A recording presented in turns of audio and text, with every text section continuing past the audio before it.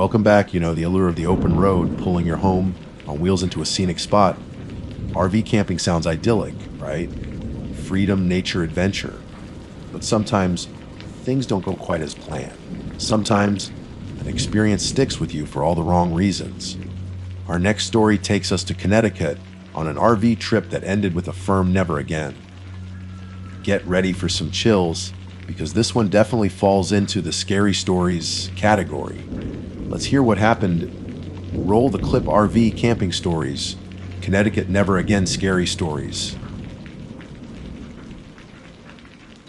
My name is Arthur Pendleton. Bit of a mouthful, I know. Sounds like something out of a dusty history book, but it's mine. I'm 53, work a rather soul-crushing job in accounts back in Bristol. You know the sort. Gray skies, gray buildings, gray spreadsheets, and generally lead a life that could politely be described as unremarkable. My wife, Eleanor, bless her, calls it steady. Tomato, tomato, I suppose. Eleanor and we'd been feeling the pinch of routine lately. The same commute, the same evening telly, the same polite nods to the neighbors. We needed something different, a bit of an escape. We aren't exactly the adventurous types, mind you. Our idea of roughing it usually involves a hotel, where the fee is a bit spotty. But we'd seen these glossy brochures for RV rentals, showcasing happy couples parked beside sparkling lakes, toasting marshmallows under starry skies. Reconnect with nature, they screamed in offensively cheerful fonts. Find serenity. Against my better judgment, perhaps swayed by Eleanor's uncharacteristic enthusiasm, and a particularly bleak Tuesday at the office, we booked one. A modest little campervan, really. We christened her the Tortoise, seemed fitting for its pace and our level of outdoor experience. The plan was simple: a long weekend exploring Patchogue State Forest in Connecticut.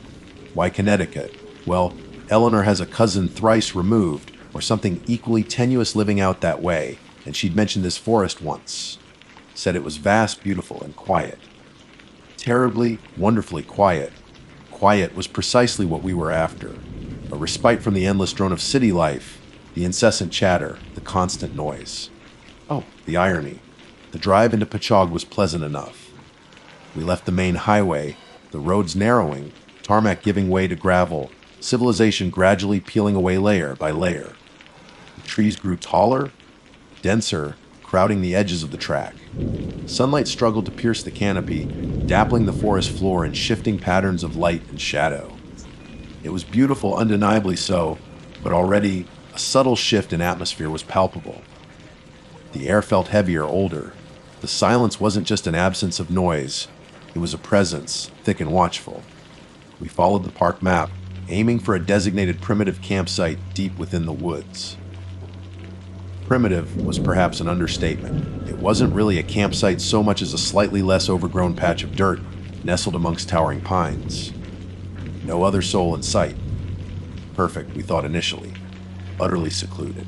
We parked the Tortoise, the crunch of gravel under the tires sounding offensively loud in the stillness.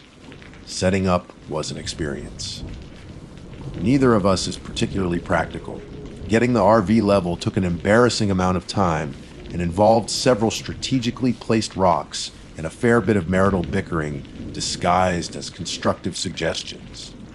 Eventually, though, we managed it. Chairs unfolded, a small table set up, kettle on the little gas stove inside. As dusk began to settle, painting the sky in hues of orange and purple above the treetops, a sense of accomplishment, even serenity, washed over us. Maybe those brochures weren't entirely full of it. We ate a simple meal, sandwiches and lukewarm tea, listening to the sounds of the forest settling in for the night. The chirp of crickets, the occasional hoot of an owl, the rustle of unseen creatures in the undergrowth. Normal sounds, comforting sounds even. The air grew cool, carrying the scent of damp earth and pine needles. It felt ancient, this place, untouched. We tidied up, locked the RV door more out of habit than any real concern, and prepared for bed.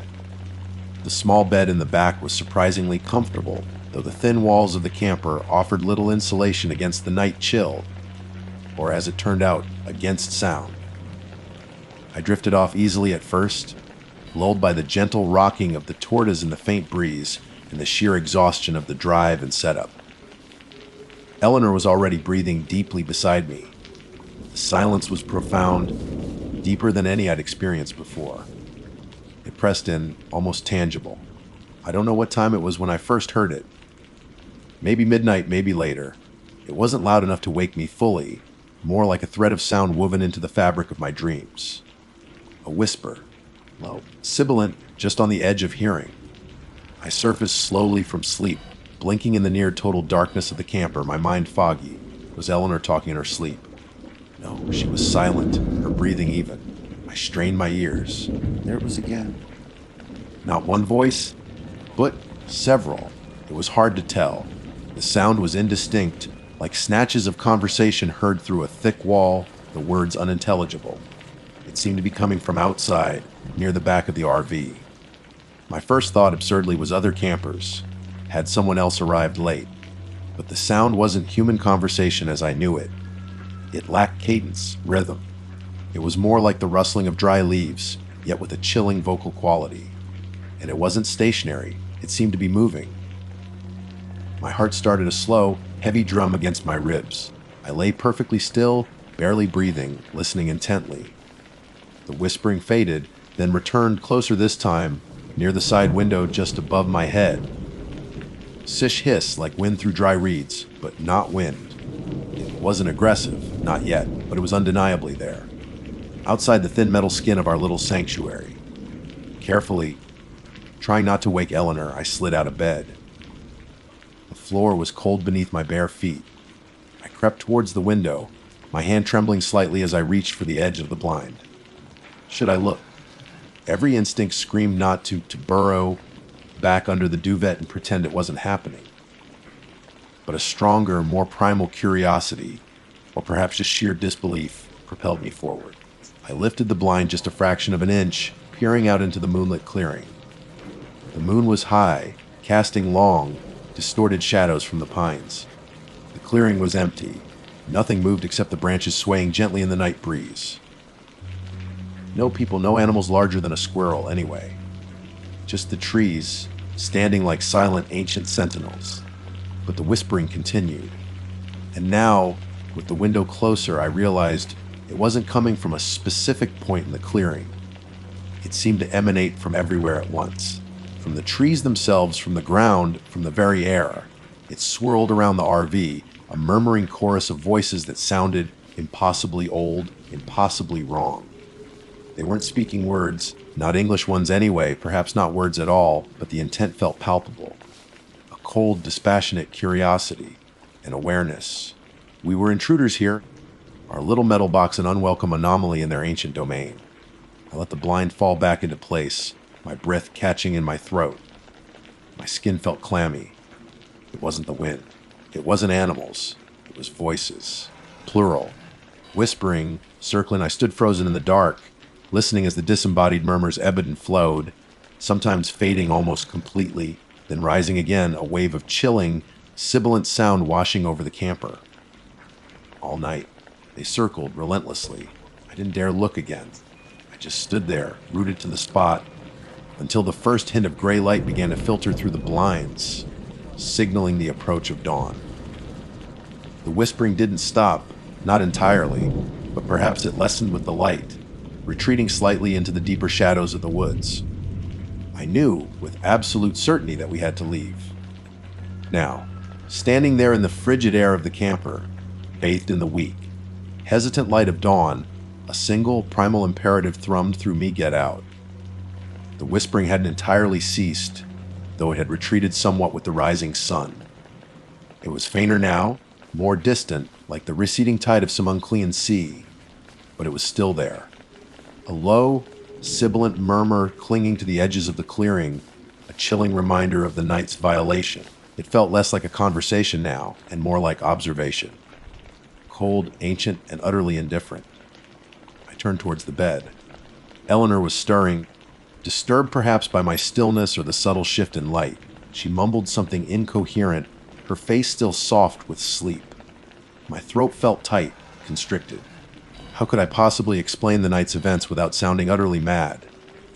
Whispers in the woods, deer, sounded like ancient ghosts circling the van. She'd think I'd finally cracked under the pressure of those spreadsheets. Eleanor, I whispered, my voice hoarse, urgent. Wake up, we need to go. Now. She blinked, focusing on my face. Even in the dim light, she must have seen something in my expression, raw fear, barely contained panic. Arthur, what is it? What's wrong? She sat up, pulling the duvet around her shoulders, suddenly alert. Someone up there? Yes. I don't know. I stammered, running a hand through my already messy hair. It's the woods L, the sounds. All night. We just need to leave. Please don't ask questions now, just help me pack up. Quickly. To her credit, she didn't argue. Perhaps she'd sensed the wrongness too, on some subconscious level. Or maybe the genuine terror in my voice was enough. She swung her legs out of bed, her movements quick and efficient, a stark contrast to my trembling hesitation. All right, Arthur. All right. The next 20 minutes were a blur of frantic activity, conducted in near silence, punctuated only by the harsh zip of bags, the clatter of mugs hastily shoved into cupboards, and the slam of overhead lockers. Every mundane task felt amplified, fraught with a desperate urgency. Folding the chairs, securing the table, unplugging the non-existent hookups. It all seemed to take an eternity, yet passed in a frantic rush. We moved with a shared, unspoken understanding, make as little noise as possible, get the engine started and drive. Outside, the forest was draped in mist, the towering pines swimming in and out of focus like gray specters. The air was damp and cold, biting at exposed skin. The whispering was still audible out here, a faint, pervasive static under the chirping of the few waking birds. It seemed to wrap around us, clinging like damp cobwebs. Eleanor shot me a wide-eyed look as she wrestled with stowing the leveling blocks, her face pale. She heard it too. It wasn't just me. That terrifying confirmation sent a fresh jolt of adrenaline through my system. Getting the tortoise ready to move felt like defusing a bomb. Checking the tires, securing the gas bottle, retracting the steps, simple actions performed with trembling hands. I fumbled with the keys, my fingers stiff and clumsy. Sliding into the driver's seat, the familiar worn fabric felt alien. I glanced in the rearview mirror, half expecting to see figures emerging from the mist, shrouded trees, but there was nothing. Only the dense, silent woods watching. The engine turned over on the first try, a sputtering roar that sounded obscenely loud in the pre-dawn stillness. For a terrifying second, I thought the noise might provoke something, but the whispering didn't change, didn't react. It simply persisted, a constant, unnerving presence. I put the RV into gear, the transmission groaning in protest. Slowly, carefully, I navigated us out of the muddy clearing, the wheels spinning slightly before finding purchase. The track leading away from the campsite was narrow, winding and overgrown. Low-hanging branches scraped against the roof and sides of the camper, sounding like skeletal fingers drumming for attention. Each sharp crack of a twig under the tires made me jump. Eleanor sat rigidly in the passenger seat, her hands clenched tightly in her lap, her eyes scanning the woods on her side. I didn't speak. The air inside the van was thick with unspoken fear, the low thrum of the engine, and the faint, insidious whisper that seemed, impossibly, to be pacing us just beyond the tree line. The drive felt endless. Minutes stretched into hours. The mist swirled, occasionally thinning to reveal glimpses of the forest interior, dense thickets, shadowed hollows, trees so thick they seemed to merge into an impenetrable wall. It was beautiful in a stark, intimidating way, but the beauty was tainted now, overlaid with a primal dread. Did that shadow move? Was that shape between the trees just a stump, or something else hunched and listening? My imagination, fueled by lack of sleep and genuine terror, ran wild. I kept glancing at the fuel gauge. We had plenty, thankfully, but the irrational fear of breaking down here, stranded amidst that, was almost paralyzing. The track seemed designed to hinder, twisting back on itself, dipping into sudden hollows where the mist pooled thickly, reducing visibility to mere feet. Once, I had to brake sharply as a deer bolted across the track, its eyes wide with panic. Or maybe it wasn't panic. Maybe it was just fleeing the same unseen wrongness that had enveloped us. Then, finally, agonizingly, the track widened slightly. We passed a faded wooden sign indicating a park road number. The gravel became more compacted. We saw tire tracks other vehicles had been this way, perhaps recently. A fragile tendril of hope began to unfurl in my chest. The whispering seemed to lessen here, diluted by the subtle signs of infrequent human passage. Or perhaps it was simply harder to hear over the engine noise on the slightly faster road. But it wasn't gone. I could still feel it. A prickling sensation on the back of my neck, a weight in the air. Another 10 minutes, and we reached a paved road. Actual tarmac. Smooth, black, blessedly mundane tarmac. It felt like reaching shore after being adrift in a hostile sea. I turned onto it, heading towards the direction marked park exit, accelerating perhaps a little too eagerly. The tortoise rattled in protest, but I didn't care. Only when we passed the main park entrance sign, leaving the dense woods definitively behind us, and seeing the first hints of actual civilization, a distant farmhouse. A proper road sign did the tension begin to ebb, replaced by a profound bone-deep exhaustion. Eleanor finally spoke, her voice trembling slightly. "Arthur, what was that?" I gripped the steering wheel, my knuckles white. I glanced at her, saw the reflection of my own fear and confusion in her eyes. How could I explain something I didn't understand myself? "I don't know, Il," I said, the words feeling utterly inadequate. "I honestly don't know, but I know I never want to hear it again." The sun was properly up now, burning off the last of the mist, but the chill lingered, deep inside me. We were out of the woods, back on familiar ground, with the silence of Pachog Forest. The wrong, ancient whispering that permeated its depths felt like it had followed us out. A silent passenger in the back of the RV, a memory etched far too deep. We hit the main highway, merging back into the flow of normal life. But the unsettling chorus seemed to echo just beyond the range of hearing, a promise that some places hold secrets best left undisturbed. Never again. That much was certain. Never again. The drive back to Bristol was the longest, quietest journey of my life. We'd returned the tortoise to the rental agency with barely a word, the forced pleasantries about oping we had a lovely trip feeling grotesque. How do you respond to that?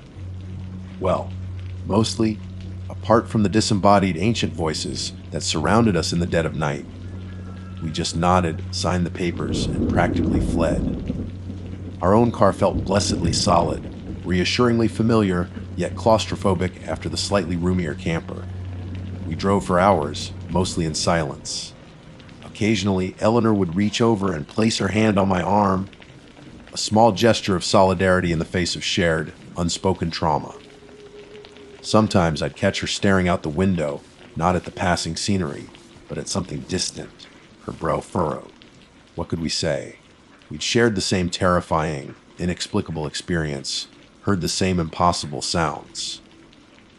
There were no words to adequately capture the chilling wrongness of it, the profound sense of having brushed up against something ancient and fundamentally alien. Attempts at conversation felt stilted, brittle. Perhaps it was the wind. Eleanor offered tentatively, somewhere around Pennsylvania. I just shook my head, unable to voice the certainty I felt. No wind sounds like that, El. Not like voices. Not like that.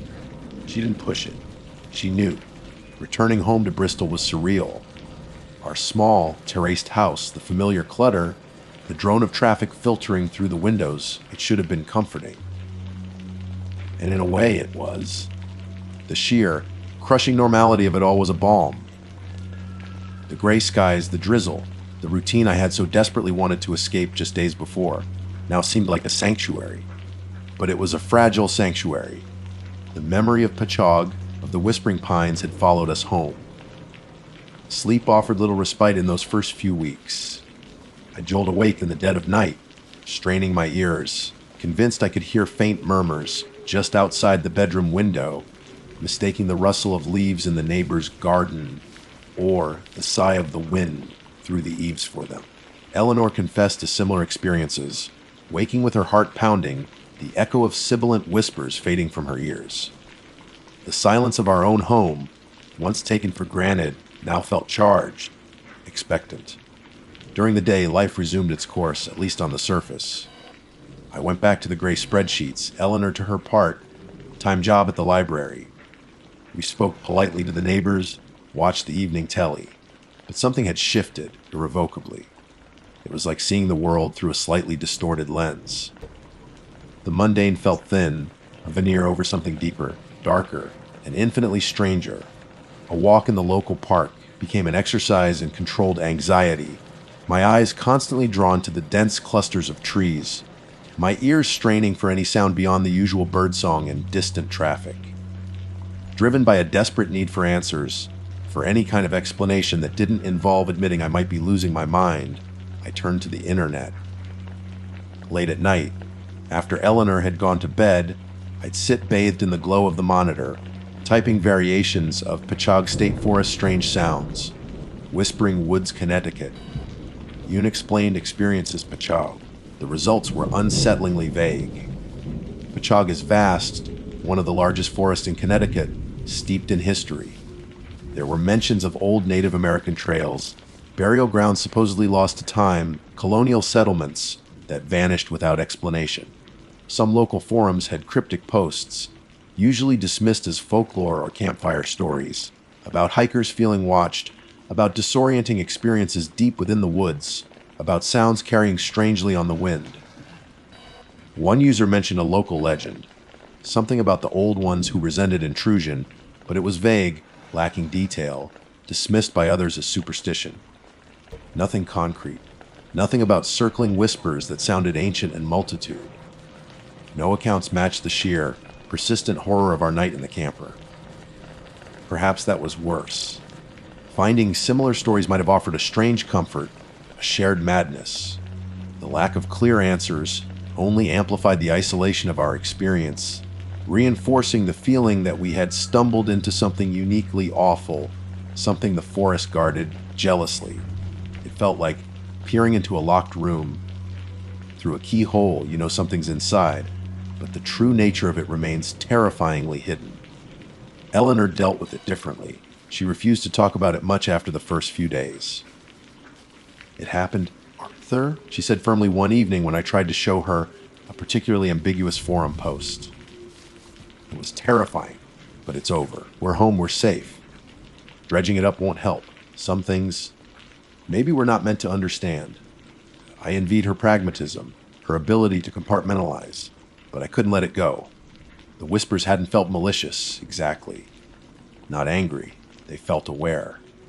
Vastly old and different, perhaps, like insects noticing ants scurrying across their path. The horror wasn't in potential harm, but in the sheer, crushing insignificance we felt in their presence, the terrifying glimpse of a reality operating on rules and timescales utterly beyond human comprehension. It was the sound of the deep, ancient earth, murmuring its secrets in a language we were never meant to hear. Months have passed now. The raw terror has faded, replaced by a lingering unease, a permanent scar on our sense of security. We canceled our subscription to the Nature magazine. We find ourselves avoiding documentaries about forests or camping. The serenity we sought in Pechog was a mirage. We found something else entirely, a chilling reminder that the world is far older, stranger, and more mysterious than our tidy, predictable lives allow us to believe. We never speak of Pechog anymore, Eleanor and I. It hangs between us sometimes, an unspoken shadow in the quiet moments. But we know. We both know what we heard in the deep woods, beneath the sighing pines. It wasn't the wind. It wasn't animals. It was the sound of the forest itself, whispering secrets best left unheard. My name is Eleanor Ainsworth. Or rather it was. Things feel different now, after Hammonasset. But let me start at the beginning, try to lay it out clearly, just as it happened. Perhaps writing it down will cage the unease that still clings to me like damp sea air. Arthur, my Arthur, bless his steady, practical heart, had this grand idea for an autumn escape.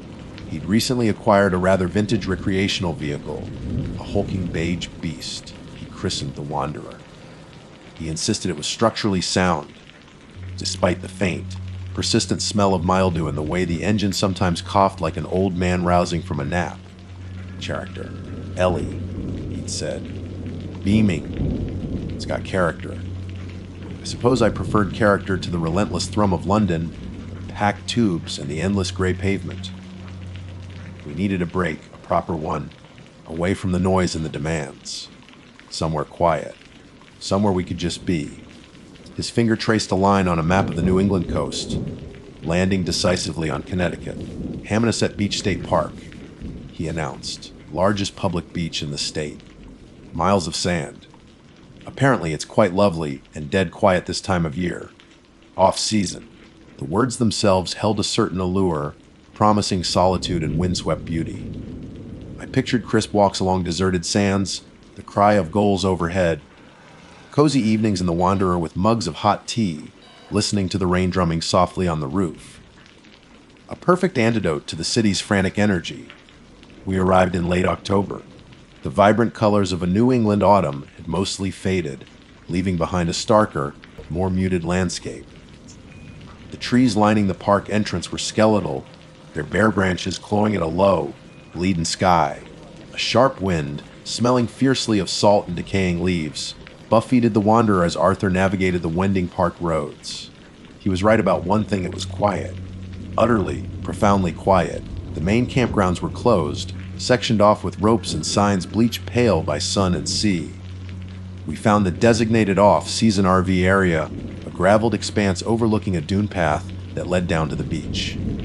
There were perhaps 3 or 4 other vehicles dotted around, spaced far apart, their occupants invisible.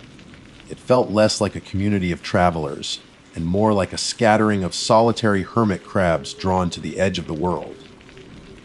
We chose a spot furthest from the others, backing the Wanderer so its rear window faced the dunes, and beyond them, the unseen Long Island Sound. The silence settled around us almost immediately, thick and heavy, broken only by the wind whistling through the RV's vents and the distant, rhythmic sigh of the waves. It wasn't the peaceful silence I had imagined. This silence felt watchful, expectant, as if the land itself was holding its breath. Right then, Arthur said, rubbing his hands together after hooking up the electrics, "Cup of tea." His voice sounded unnaturally loud in the stillness. The first few days passed in a haze of deliberate relaxation. We walked for miles along the beach, the sand cold and firm beneath our boots. The shoreline was strewn with seaweed, driftwood bleached bone, white, and the occasional mermaid's purse. The waves rolled in, gray and listless, collapsing onto the shore with a wary sigh rather than a crash. Gulls wheeled overhead, their cries sounding thin and mournful in the vast emptiness. We rarely saw another soul on our walks, just distant figures hunched against the wind, quickly swallowed by the mist that often rolled in from the sea. Inside the Wanderer, we played cards, and listened to the wind.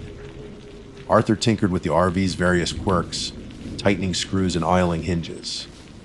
I tried to sketch the bleakly beautiful landscape, but my drawings always seemed to capture an unnerving emptiness that went beyond mere solitude. The silence remained our constant companion. Even the usual small sounds seemed muffled: the clink of mugs, the rustle of pages, our own footsteps on the linoleum floor. It was, as the initial prompt suggested, almost too quiet. A silence that pressed in, making your ears strain for a sound that never quite arrived. The nights were the worst. The wind became a living thing after dark, moaning around the corners of the RV, rattling the window frames. The distant surf sounded like hushed, indecipherable whispering. Lying in the narrow bed in the RV's rear, I'd stare out at the blackness where the dunes should be, feeling exposed and strangely vulnerable. Arthur, ever the pragmatist, slept soundly, his gentle snores a small, reassuring anchor in the oppressive quiet. I often found myself holding my breath, listening, just listening. For what? I didn't know. It was on the 4th night that it happened. We'd had dinner, pasta, and a bottle of red wine, and were settled in the small seating area, reading. Arthur had dozed off, his book slipping from his grasp. The only sounds were the relentless wind and the soft flutter of his breathing. I remember feeling a prickle of unease, the same vague sense of being watched that had haunted the edges of my perception since we arrived. I scanned the darkened windows, seeing only our own reflections pale against the night. Suddenly, SSSSS. the sound ripped through the quiet interior with physical force. I jolted, heart leaping into my throat. Arthur snapped awake, blinking in confusion. The noise was coming from the small, built-in radio situated above the kitchenette counter. It was blasting static, harsh and incredibly loud, like 1,000 furious insects trapped inside the speakers. Bloody hell. Arthur muttered, scrambling up. "What's that?" "The radio," I said, my voice tight. But it was off. It was off. I was certain of it. We hadn't used it since arriving. It was an old analog thing, prone to interference, even when it worked, which wasn't often. Arthur reached it first, fumbling with the dials. The power button was stiff, but he clicked it firmly to the off position. The static abruptly cut out. Silence rushed back in, heavier than before, ringing in my ears. "Faulty wiring, I expect," Arthur said, though he sounded a little shaken. He tapped the plastic casing. Old girl showing her age. "But it was off." "Arthur," I insisted. The switch was definitely in the off position. Maybe a surge from the hook up. Power fluctuation. He offered explanations, seeking solid ground. These park electrics can be temperamental, especially off-season. It didn't feel right. The sheer violence of the sound, its sudden eruption from absolute silence, it felt intentional. Malign, but I pushed the thought away. Faulty wiring. An old RV. That had to be it. We sat in uneasy silence for a while. The wind seemed to probe at the windows, and the distant waves whispered secrets I couldn't decipher. Eventually, the rhythm of Arthur's breathing evened out again as he drifted back to sleep in his chair. I tried to focus on my book, but the words swam. The memory of that jarring static echoed in the quiet. To reassure myself, I got up and went to the kitchenette. I leaned over the counter, examining the radio. The power switch was still firmly off. Just to be absolutely certain, I reached behind the unit and followed the power cord to where it plugged into a socket low on the wall. My fingers closed around the plug, and I pulled it decisively from the wall. The plug came free with a small, final sounding click. There. Disconnected. Impossible for it to turn on now. I felt a little foolish, but better. Safer. I returned to my seat, picking up my book, the wind outside my only companion. Perhaps 10 minutes passed. Maybe 15. The quiet deepened. The wind seemed to pause.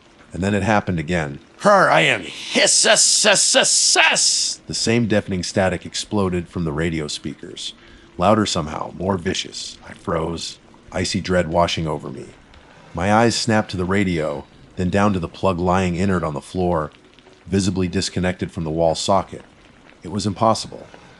Utterly, completely impossible. Arthur was awake instantly this time, eyes wide, staring at the radio and at the disconnected plug. He didn't offer any explanations. The static wasn't just noise this time, either. Beneath the harsh, grating surface, something else was stirring. Faint sounds, like fragments of voices caught in a storm. I strained to hear, leaning forward, my blood running cold. It wasn't clear speech, more like whispers. Disjointed syllables swirling within the electronic chaos. Was that a word? A plea thin and reedy, followed by something that might have been laughter. High-pitched, distorted, utterly chilling laughter that seemed to bubble up from the static itself. It felt profoundly wrong, like accidentally tuning into a frequency that wasn't meant for human ears, a channel broadcasting from somewhere else. Somewhere cold and vast and terribly empty, yet filled with these broken, echoing sounds. Arthur scrambled towards the radio again, his face pale. He didn't try the switch this time. He just stared at it, at the dead plug on the floor, at the impossible noise pouring out of the speakers, laced with those ghostly fragments of voice and laughter. The silence we had sought felt like a distant memory, a fragile thing shattered beyond repair. This new silence, the one beneath the static, felt like the threshold to something horrifying. The static cut out as abruptly as it had begun, plunging the RV back into that thick, oppressive silence.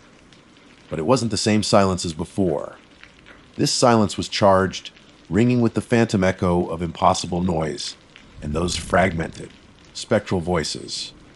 My heart was hammering against my ribs like a trapped bird. I looked at Arthur. His face, usually ruddy and cheerful, was pale and drawn in the dim interior light. The easy explanations had evaporated, leaving behind a stark, chilling reality. The radio had turned on, blasting static and disembodied sounds, while unplugged. "Did you?" Arthur started, his voice raspy. "Did you hear them?" The voices. I could only nod, unable to speak past the lump of fear in my throat. The memory was already searing itself into my mind, the thin pleas, the distorted, mocking laughter bubbling up through the electronic shriek. Tuning into somewhere else, the phrase echoed in my head. Somewhere cold, somewhere broken. Neither of us moved towards the radio this time. It sat inert on the counter, suddenly looking like a malevolent object, an unwanted conduit. We simply stood there, frozen in the small space, breathing shallowly, listening to the wind and the waves, sounds that now seemed imbued with a hidden menace. The feeling of being watched intensified, as if unseen eyes were peering through the darkened windows, amused by our terror. Sleep was out of the question. We didn't even try. We made tea, the ritualistic act, a flimsy shield against the encroaching dread, and sat huddled together on the small sofa, mugs warming our hands but doing little to dispel the internal chill.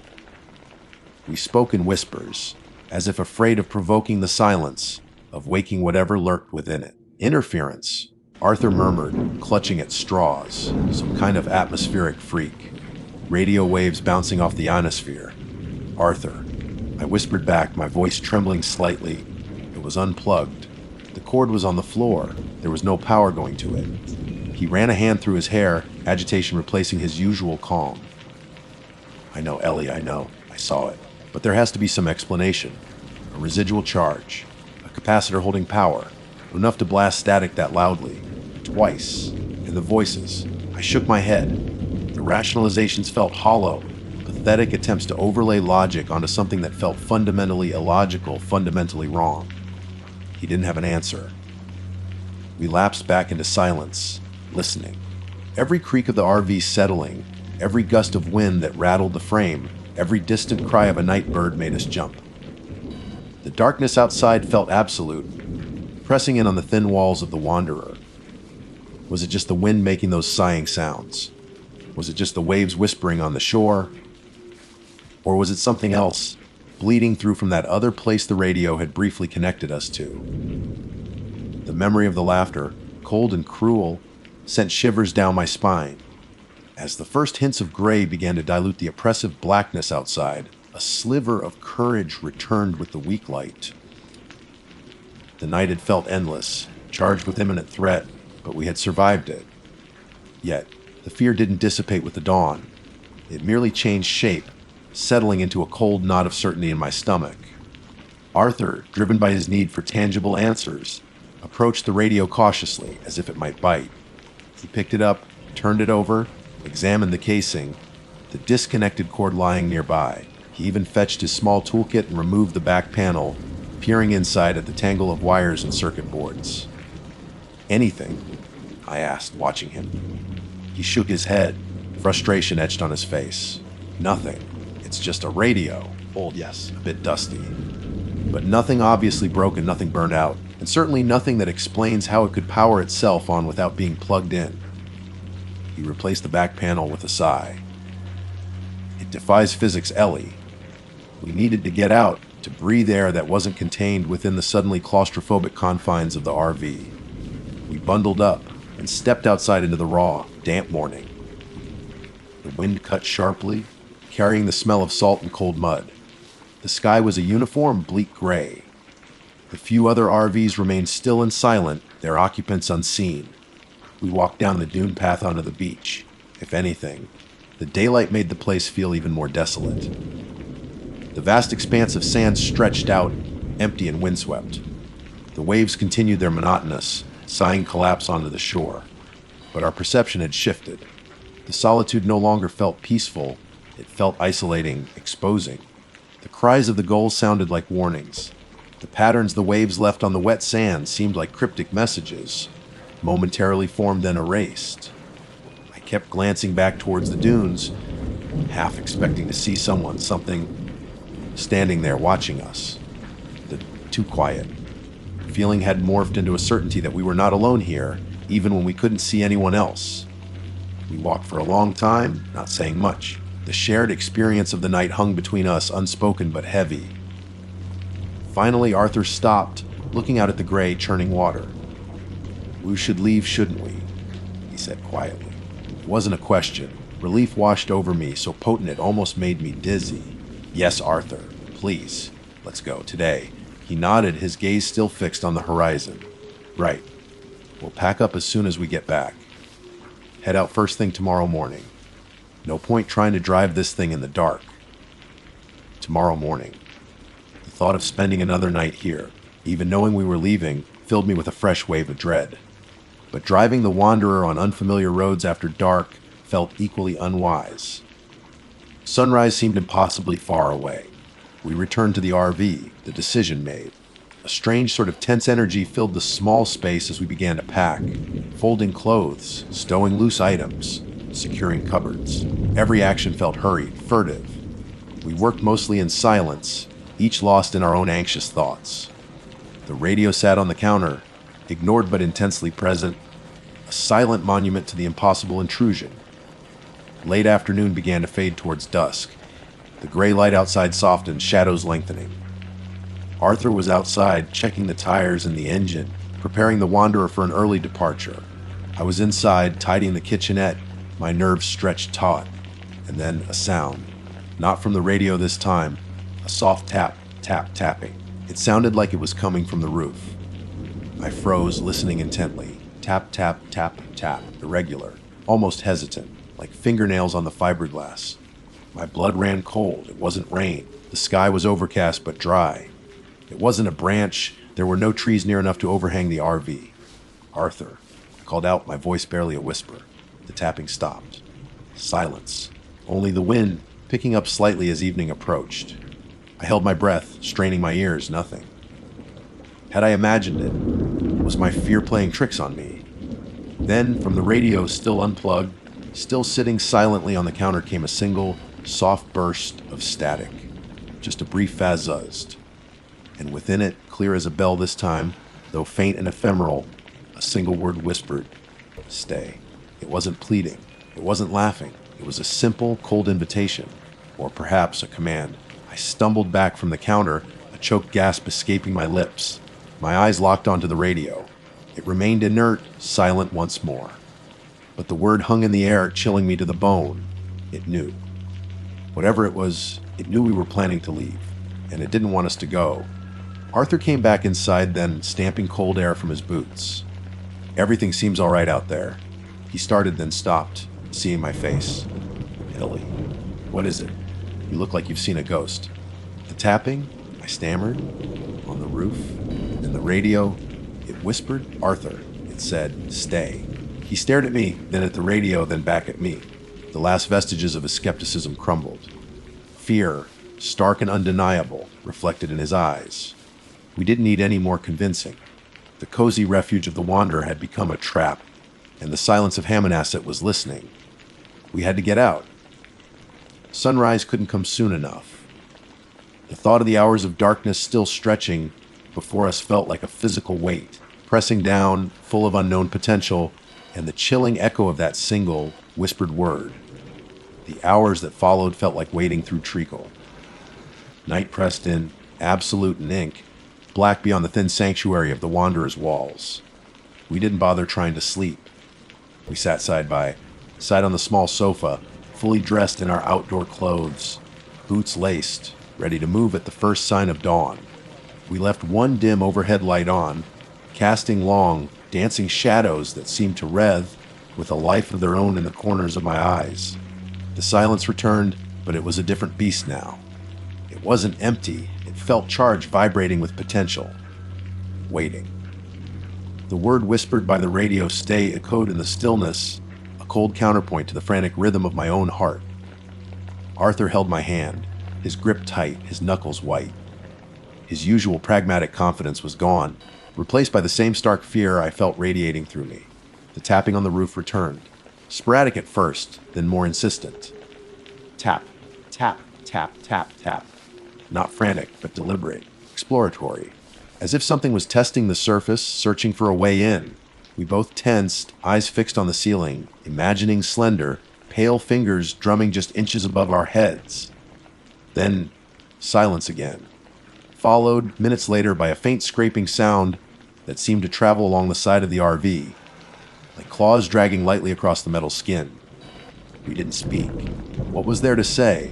We were trapped in this metal box, besieged by unseen forces, counting down the minutes until we could flee. Cold spots seemed to drift through the interior. One moment, the air would be still and stuffy. The next, a patch of intense, unnatural cold would brush against my arm or the back of my neck, raising goosebumps despite my layers of clothing. I saw Arthur flinch and rub his shoulder, his eyes wide, confirming it wasn't just my imagination. The air grew thick, heavy, crackling with what felt like static electricity. My hair felt like it was lifting slightly from my scalp. The single dim light overhead flickered erratically, threatening to plunge us into complete darkness. And the whispers, they started again. Not from the radio this time. They seemed to emanate from the very walls of the RV, faint and sibilant, impossible to pinpoint. Overlapping murmurs, sighs, choked sobs, a tapestry of misery woven into the fabric of the silence. It was like pressing your ear against the hull of a sunken ship and hearing the echoes of its drowned crew. I squeezed my eyes shut, trying to block it out, focusing on the image of the rising sun, the open road. Stay. The words slithered through the whispers, clearer than the rest, a venomous invitation. Time crawled. Each minute felt like an hour. Arthur kept checking his watch, its luminous dial a tiny beacon of order in the encroaching chaos.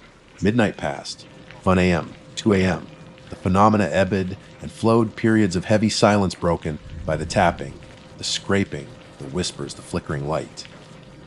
It felt like a siege, a psychological assault designed to break us before dawn offered escape. Outside, the wind had died down, but the surf continued its relentless, sighing rhythm.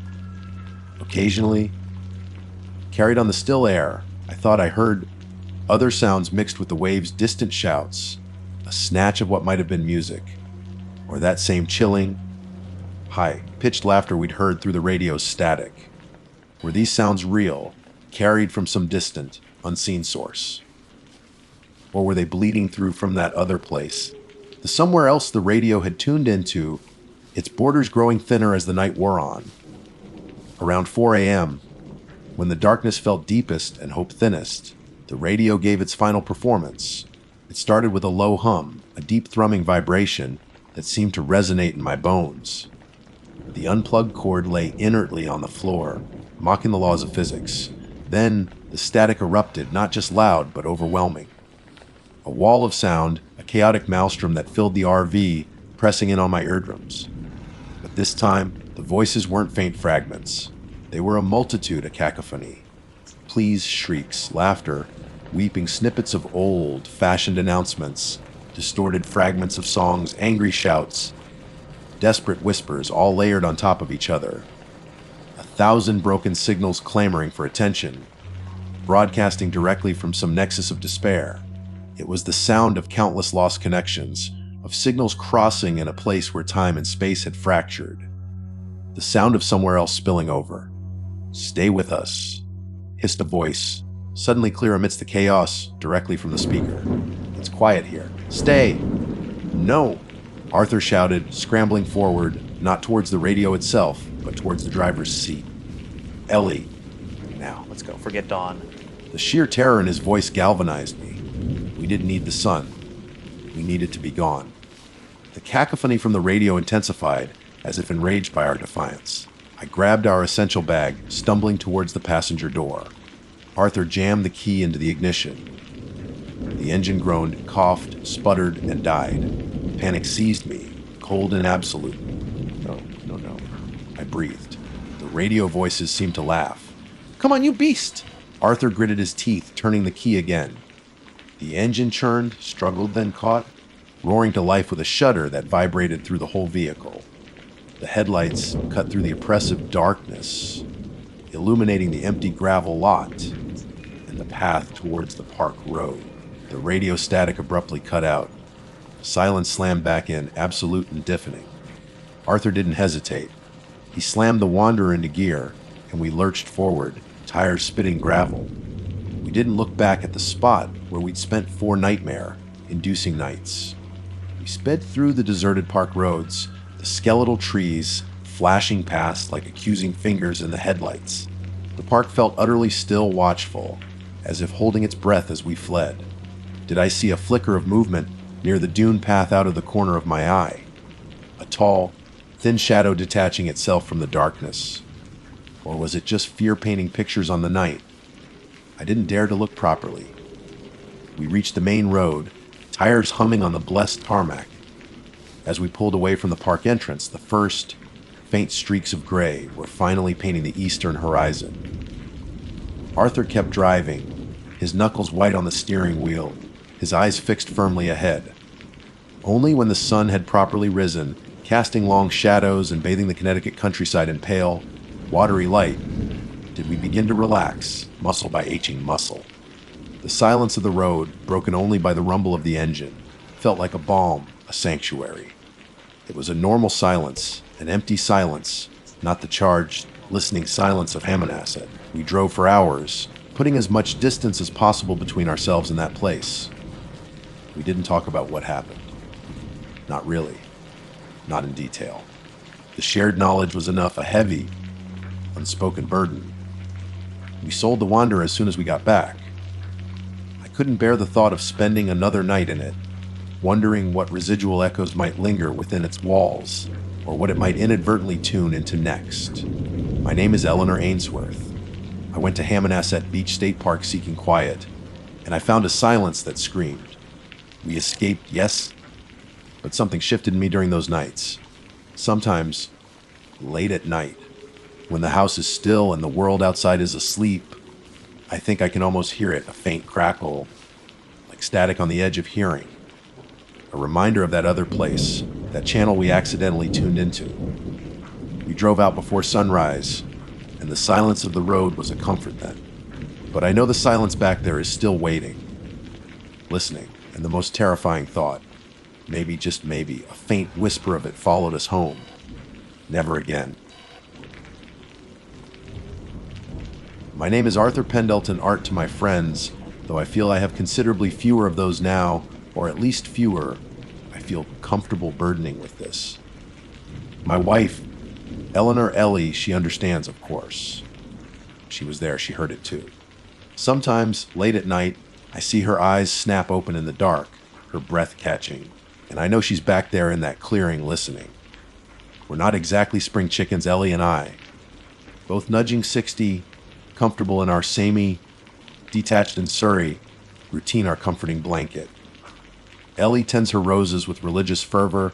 I potter in my shed, occasionally managing to fix something that wasn't entirely broken to begin with. Our idea of adventure usually involves trying a new blend of tea, or perhaps a drive to the coast for fish and chips if the weather holds. So, the RV or motorhome, as we Brits tend to call it, though this one felt distinctly American in its heft, was rather out of character. It was Ellie's idea, surprisingly. After my retirement from the accounts department, 40 years crunching numbers leaves a man feeling rather crunched. She declared we needed a proper escape. Not a week in Cornwall, not a fortnight on the Costa del Sol, something different, an adventure. She'd seen a documentary about the vast, wild beauty of New England in the autumn, the fall, as they call it over there, the colors, the forests, the promise of quiet solitude. It appealed. The RV, a gleaming, slightly ostentatious second-hand Winnebago we christened the Wanderer, was procured after much deliberation and a significant dip into the pension pot. It represented freedom, a chance to break the mood before it set completely.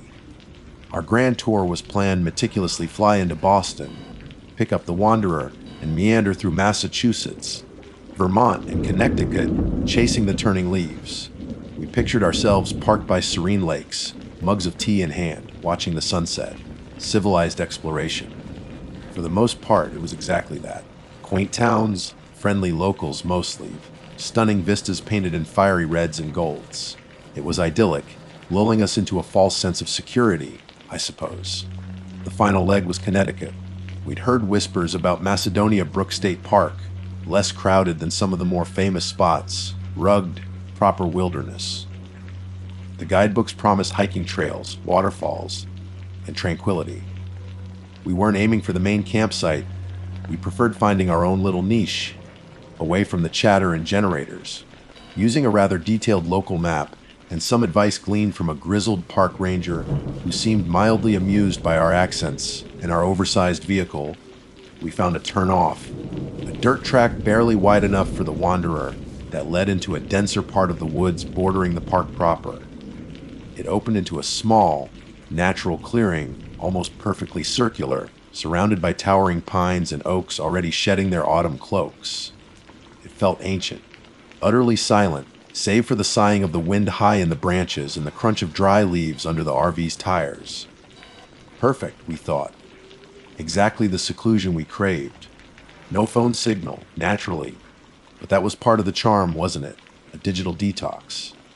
We set up camp, or rather, parked the Wanderer, extended the awning, and unfolded our camping chairs. Ellie put the kettle on immediately, a ritual that grounded us no matter where we were. The air was crisp, carrying the scent of pine needles and damp earth. As the afternoon wore on, the silence deepened. Not a peaceful silence, looking back, but a heavy, expectant one. The birds seemed to have quieted unusually early. The usual scuttling sounds of woodland creatures were absent. It was as if the forest itself was holding its breath. I remember commenting on it to Ellie. A bit quiet, isn't it? She just smiled, handing me a steaming mug. Isn't that what we came for? Art, peace and quiet. But it wasn't peaceful. It was still, too still. The trees stood like dark sentinels, their branches interwoven overhead, blocking out much of the late afternoon sun. Shadows pooled beneath them, lengthening and merging as dusk began its slow creep across the clearing. I felt a prickle on my neck, that odd sensation of being watched. I scanned the tree line, looking for deer or perhaps a curious squirrel. Nothing. Just the dense, silent woods. I shook my head, blaming an overactive imagination fueled by too many cups of tea and the unfamiliar surroundings. We decided on an early dinner. Simple fare pasta heated up on the small gas hob, a bottle of passable red wine. We sat inside the Wanderer, the table set between the two bench seats. The large windows gave us a panoramic view of our secluded spot, though the view was rapidly fading into twilight gloom. Outside, the world was turning monochrome, shades of gray and deep indigo, replacing the daytime greens and browns. The temperature was dropping noticeably. We ate, making small talk, planning a hike for the morning. Ellie was pointing out a potential road on the map when it happened. Rap, sharp. Loud. Unmistakably a knock, right on the main door of the RV. Not a tentative tap, but a firm, solid contact. 3 distinct raps echoing slightly in the confined space. We both froze, forks halfway to our mouths. Ellie's eyes met mine across the table, wide with surprise. "Who on earth?" she murmured. My first thought, illogical as it seems now given the utter lack of anyone else around, was another camper. Perhaps someone lost, needing directions or assistance. Or maybe the park ranger doing rounds, though it seemed unlikely out here. Probably just someone from the park, I said, trying to sound casual, though my heart had given an uncomfortable lurch. Maybe wandered off the trail. Stay put. Love. I slid out from the bench, the sudden movement feeling loud in the silence that had descended again. I walked the few steps to the door, pausing for a second before reaching for the handle. I glanced through the small peaceful first habit, I suppose. Nothing but darkness and the vague shapes of trees.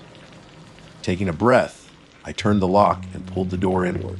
Cool night air rushed in, carrying the scent of cold earth. And nothing else. Absolutely nothing. The clearing was empty, bathed in the deepening twilight. The trees stood motionless. No figure retreating into the shadows. No crunch of footsteps on fallen leaves. No beam of a torchlight cutting through the gloom. Just the silent woods, the darkening sky, and the palpable emptiness where a visitor should have been.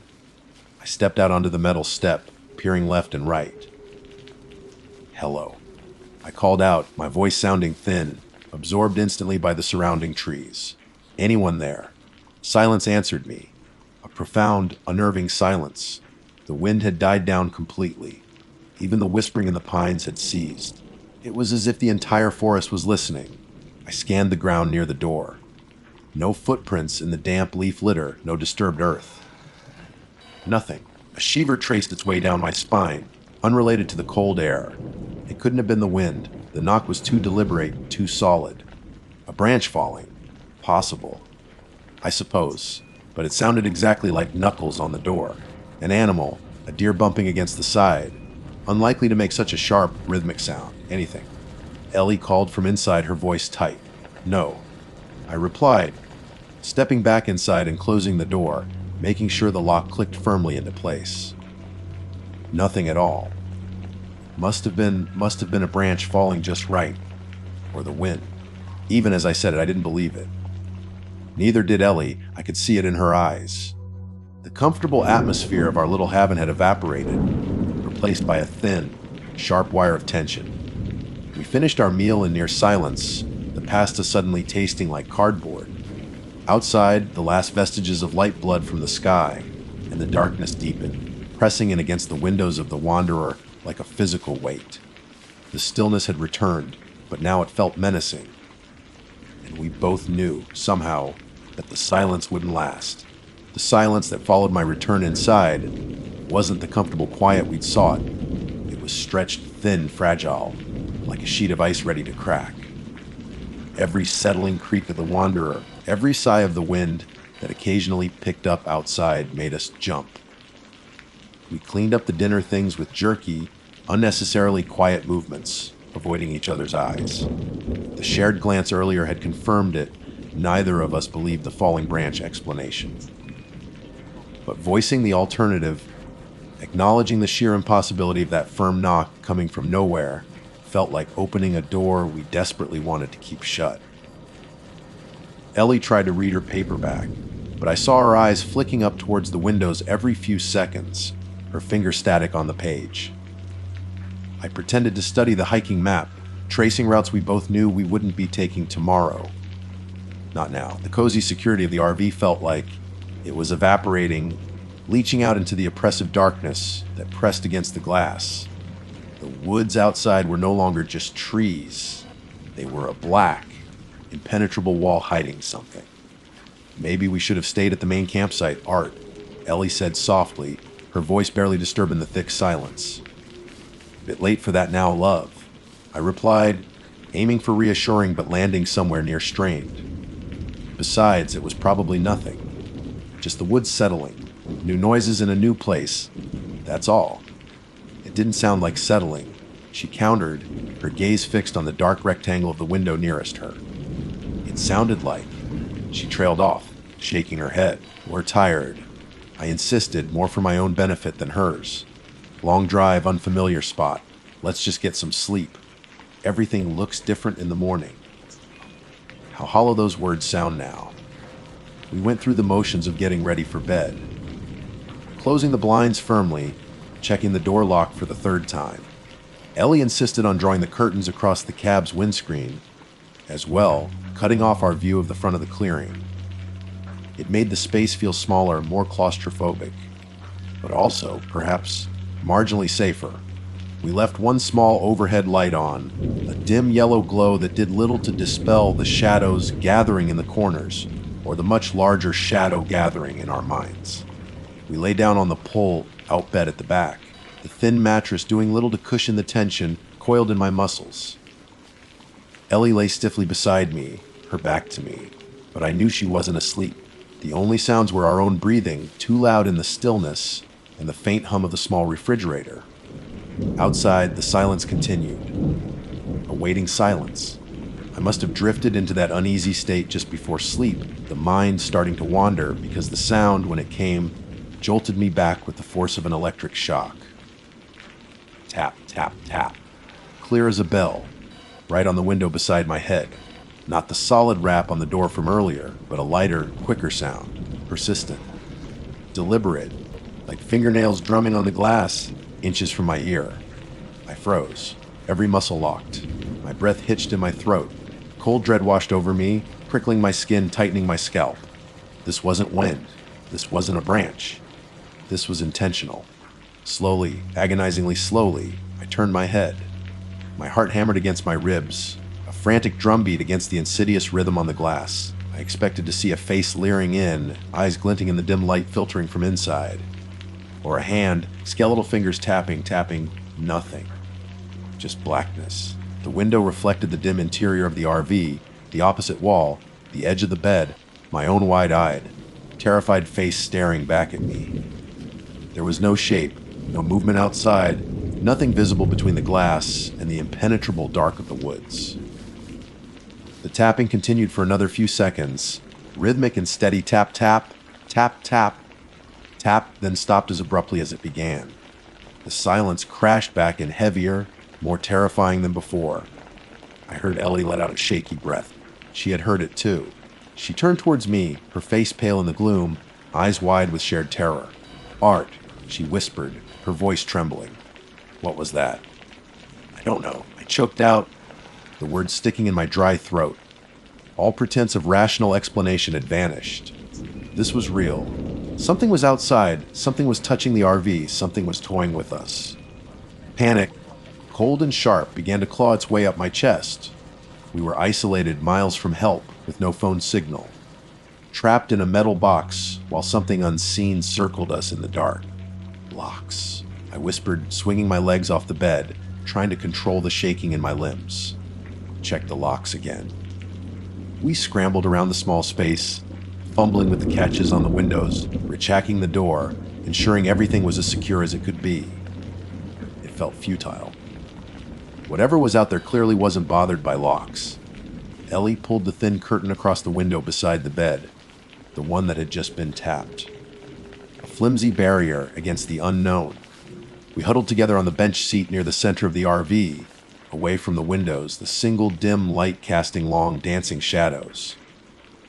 Minutes stretched into an eternity. We listened, straining our ears, every nerve ending a light. Was it gone? Had it given up? Then tap, tap, tap. This time it came from the window above the small kitchenette sink, further down the side of the RV.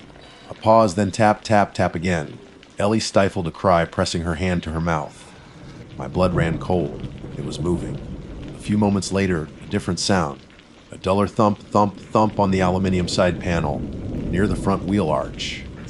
Then silence again, followed by a scraping sound, like fingernails dragging lightly across the metal finish. It was circling, methodically, testing. The fear became suffocating. We didn't speak, couldn't speak. We just sat, rigid, hands clenched, listening to the intermittent, terrifying conversation the unseen entity was having with the shell of our temporary home. Then the tapping moved to the roof. A soft, drumming sound directly above our heads. Pitter-patter tap. Moving slowly, deliberately, from the front of the roof towards the back. We could hear the faint resonance through the ceiling panels. It felt impossibly close, intimate, a violation of the small sanctuary we were trapped in. I imagined something crawling up there, light-footed, deliberate. My skin crawled. Ellie buried her face in my shoulder, her body trembling uncontrollably. The tapping on the roof stopped. We held our breath, waiting. Tap, tap, tap. From the rear window, right behind where we had been lying moments before, it had circled the entire vehicle. And then it began again. Tapping on the sides, tapping on the windows, tapping on the roof. Sometimes rhythmic, a steady tap, tap, tap. Sometimes erratic, a flurry of quick, light taps like agitated fingers. Sometimes louder, almost a knock, sometimes so soft we strained to hear it, wondering if we were imagining it. But it was always there, a persistent, malevolent presence making itself known. Hours passed, sleep was unthinkable. Every time a brief silence fell, offering a sliver of hope that it had finally gone, the tapping would resume, starting from a new location, playing on our shredded nerves. We were prisoners, besieged by an invisible tormentor. The cozy RV had become a cage. The darkness outside a vast, unknown threat. The thought of driving away flickered through my mind. Just start the engine, crash through the woods if necessary, get back to the road, to civilization, to lights and people. But the thought of unlatching the door, of stepping out into that blackness, of potentially coming face to face with whatever was making those sounds paralysis took over. We were pinned down by fear, helpless listeners to the relentless, terrifying rhythm that marked the longest, darkest night of our lives. We could only sit, wait, and pray for a dawn that felt impossibly far away. The hours between the realization that the tapping wasn't stopping and the first, hesitant hint of dawn were the longest of our lives. Time ceased to function normally, stretching and contracting like taffy pulled by unseen hands. Each minute was an agony of listening, waiting for the next tap, the next scrape, the next thump against our fragile shell. The single dim light bulb flickered occasionally, casting our faces in a ghoulish, dancing light, making us jump at our own shadows. Exhaustion warred with adrenaline. My eyelids felt gritty, heavy. But the thought of closing them, even for a second, was terrifying. What if I missed something? What if, in that moment of vulnerability, the tapping turned into something worse? Ellie sat beside me, her head bowed, hands clasped so tightly her knuckles were white. Occasionally a soft whimper escaped her lips, a sound that cut deeper than any noise from outside.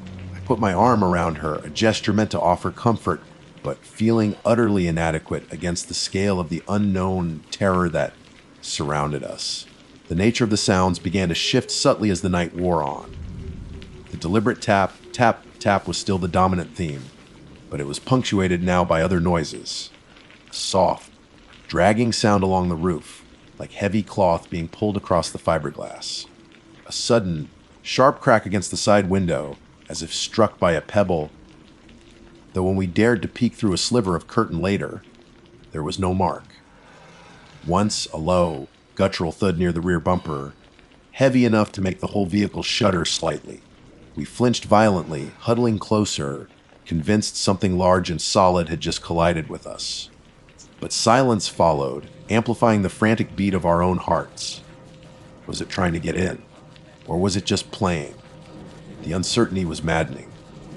The methodical nature of the earlier tapping had given way to something more erratic, almost impatient, yet still controlled. It never felt truly random. It felt like an intelligence, albeit an alien and malevolent one, was out there, fully aware of our fear, perhaps even feeding on it. The woods, our picturesque sanctuary, now felt like the cage bars, and we were the terrified animals pacing within. My mind, frayed by lack of sleep and constant fear, started playing tricks. Did I hear whispering just beneath the tapping? Was that a shape moving between the trees in the split second I risked looking out? Or was it just the pattern of moonlight filtering through non-existent gaps in the thick cloud cover? Paranoia bloomed like moon in the damp confines of the RV. I started to doubt my own senses, doubt Ellie's composure, doubt everything except the palpable dread that filled the air like thick smoke. Then, perhaps an hour before the true dawn, the sound stopped. Not gradually faded, but ceased abruptly.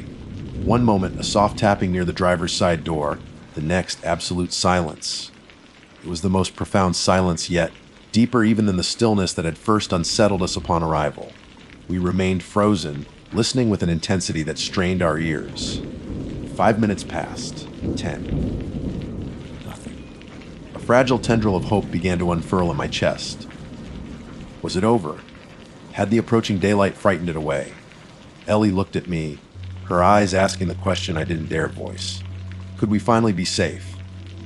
The darkness outside seemed marginally less absolute, a very faint, almost imperceptible lightning towards the east hinting at the coming morning. And just as that hope began to feel real, tangible, it happened. It wasn't tapping. It was a frenzy. Bam! Bum bum bam! Loud, hard, frantic pounding erupted simultaneously from seemingly every part of the RV. The roof, the sides, the front, the back, the windows a deafening, chaotic assault. It wasn't rhythmic. It was a furious, desperate drumming, as if dozens of fists were hammering against the metal and glass, trying to beat their way in through sheer force. The entire vehicle vibrated. A cup rattled off the small counter and smashed on the floor. Ellie screamed, a raw, terrified sound that was almost lost in the external cacophony. This was different. This felt like rage, like frustration, a final, terrifying tantrum before the light fully broke. It lasted perhaps 30 seconds, an eternity of pure, undiluted terror, and then, as suddenly as it began, it stopped, utterly. The silence that followed was absolute, ringing in our ears. Outside, the sky was undeniably lighter now, a pale, washed-out gray replacing the suffocating black. Dawn had arrived. We didn't speak. We didn't need to. Adrenaline surged through me, overriding the exhaustion.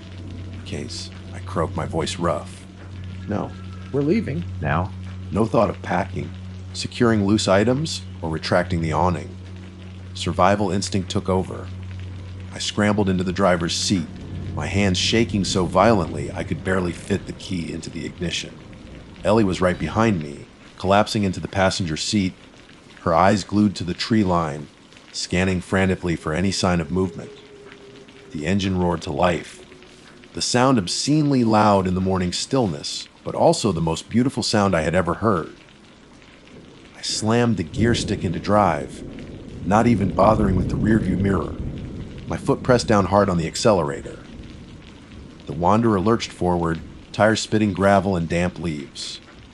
I navigated the narrow dirt track with reckless speed, branches scraping and screeching along the sides of the RV like skeletal fingers trying to hold us back. Every scrape sent a jolt of fear through us, a phantom echo of the night's torment. Ellie kept muttering, faster, Art, faster, her voice tight with panic. Then we saw at the glint of tarmac the end of the track, the main road. We burst out of the woods and onto the blessed asphalt, turning sharply away from the park, away from the clearing, away from the horror. I didn't ease off the accelerator until Macedonia Brook State Park was miles behind us, until the sun was properly climbing in the sky, painting the world in normal, innocuous daylight. We drove for hours in silence, the shock slowly receding, replaced by a bone, deep wariness, and a trembling disbelief. The ordinary sights of the road, other cars, road signs, distant houses felt alien, like scenes from a different reality. We finally pulled into a brightly lit, bustling service station, the noise and presence of other people a jarring contrast to the isolation of the night. We just sat there for a long time, the engine off, the sounds of normalcy washing over us. Neither of us quite able to process what we had endured. The rest of the trip was canceled. We drove directly back to Boston, the remaining days a blur of numb exhaustion. The Wanderer felt tainted, violated. We couldn't sleep in it, couldn't relax in it. Every creak, every nighttime shadow seemed to hold a memory of the tapping. We arranged for it to be shipped back to the UK and sold it almost immediately upon its arrival, taking a significant loss, but counting it a small price to pay for purging it from our lives. We never found an explanation. We mentioned the disturbances vaguely to a park ranger on our way out, hoping perhaps for some local legend, some known phenomenon. He gave us a strange look, a flicker of something that might have been recognition, or perhaps just unease at our haggard appearance, but mumbled something about bears or raccoons, and quickly changed the subject. We didn't press it. We didn't want to know. Back home in Surrey, life slowly resumed its familiar patterns. Ellie returned to her roses, I pot her in the shed. But something is irrevocably broken. Sleep is often elusive, punctuated by nightmares where the rhythmic tapping echoes endlessly. We avoid documentaries about New England. We don't camp. A walk in the woods, once a pleasure, now feels fraught with unseen watchers. Sometimes late at night, when the house is quiet, I hear it. A faint tap, tap, tap that seems to come from just outside the window. Ellie hears it too. We never mention it to each other. We just lie there paralyzed, waiting for a dawn that sometimes feels like it will never arrive. Never again. We learned that some secluded spots are empty for a reason, and some silence doesn't mean peace. It means something is listening. My name is Beatrice Chadwick. Most people call me B.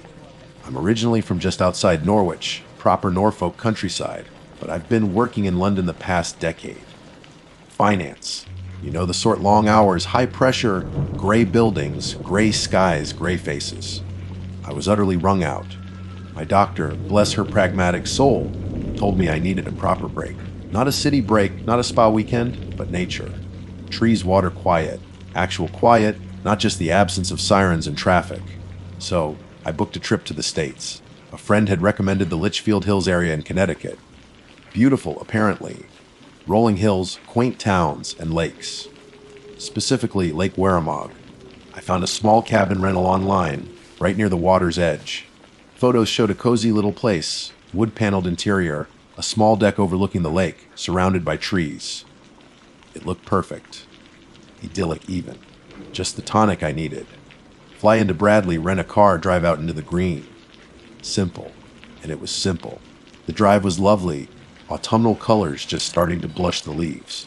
The air smelled clean, crisp, tinged with pine and damp earth. Finding the cabin was easy enough, tucked down a gravel track. It was exactly as pictured, perhaps a little smaller, a bit more rustic than the photos let on, but undeniably charming. Stepping inside, the scent of old wood and maybe a hint of wood smoke greeted me. It felt solid, peaceful. I unpacked, brewed a cup of proper tea, brought my own bags naturally, and sat on the deck. The lake. Oh, the lake was stunning. Warramog. It stretched out before me, a vast expanse of deep blue, reflecting the afternoon sun like scattered diamonds. Trees lined the opposite shore, a dense wall of green and gold. A few boats drifted lazily in the distance, white sails catching the breeze. The only sounds were the gentle lapping of water against the shore, below the deck, the chirping of birds I couldn't name, and the sigh of the wind through the pines. It was exactly what the doctor ordered. The tension I hadn't even realized I was carrying began to unspool from my shoulders. For the first time in months, maybe years, I felt still. Calm. I spent the rest of the afternoon just soaking it in. Took a short walk along the lake path, feeling the crunch of leaves underfoot. Waved at a couple paddling a canoe. Smiled genuinely. Back at the cabin, I made a simple supper: pasta, a bit of salad. Easy. The sun began to dip below the hills on the far side of the lake, painting the sky in strokes of orange, pink, and deep purple. The water reflected it all, turning into liquid fire, then fading to a soft, bruised mauve as twilight deepened. Beautiful. Utterly, breathtakingly beautiful. I remember thinking, this is it. This is peace. Darkness fell properly around 7.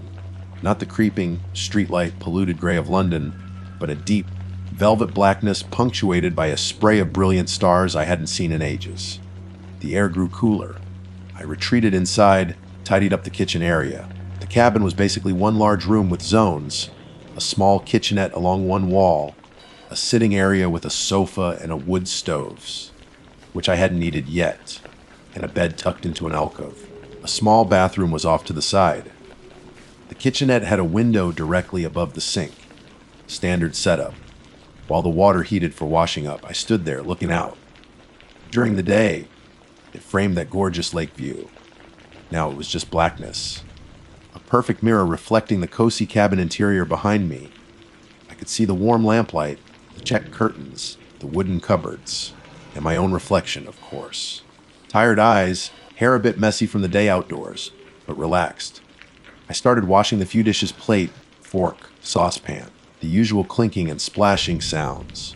My mind was wandering, thinking about maybe trying that wood stove tomorrow, or planning a longer hike. Casual, mundane thoughts. I glanced up again, out into the blackness framed by the window. My reflection stared back. Same tired eyes, same messy hair. But something was wrong. Behind my reflection, superimposed on the inky black that represented the lake beyond the glass, was something else.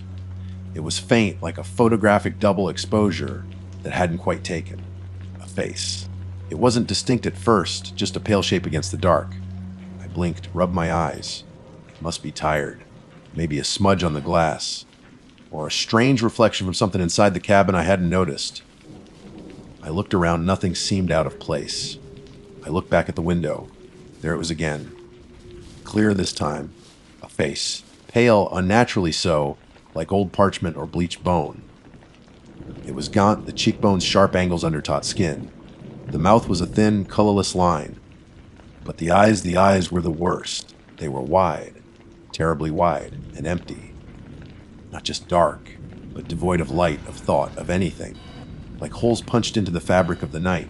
They were fixed, staring directly back at me, or rather, through me, from somewhere out there in the dark water. My breath hitched, a cold fist clenched in my stomach. It wasn't my reflection. It was behind it, seemingly in the reflection of the lake. A spectral audience member watching the play of my mundane life in the cabin light. I blinked hard, deliberately this time, and it was gone. Just my own reflection again, looking startled now, eyes wide with sudden fear, mouth slightly open. The cozy cabin interior reflected behind me. The blackness outside the window was just blackness again. My heart was hammering against my ribs. What the bloody hell was that?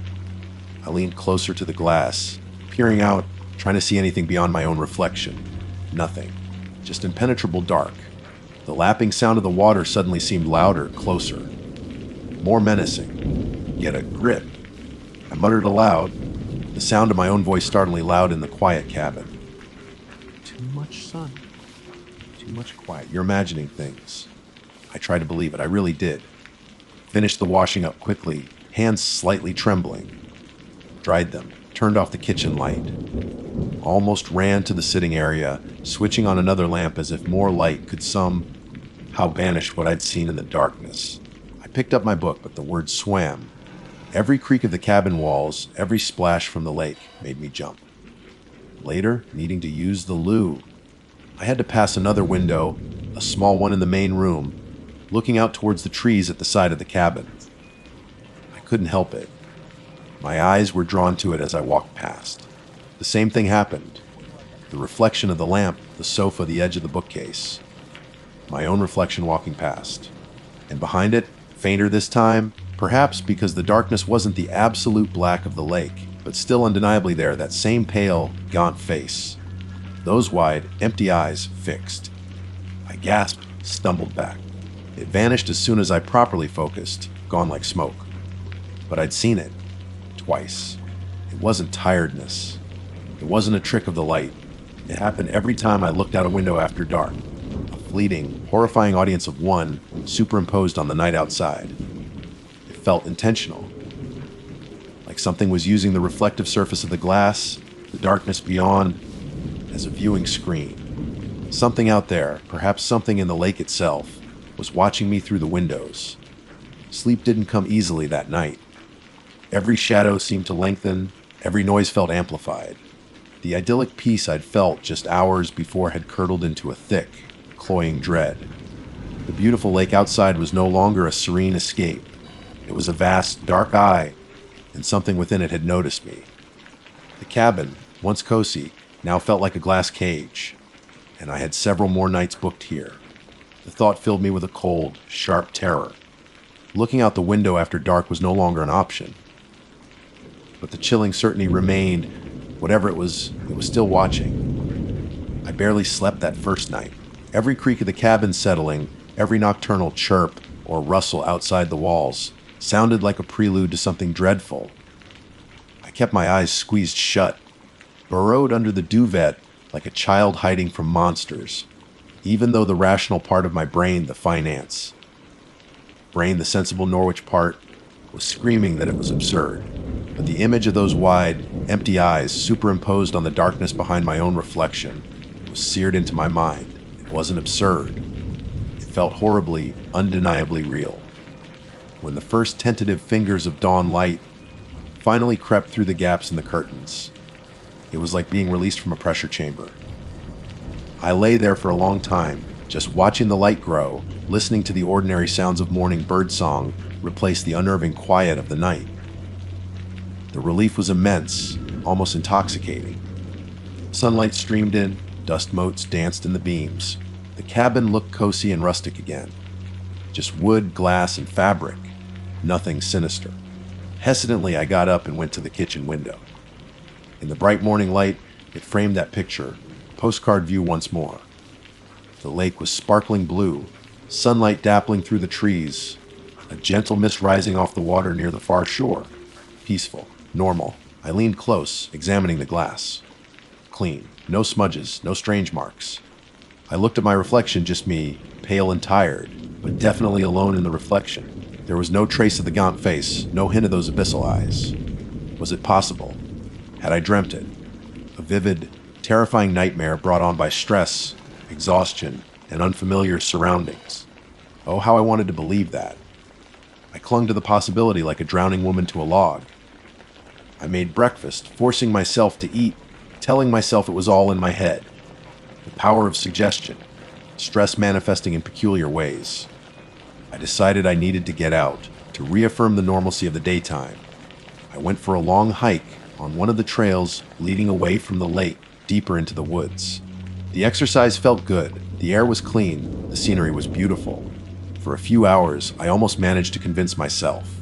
Almost. But there was a new wariness in me. Every dark shadow under the trees seemed deeper. Every flicker of movement in my peripheral vision made me jump. And as I circled back towards the lake later that afternoon, the path brought me close to the water's edge. I stood there for a moment, looking out across the surface. The sun was bright, the water clear near the shore, revealing smooth stones and waving weeds below.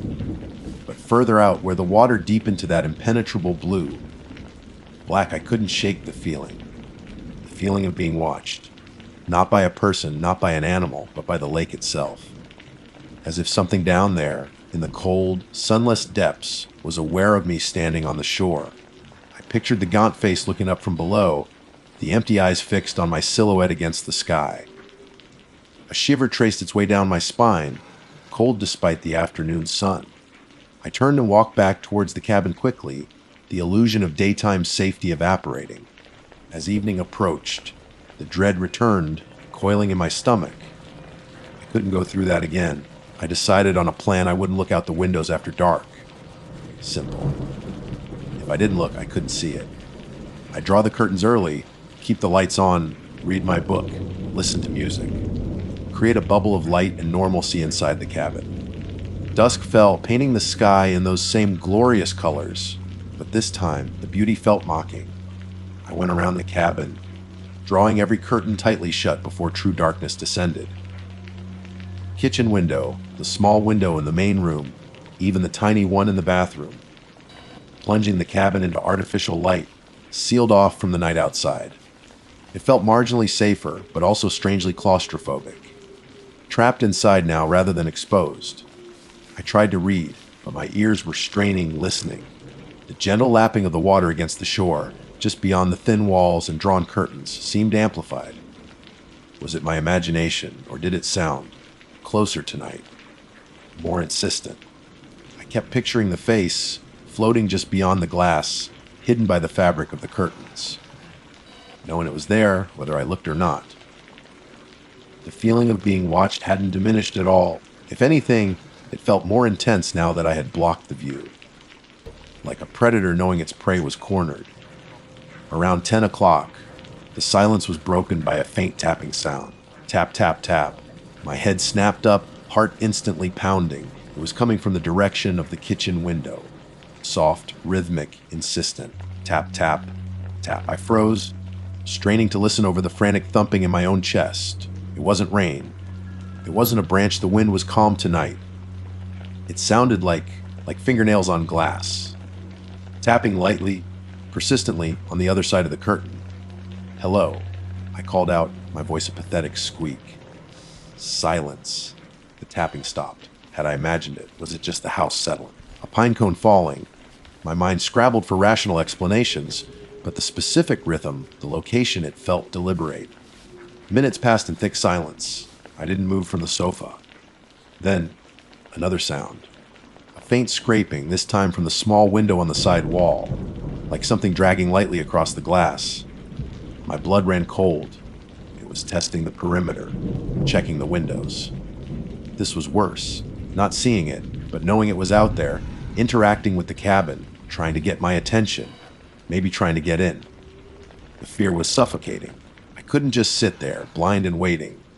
Against every instinct screaming at me to stay hidden, I felt an overpowering, terrifying compulsion to know, to see. Trembling violently, I stood up and walked slowly towards the kitchen window. My hand shook as I reached for the edge of the curtain. Took a deep breath, held it, and pulled the fabric back just an inch. Peering through the gap, it was there, instantly. Pressed right up against the glass, nose almost touching it. The pale, gaunt face, closer than before, filling the small gap in the curtain.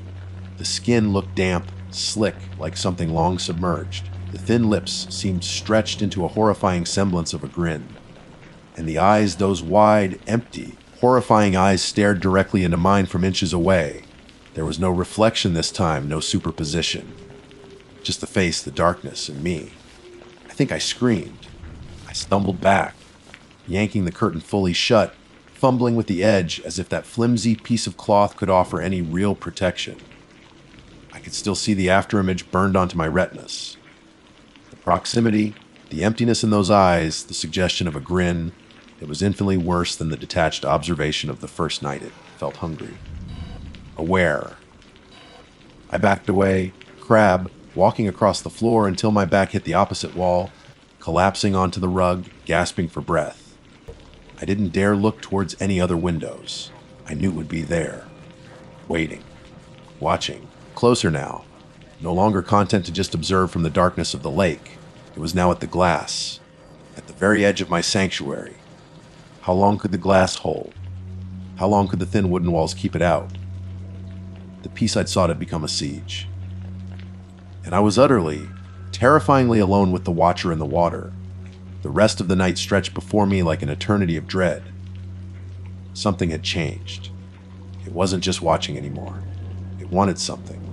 I don't know how long I stayed slumped against that wall, hyperventilating, my eyes screwed shut. It could have been minutes. It could have been an hour. Time seemed to have lost all meaning, replaced by a thick, paralyzing terror. The image of the face pressed against the glass, the damp sheen on its parchment skin, the thin lips stretched in that horrifying parody of a smile, the utter void in its eyes was burned behind my eyelids. Seeing it was worse, so much worse than just feeling it watch. It confirmed the malice. It confirmed the awareness. The tapping and scraping had stopped. But the silence that followed wasn't comforting. It was heavy, charged, like the air before a lightning strike. The gentle lapping of the lake water seemed to have taken on a sibilant quality, whispering against the shore, against the cabin's foundations. Shh! Shh! Was it just water? Or was it mimicking speech, a sound just below the threshold of hearing, meant to fray the last vestiges of my sanity? I stayed there, shivering despite the warmth of the cabin, until the first, almost imperceptible lightening of the sky outside hinted at dawn. Hope, a tiny, flickering candle of hope in the suffocating darkness of my fear. Escape, I had to get out. Now. Before the sun fully rose, yes, but more importantly, before it set again. The thought of enduring another night here was inconceivable. I wouldn't survive it. Fueled by adrenaline and sheer panic, I scrambled to my feet. My limbs felt stiff, clumsy. I didn't bother with tidying or organized packing. I grabbed my suitcase, throwing clothes in haphazardly. Toiletries were swept into their bag, chargers yanked from sockets. My hands were shaking so badly, I could barely zip the bag closed. Every movement felt frantic, exposed. I kept the curtains drawn, working in the artificial light, terrified that if I glanced towards a window, I'd see it still there, patiently waiting, even as dawn broke. The idea that daylight might not deter it was a fresh wave of horror. My rental car keys. Where were they? I frantically patted my pockets, scanned the surfaces. On the small table by the sofa. I snatched them up, the metal cool against my clammy palm. Okay, suitcase, handbag, keys. That was it. Nothing else mattered. Forget the leftover food, forget the book I'd barely started, forget the deposit on the cabin rental, just get out. With my heart hammering against my ribs like a trapped bird, I took a deep breath and unlocked the cabin door. The hinges creaked loudly in the pre-dawn quiet. Stepping outside felt like plunging into cold water. The air was crisp, damp with dew. The sky was a pale, bruised gray, the faintest hint of pink appearing over the hills opposite the lake. The lake itself was shrouded in mist, thick white tendrils curling over the dark, still water like grasping fingers. It looked ethereal, otherworldly, but not beautiful. Not anymore. It looked like a shroud. I didn't look towards the water more than I had to. I practically sprinted to the car, unlocked it with a trembling hand, threw my suitcase onto the passenger seat, and fumbled the key into the ignition. The engine turning over felt like the loudest sound in the world. Please start. Please start. Please start. It caught. Relief washed over me, so potent it almost made me weep. I put the car into reverse, ready to get away from this cursed place as fast as possible. And then, against all reason, against every screaming instinct, my eyes flickered up to the cabin's kitchen window in the rearview mirror. It wasn't the face. Not exactly. The glass was reflecting the misty dawn, the gray light. But for a split second, just a heartbeat, I saw it. A distortion in the reflection. A faint, pale shape inside the cabin, looking out through the window I had just been staring at from the inside.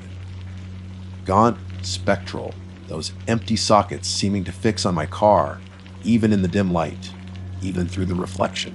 It was like a ghost image burned onto the glass, a final, silent farewell from the thing that haunted the cabin, the lake.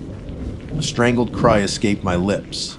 I slammed the gear stick into drive and hit the accelerator, gravel spitting from under the tires. I didn't look back again. Not in the rearview mirror, not in the side mirrors. I drove, tunnel vision fixed on the narrow track leading away from the lake, then onto the main road. My knuckles were white on the steering wheel, my breathing ragged. Even as I put miles between myself and Lake Warramog, the feeling lingered. The feeling of being watched. Had looking into those eyes created some kind of connection? Could it somehow follow? Every dark patch of woods by the roadside, every reflection in a puddle, felt menacing. I drove for hours, stopping only for petrol, paid at the pump, avoiding looking at the attendant through the glass kiosk. I drove until I reached the airport, dropped the rental car, without a word beyond necessity, and booked the first available flight back to London, not even caring about the cost. Back home, things are different. I'm jumpy. I sleep with the lights on, and windows, I can't look out of windows after dark, not properly. If I accidentally catch my reflection in the darkened glass, my heart seizes, expecting, dreading, to see that pale, gaunt face materialize behind mine. It hasn't. Not yet. But the fear is constant. My flat overlooks a park. During the day, it's lovely. Green trees, people walking dogs. But at night, when it becomes a pool of darkness beyond my window panes, it feels like the lake, waiting. Watching. I've put up thick blackout blinds. I never looked up the history of Lake Warramog. I didn't want to know. Was it a drowning victim, forever trapped, staring out from their watery grave? Was it something older, a genius loci of the lake itself, ancient and empty and drawn to the flicker of life within the cabin? I don't know, and I don't care.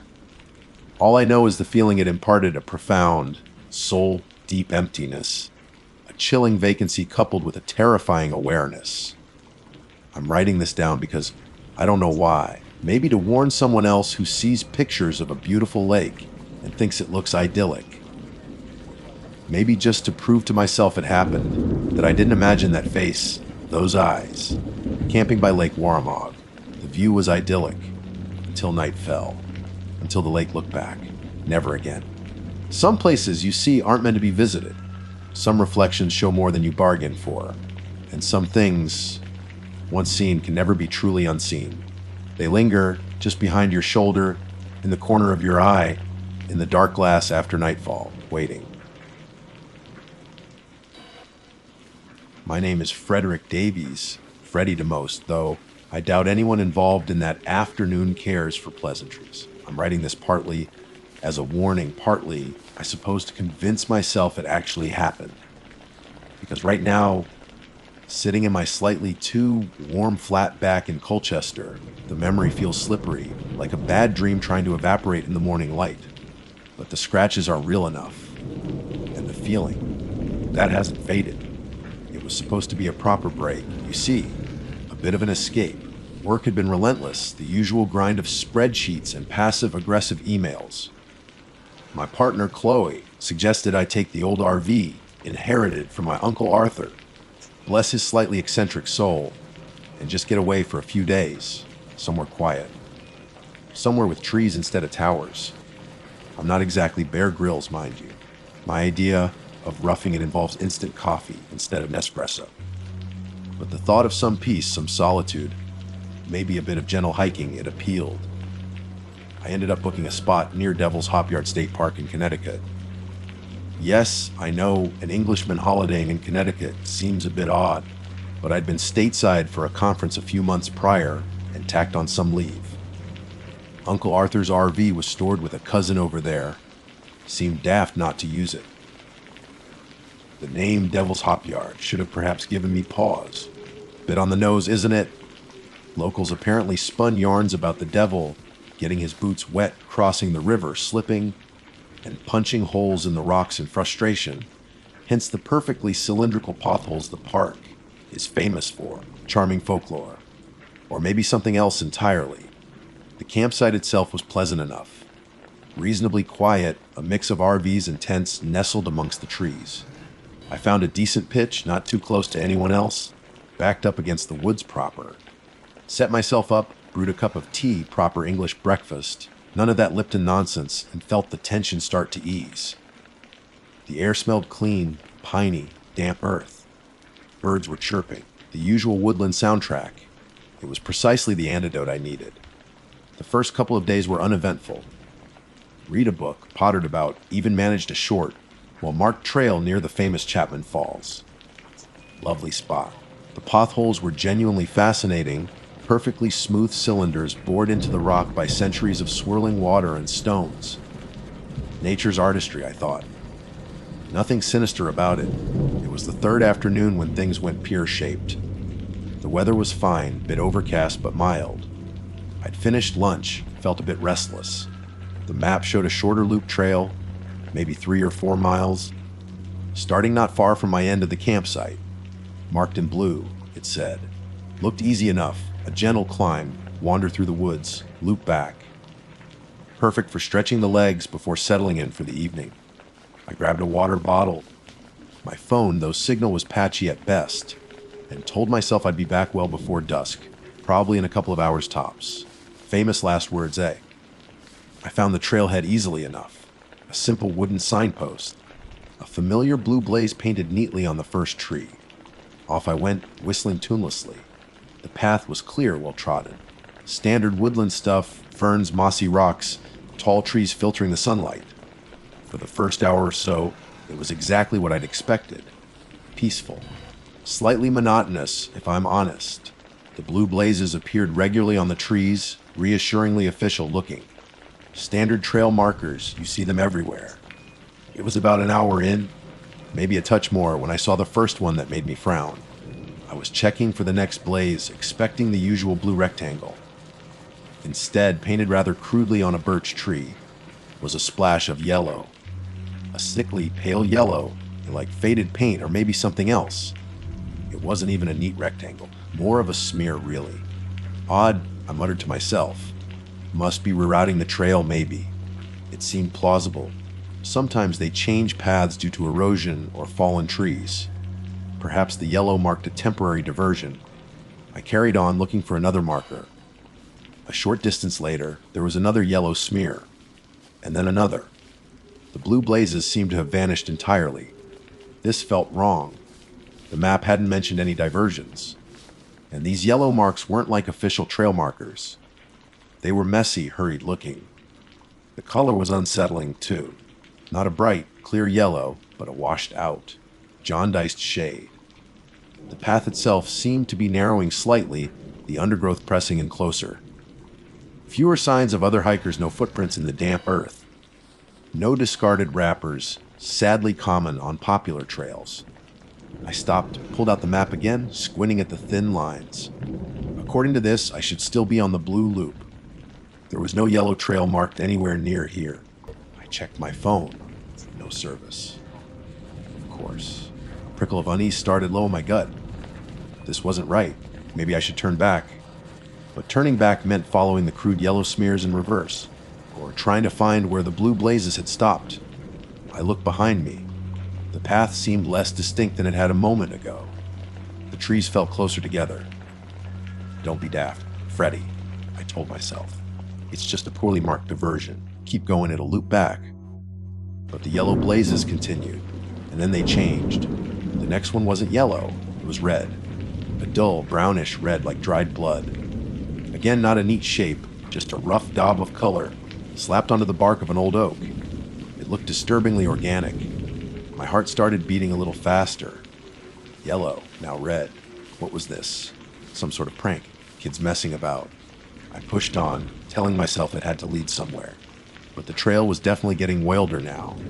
Less a path, more a suggestion of passage through the increasingly dense woods. Fallen logs blocked the way more often, forcing detours. The blazes kept appearing, sometimes yellow, sometimes that awful red, occasionally a smear of what looked like a muddy green. Never blue, always crude, always unsettling. They seemed deliberately placed to lead me deeper, further away from anything familiar. Each time I saw one, the knot of anxiety in my stomach tightened. The light began to change. The overcast sky was darkening, the sun dipping lower, though I couldn't see it directly through the thick canopy. Shadows stretched, merging together. The woods took on a different character. What felt peaceful earlier now felt watchful, oppressive, and it was quiet, utterly, unnervingly silent. The birdsong had stopped. No squirrels rustling in the leaves. No distant hum of traffic or other campers. Just silence. A heavy, profound silence that pressed in on my ears. It felt unnatural, like the woods themselves were holding their breath. Panic began to bubble up, cold and sharp. I was lost, properly lost, following strange, possibly malicious signs deeper into unfamiliar woods as daylight failed. This wasn't a gentle stroll. This was a nightmare unfolding, I shouted. "Hello! Is anyone there?" My voice sounded thin, absorbed instantly by the dense trees and the profound quiet. No echo, no response, nothing, just the silence. And then I heard it, faintly at first, barely discernible beneath the thumping of my own heart. Drip. Pause. Drip. A rhythmic, persistent dripping sound. It didn't sound like water dripping from leaves after rain. This was heavier, more resonant somehow. And it wasn't coming from any specific direction. It seemed to be everywhere. All around me. Sometimes seeming to come from just behind my shoulder. Sometimes from deep within the shadowed trees ahead. Drip. Pause. Drip. The silence wasn't absolute anymore. It had been broken by this single metronomic sound. And somehow, that was infinitely worse. I spun around, searching the gloom, eyes straining. Nothing. Just trees, deepening shadows, and the relentlessly crude, wrong-colored markers leading me further into God knows where. The air felt cold, clammy. I looked at the latest marker, a smear of that sick yellow again. It looked wet. Fresh. I had to get out. Now. But which way was out? The strange markers seemed the only guide, but they'd led me here. Turning back felt impossible. The path seemed to vanish behind me as soon as I passed. It felt like the woods were actively changing, closing in. Drip. Pause. Drip. It sounded closer now, and it didn't sound like water, not at all. Drip. Pause. Closer now. Definitely closer. And that last yellow smear on the oak, it did look wet. Freshly applied. Bile rose in my throat. Applied by what? Or whom? The dripping wasn't water. It had a thick, slightly sticky quality to the sound, if that makes any sense. Like treacle falling slowly onto a drumskin. A morbid, steady beat in the suffocating silence. Panic wasn't just bubbling anymore. It was a freezing flood crashing through me. My instinct screamed run, but run where? Forward, following the sinister breadcrumbs of red and yellow and green into deeper darkness. Or back into a path that seemed to dissolve behind me. Back towards what? The dripping seemed to pulse from all directions. A disorienting, omnipresent metronome counting down the seconds I had left. I tried to take stock, think logically. Freddy, you clot, use your head. Sun sets in the west. Which way was west? The canopy was so thick, the light so diffused and gray, it was impossible to tell. Moss on trees, supposedly grows thicker on the north side, right? I scrambled towards the nearest trunk, peering desperately. Moss seemed to grow everywhere, thick and virulent, coating rocks and bark in a uniform. Damp velvet. Useless. My phone was still a dead brick. The cheap compass I vaguely remembered stuffing in a side pocket of my rucksack was back in the RV. Of course it was. Preparedness had never been my strong suit. Every survival show I'd half watched, every snippet of advice seemed pathetic, useless against this. This wasn't just being lost. This felt orchestrated. The woods themselves felt sentient, malevolent, conspiring with those crude markers to keep me trapped, to lead me somewhere. Somewhere they wanted me. Drip. Pause. Drip. It was louder now, unmistakably closer. I risked a glance back over my shoulder. Nothing but deepening gloom. Tangled branches like skeletal fingers, and the oppressive weight of the silence, punctuated only by that hideous sound. Did the dripping follow me when I moved? I took a few hesitant steps forward, towards the next visible marker, a smear of that blood, like red on a fallen log. Drip. Pause. Yes.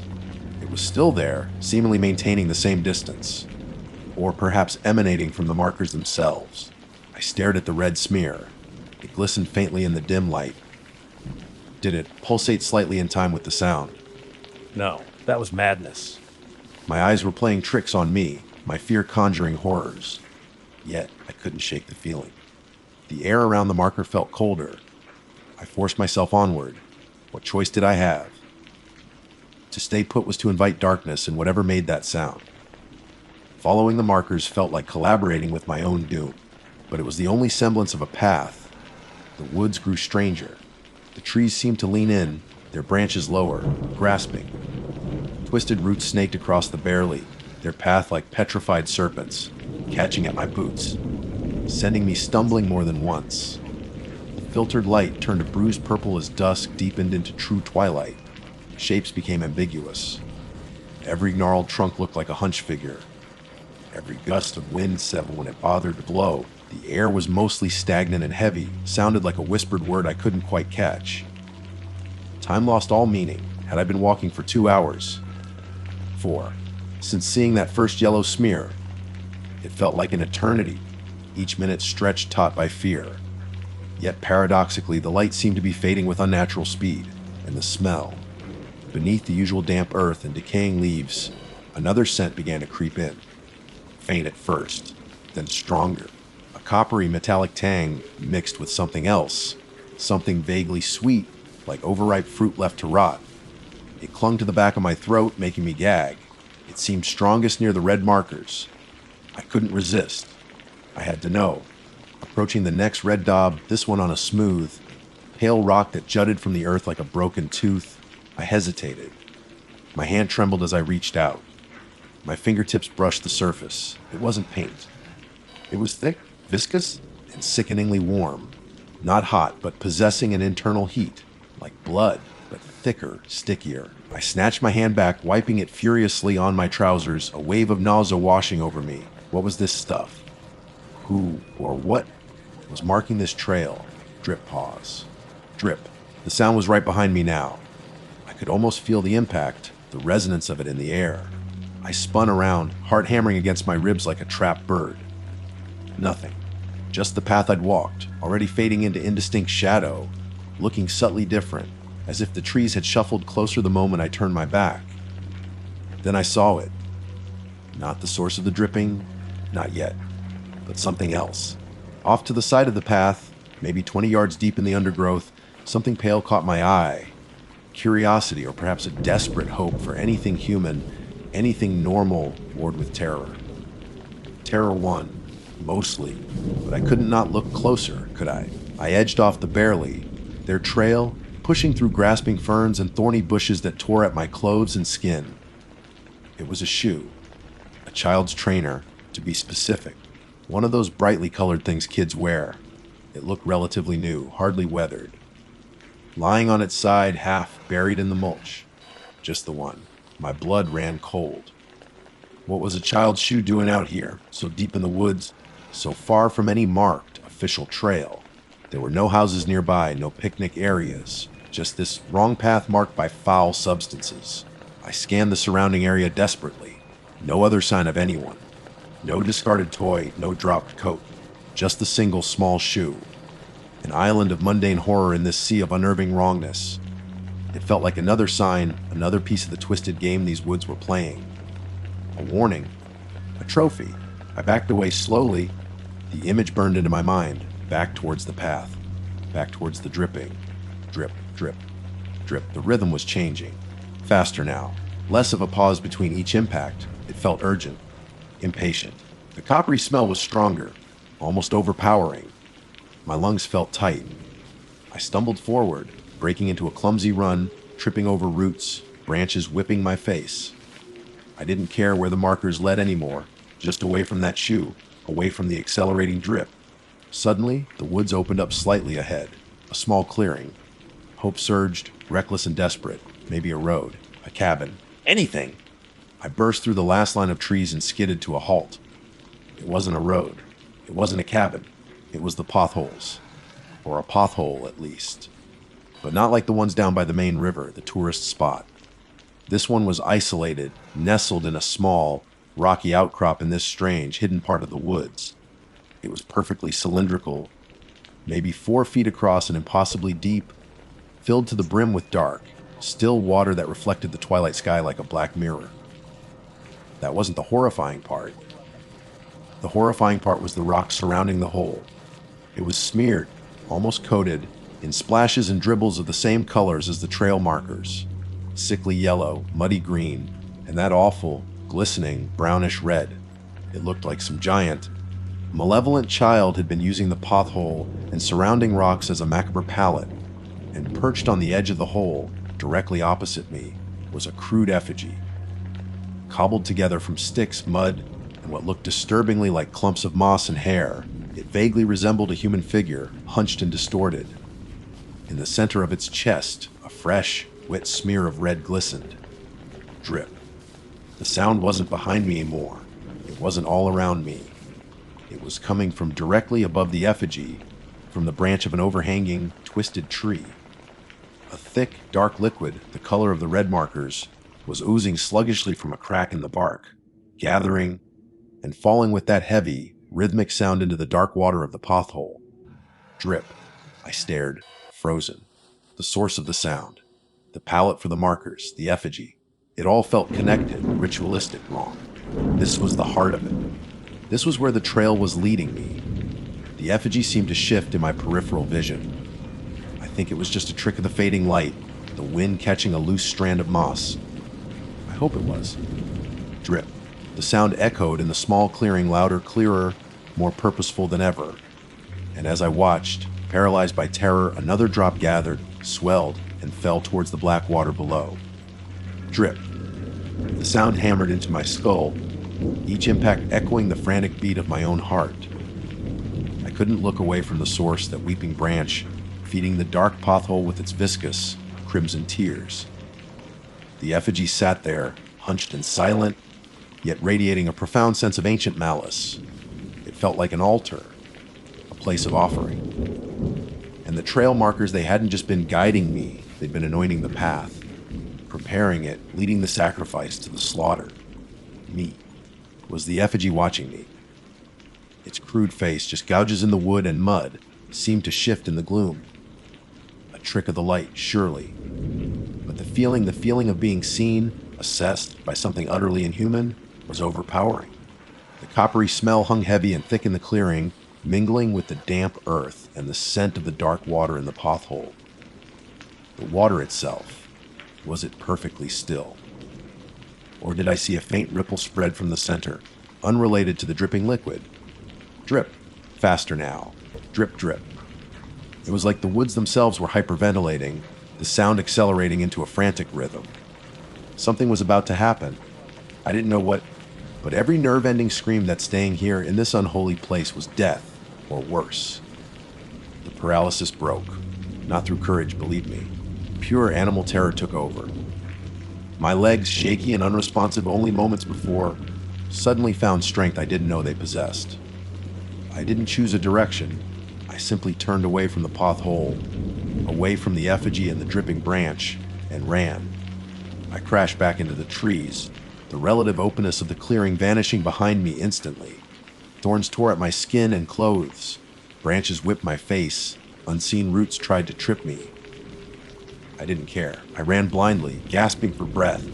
Tears of panic streaming down my face, mingling with sweat and blood from the scratches. Was the dripping sound following me? I couldn't tell. All I could hear was the frantic crashing of my own passage through the undergrowth, the blood pounding in my ears, my own ragged gasps for air. Logic was gone. Planning was gone. All that existed was the primal urge to put distance between myself and that clearing. I ran until my lungs burned and my legs felt like lead. I stumbled, fell hard onto the leaf litter, the impact knocking the wind out of me. For a moment I lay there gasping, convinced something was going to land on me, drag me back. The silence pressed in again, but this time it wasn't empty.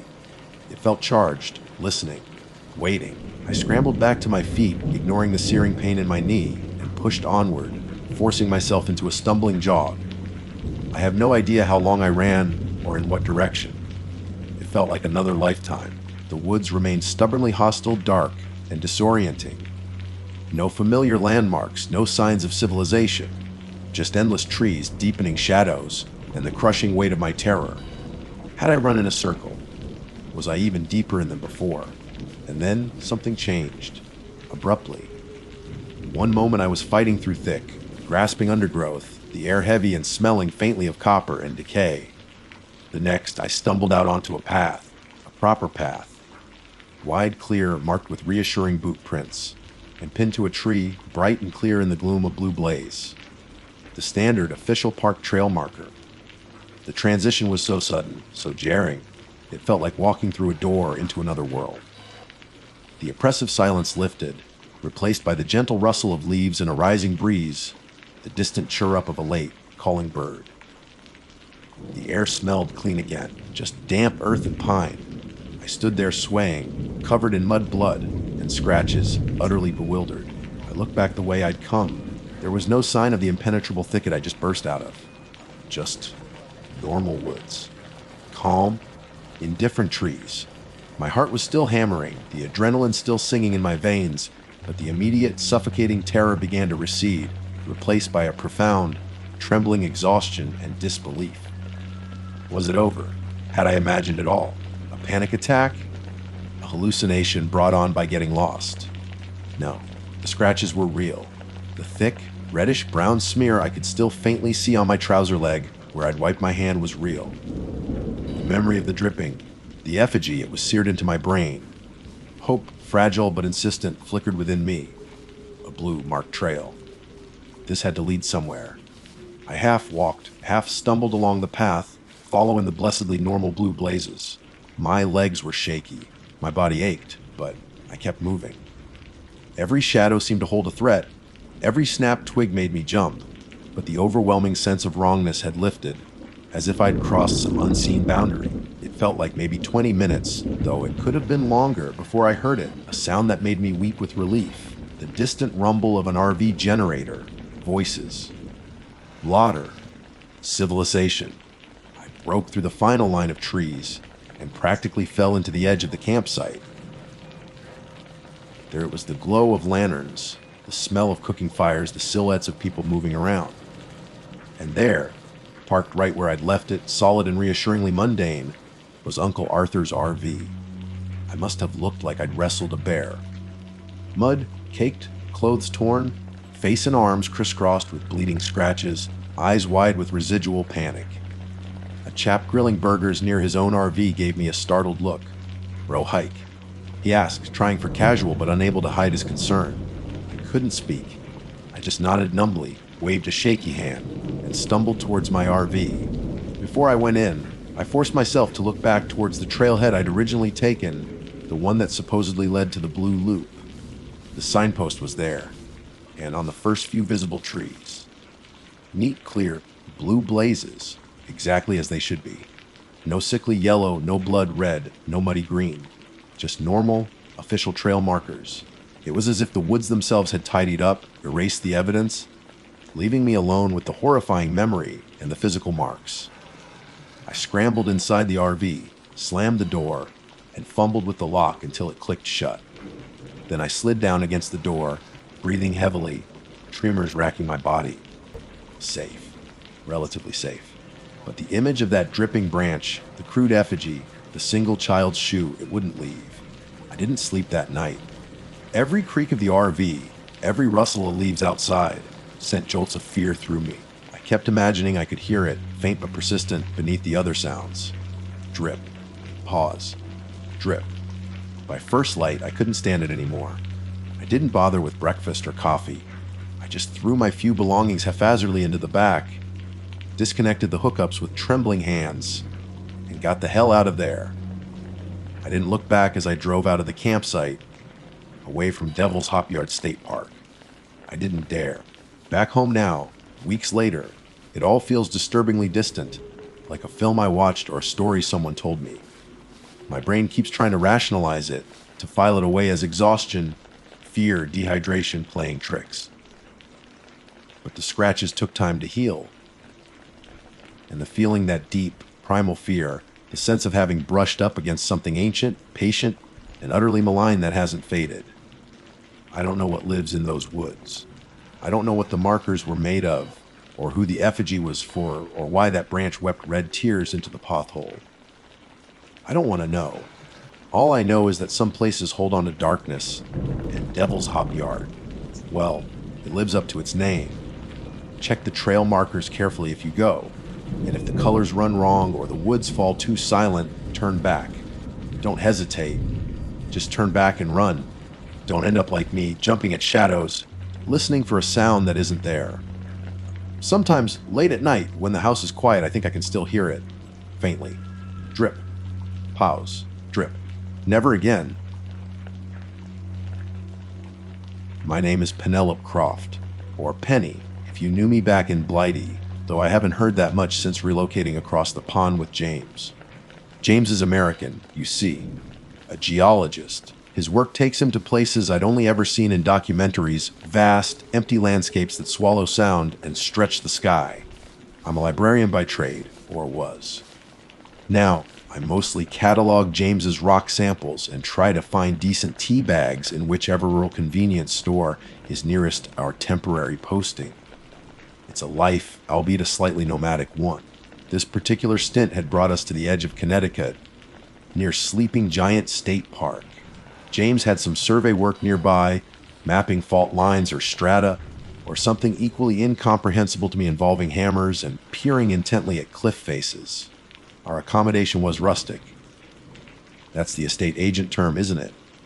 Rustic. It meant damp, smelled faintly of mouse, and was located down a winding dirt track that threatened to devour James's sensible saloon car every time we traversed it. It was a small, timber-framed cabin, probably charming in the 1970s, now slumped slightly into the earth, like an old man settling into his final armchair. Its main selling point, according to the dog-eared flyer James had shown me, was its proximity to the park and its secluded, peaceful location. Secluded was accurate. Peaceful. Less so, at least not in the way I understood peace. Back home, peace meant the gentle hum of village life, the distant chime of a church clock, the murmur of conversation from the pub garden.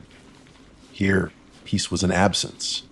A profound, almost unnerving silence that pressed in on you, broken only by the skittering of unseen creatures in the undergrowth or the sudden, startling cry of a hawk overhead. It felt less like peace and more like holding your breath. The cabin sat in a small clearing, bordered by dense woods that seemed to lean in, their branches like skeletal fingers tapping at the windows when the wind blew. Which, oddly, it seldom did during our first couple of days. The air hung heavy and still, thick with the scent of pine needles and damp earth, and just beyond the tree line, perhaps 50 yards from our sagging porch, was the playground. I noticed it on our first afternoon. While James was unloading geological equipment that looked suspiciously like medieval torture devices, I took a wander around the perimeter of our estate. It wasn't much of a playground, more a sad monument to forgotten childhoods. 2 swings, their chains rusted to a deep, angry orange, hung limply from a weathered wooden frame. A slide, once bright yellow plastic, was now faded, cracked, and slick with a greenish film of algae. There was a climbing frame too, a skeletal dome of metal bars, peeling paint revealing patches of gray, pitted metal beneath. The ground beneath it all wasn't wood chips or soft sand, but packed, Unforgiving earth littered with pine cones, and the occasional, unsettlingly bright fragment of broken plastic, perhaps from a long, lost toy. It was dilapidated, yes, but more than that, it felt expectant, as if it remembered laughter and shrieks of joy and was waiting patiently, stubbornly, for them to return. It gave me a queer sort of feeling, a prickle down my spine that had nothing to do with the slightly damp chill in the air. I mentioned it to James later over instant noodles that tasted faintly of despair. "There's an old playground just through the trees," I said, swirling the limp noodles with my fork. Bit creepy, really. James, engrossed in a topographical map that covered half the rickety kitchen table, just grunted. Huh. Kids probably loved it back in the day. Probably. I conceded, though the image that sprang to mind wasn't of happy children, but of something else. Something less innocent. I shivered despite the muggy warmth inside the cabin. "It just looks lonely." "Everything looks lonely out here, Penny," he said, finally looking up. He gave me that reassuring smile of his, the one that usually worked. "That's why we came, remember. Escape the crowds. Peace and quiet." He tapped the map. "Besides, look at this elevation gain." Fascinating. I tried to share his enthusiasm for gradients, I really did. But my gaze kept drifting towards the window, towards the dark line of trees, where I knew the playground lurked. The next day passed uneventfully, externally at least. James went off to commune with rocks, leaving me with a flask of lukewarm tea and a dog-eared paperback. I tried to read on the porch, but the silence kept distracting me. It wasn't just quiet, it felt held, stifled. The birds seemed to chirp less enthusiastically here, their song sounding brittle, easily broken. I found myself straining to hear noises that weren't there, the distant drone of traffic, a lawnmower, anything to break the monotony of the woods whispering hush. I walked over to the playground again, drawn by a morbid curiosity I couldn't quite explain. Standing beneath the swings, I reached out and touched one of the rusty chains, cold, solid, immobile. I gave it a tentative push. It moved stiffly, groaning in protest, the sound unnaturally loud in the stillness. It swung back and forth a few times, a jerky, reluctant motion, before settling back into immobility. Nothing sinister, just old, neglected metal. I scanned the area. No discarded crisp packets, no empty bottles, none of the usual detritus you find in abandoned places. Just the packed earth, the pine needles, and an unsettling tightness, as if it had been swept clean. That evening, as dusk began to bleed through the trees, painting the sky in bruised shades of purple and orange, the atmosphere shifted again. The stillness intensified, becoming almost oppressive. James was back, showering off the day's grime, the sound of the wheezing plumbing echoing strangely through the small cabin. I stood by the window, watching the light fade. The moon was due to be full that night, and already its pale, luminous presence was making itself felt, bleaching the color from the landscape. And then I noticed it, the complete and utter lack of wind. Not a leaf stirred. The tall pines stood like sentinels, absolutely rigid. The air was so still you could almost taste it cool clean, and utterly motionless. It was the kind of profound calm that sometimes precedes a violent storm, but the sky was clear, dotted with the first pinpricks of stars, dominated by that huge, watching moon. "James," I called, my voice sounding thin.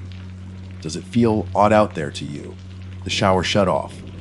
A moment later, he appeared toweling his hair, radiating a reassuring warmth that felt alien in the creeping chill of the cabin. Odd how. Just still. Unnaturally still. There's not a breath of wind. He walked over to the window, peering out.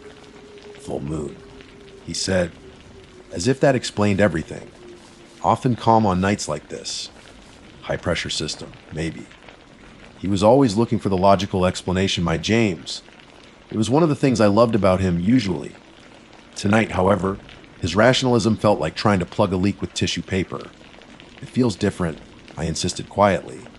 "It feels poised." He put an arm around my shoulder. "You're letting the spooky woods get to you, Pen. Come on. Let's see what culinary delights we can conjure from a tin opener and a packet of something dehydrated." I let him lead me away from the window, but the image of those rigid trees, bathed in the cold moonlight, stayed with me. The silence outside seemed to deepen, pressing against the thin glass of the window panes. And somewhere in the back of my mind, a tiny, insistent voice whispered that something was wrong, that the stillness wasn't peace. It was waiting. I glanced back towards the window one last time before turning towards the makeshift kitchen area. Through the gap in the curtains, past the dark silhouettes of the trees, I could just make out the skeletal frame of the playground. Motionless, silent, waiting under the white glare of the full moon. Or so I thought. James managed to produce something vaguely resembling chili con carne from a tin, supplemented by rice that had boiled into a somewhat glutinous mass. We ate mostly in silence, the clinking of our forks against the cheap ceramic plates sounding obscenely loud in the oppressive quiet that filled the cabin. The profound stillness outside hadn't lessened. If anything, it felt heavier, more absolute. James attempted small talk, recounting an amusing anecdote about a particularly stubborn rock formation, asking about the book I'd failed to read, but his cheerfulness felt forced, brittle. Even he, Mr. Pragmatic Geologist, seemed subtly affected by the atmosphere, though he'd likely attribute it to tiredness or the slightly off taste of the tinned mints. I couldn't shake the unease. It coiled in my stomach, a cold counterpoint to the lukewarm chili. My eyes kept darting towards the window, covered now by thin, faded curtains that did little to obscure the luminous intensity of the full moon outside. The image of the lonely playground, stark under that white light, was imprinted on my mind. That feeling of it being poised, waiting. "Are you all right, Penny?"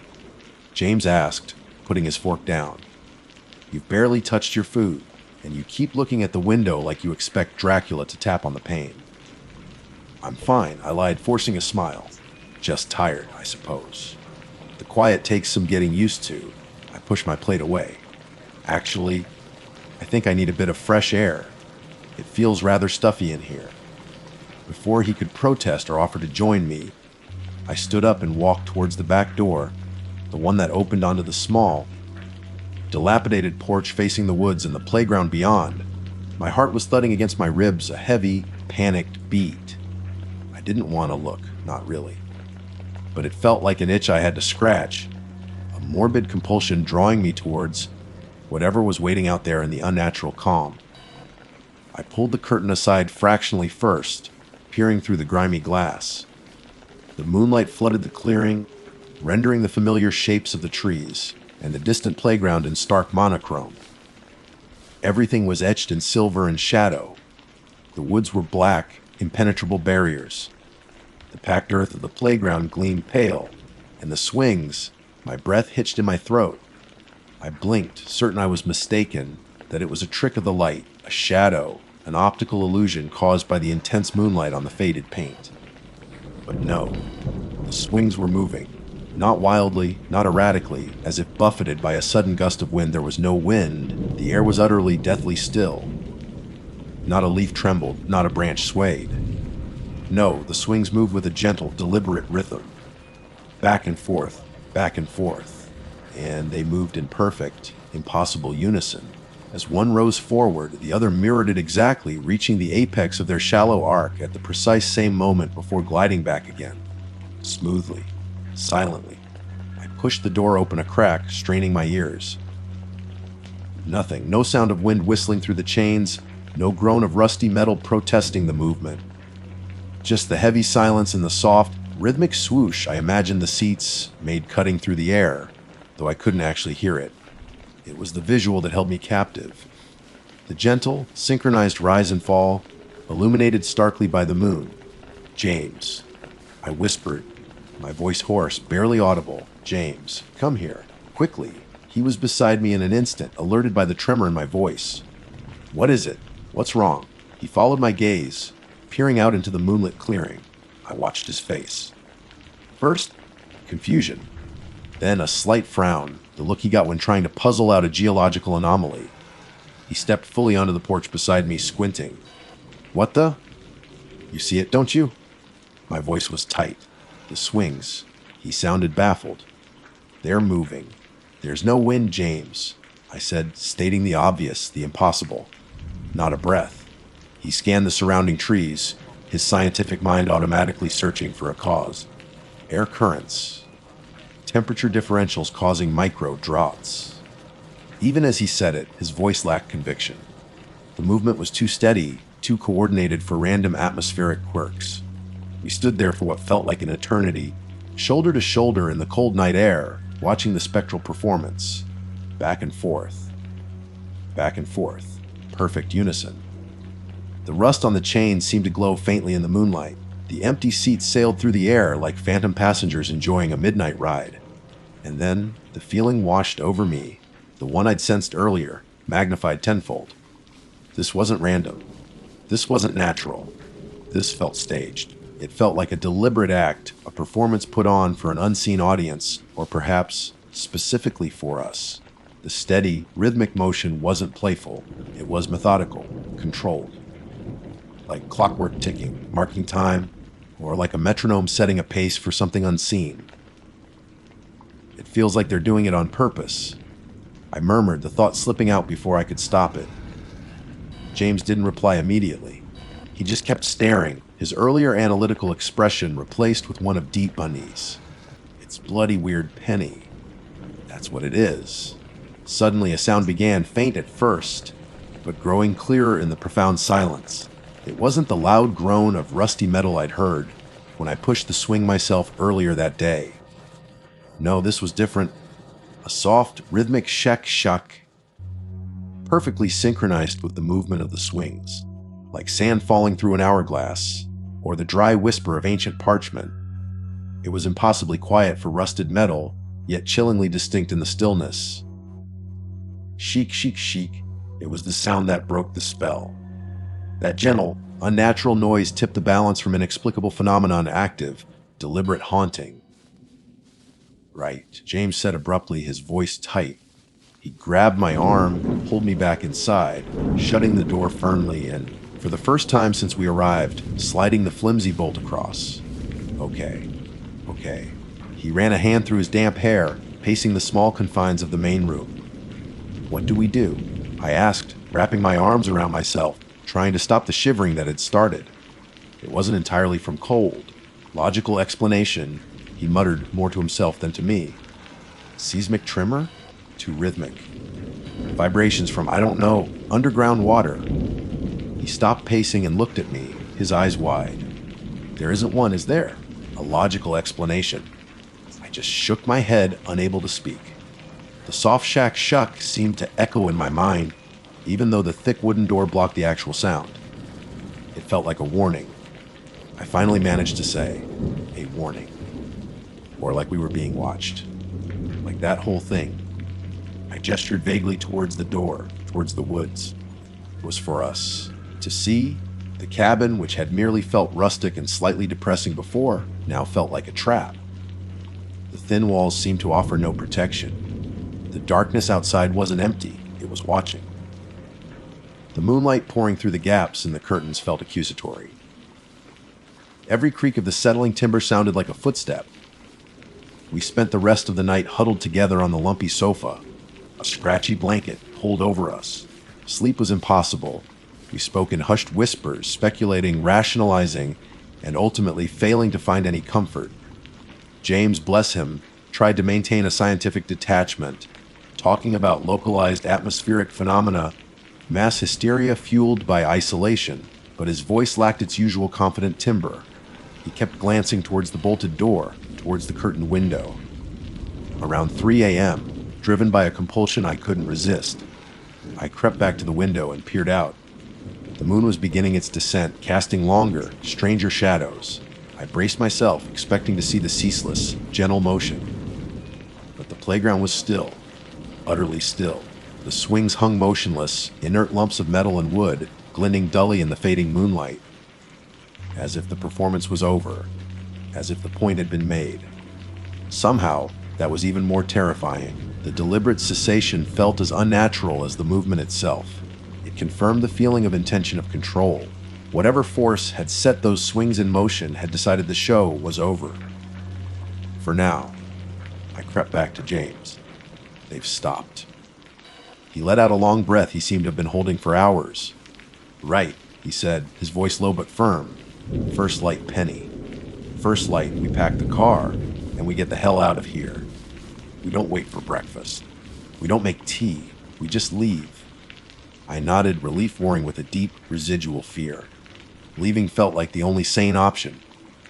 But a part of me wondered if whatever resided in those woods, whatever put on that spectral performance on the playground, would simply let us go. The warning had been delivered.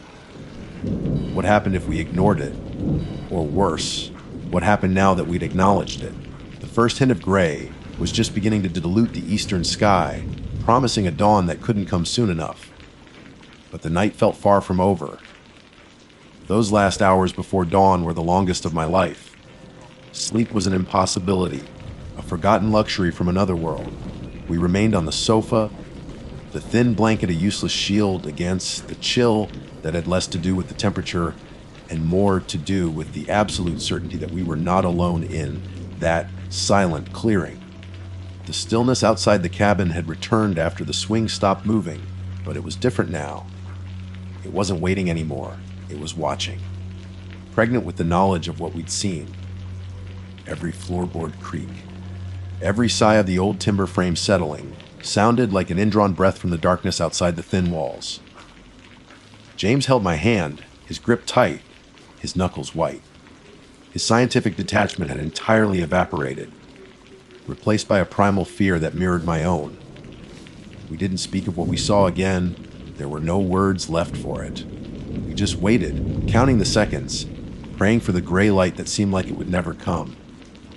When the first, faint suggestion of dawn finally began to dilute the oppressive blackness outside the window, it felt less like a sunrise and more like a ceasefire. A tense, fragile truce. Without a word, we scrambled into action. Our movements were jerky, uncoordinated, driven by a desperate, shared urgency. We threw clothes haphazardly into bags, shoved toiletries into wash bags without checking lids were screwed on tight. James's geological samples, usually packed with meticulous care, were unceremoniously dumped into their crates. We moved in near silence, communicating with nods and gestures, terrified that any loud noise might break the fragile peace, might draw attention back to the cabin, might restart the performance on the playground.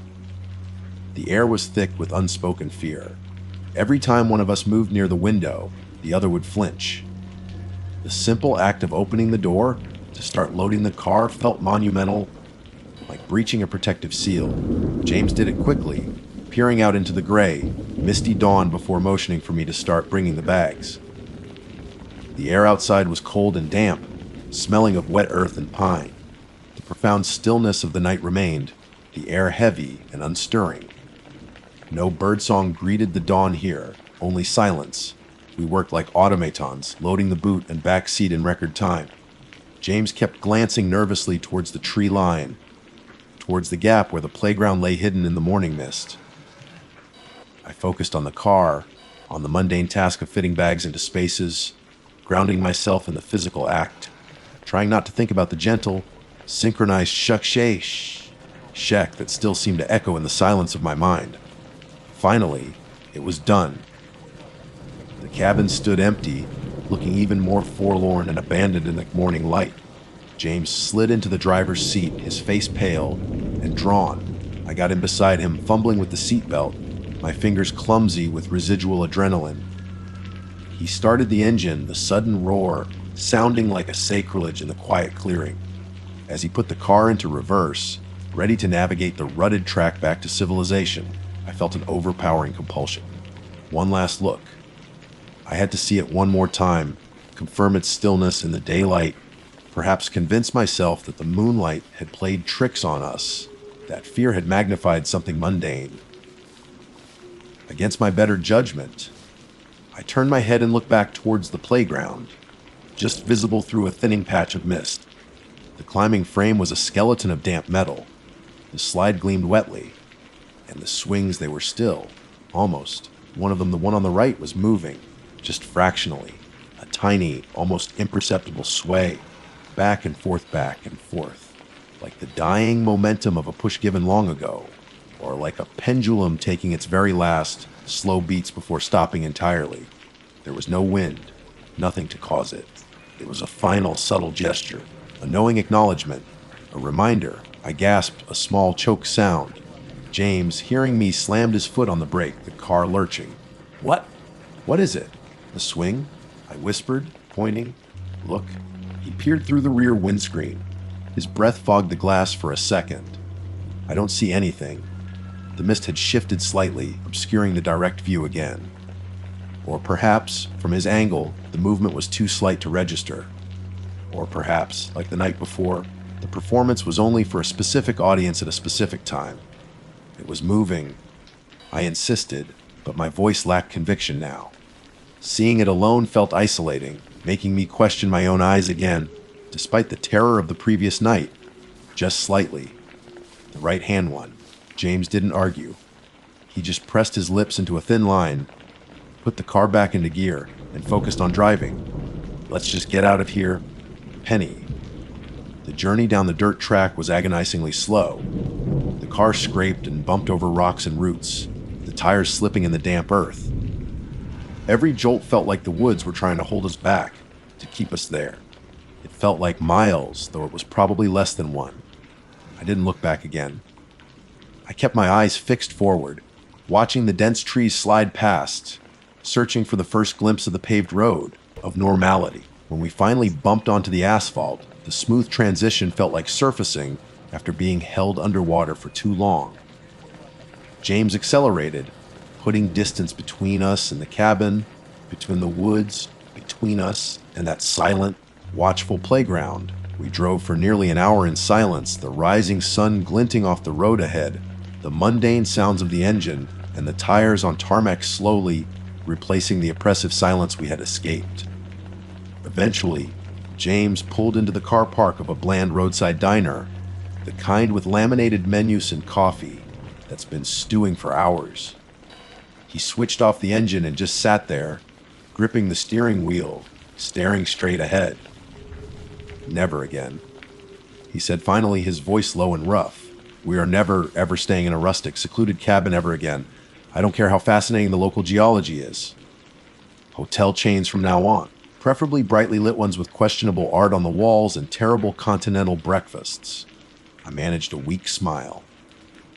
Deal. We didn't try to explain what happened. Not really. What could we say? Who would believe us? We'd seen swings move on their own. It sounded ridiculous, the stuff of cheap ghost stories. But we had both felt it, the unnatural stillness, the deliberate nature of the movement, the chilling sense of being watched, the feeling of a warning delivered in the dead of night under a full moon. We left Connecticut that same day, James arranging to finish his survey work, remotely or postpone it indefinitely. We drove south, towards noise and lights and people, putting as many miles as possible between us and Sleeping Giant State Park. We never went back, of course. We never spoke of the specifics of that night again, but it hangs between us sometimes, an unspoken shared trauma. My name is Penelope Croft, and I used to think silence was peaceful.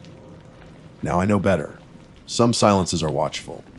Some stillnesses are merely holding their breath. And sometimes, on quiet nights, especially when the moon is full and the air is utterly still, I find myself glancing towards playgrounds.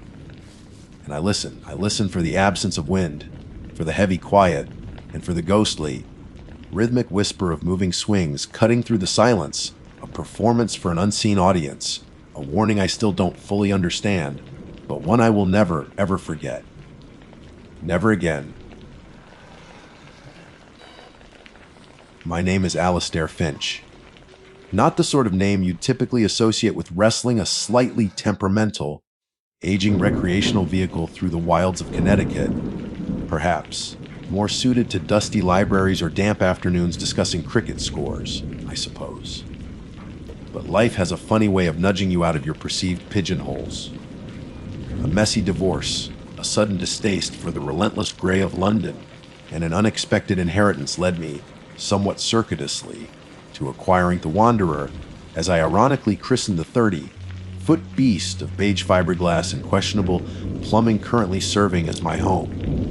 And home, for the past few days, had been a deliberately remote patch within the sprawling green expanse of the Natchog State Forest.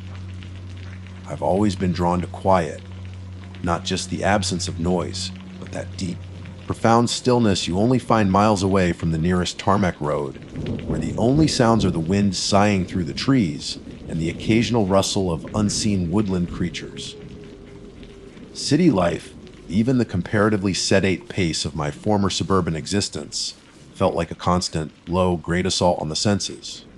Here, nestled amongst towering pines and sturdy oaks, the air tasted cleaner, the silence felt richer. That is, the wanderer and I were dry camping. For the uninitiated, that means no convenient electrical hook, no water pipes snaking from a spigot, no sewage connections. Just you, your vehicle's finite resources, and the wilderness. It demands a certain level of self-sufficiency, a mindful conservation of power and water, which appealed to my slightly meticulous nature. It also guarantees a greater degree of isolation. The designated campgrounds, with their neat rows and shared facilities, hold little appeal for me. I sought solitude, the kind that borders on the profound, the kind where you can go a whole day seeing no one but a startled deer or a fat woodchuck. This particular spot, several miles down a winding, unpaved access road, fit the bill perfectly. It wasn't an official site, more of an old logging turnout, a flattened area just large enough for the wanderer, screened from the barely used track by thick undergrowth. The first couple of days were idyllic, precisely the balm my frayed nerves needed. Mornings were spent with a steaming mug of tea, watching the mist burn off the forest floor. Afternoons involved gentle hikes along barely discernible trails, map and compass in hand more for the ritual than necessity, as I rarely strayed far. Evenings were quiet affairs. A simple meal cooked on the propane stove, a chapter or two of a well-worn paperback read by the soft glow of an LED lantern, and then the deep, dreamless sleep that only comes from fresh air and a quiet mind. The forest felt welcoming, ancient but benign. The rustles in the dark were just squirrels or raccoons. The distant snap of a twig was merely a deer passing by. I felt disconnected in the best possible way, adrift from the anxieties and pressures of the world I'd left behind. The third night began much the same. I'd made a shepherd's pie a small comfort from home and eaten it watching the sun dip below the tree line, painting the sky in hues of orange and purple. The temperature dropped quickly, a crisp autumn chill settling over the woods. Inside the wanderer, it was cozy. The propane heater hummed softly, a gentle counterpoint to the rising wind outside. I tidied up, washed the few dishes using water sparingly from the tank, and double-checked the locks on the door and windows more out of habit than any real sense of threat. The isolation felt secure, a protective blanket rather than something menacing. I read for a while, the words blurring slightly as tiredness crept in. The silence outside was immense, broken only by the rhythmic sighing of the wind through the pine needles and the occasional creak of the RV settling on its suspension.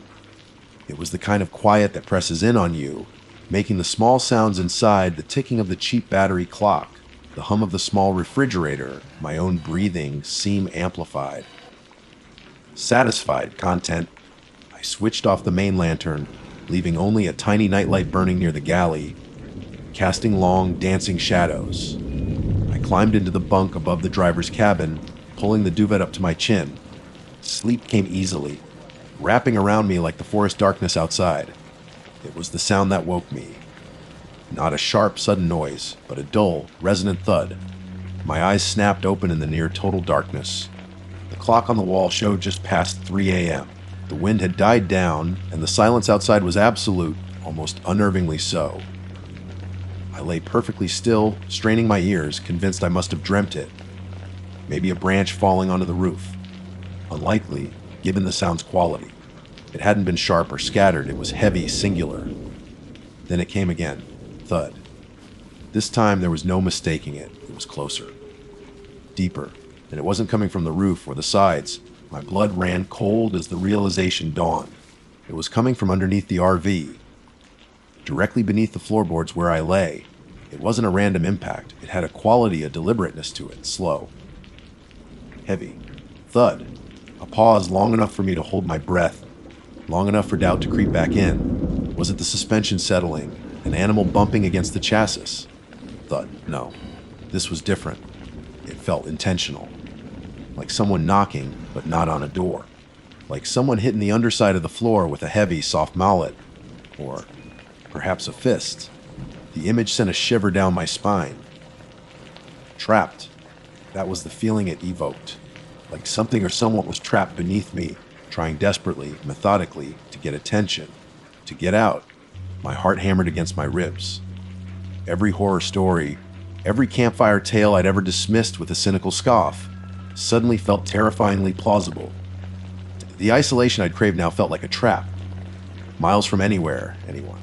Just me, the wanderer, and this slow, persistent, inexplicable knocking from the ground beneath.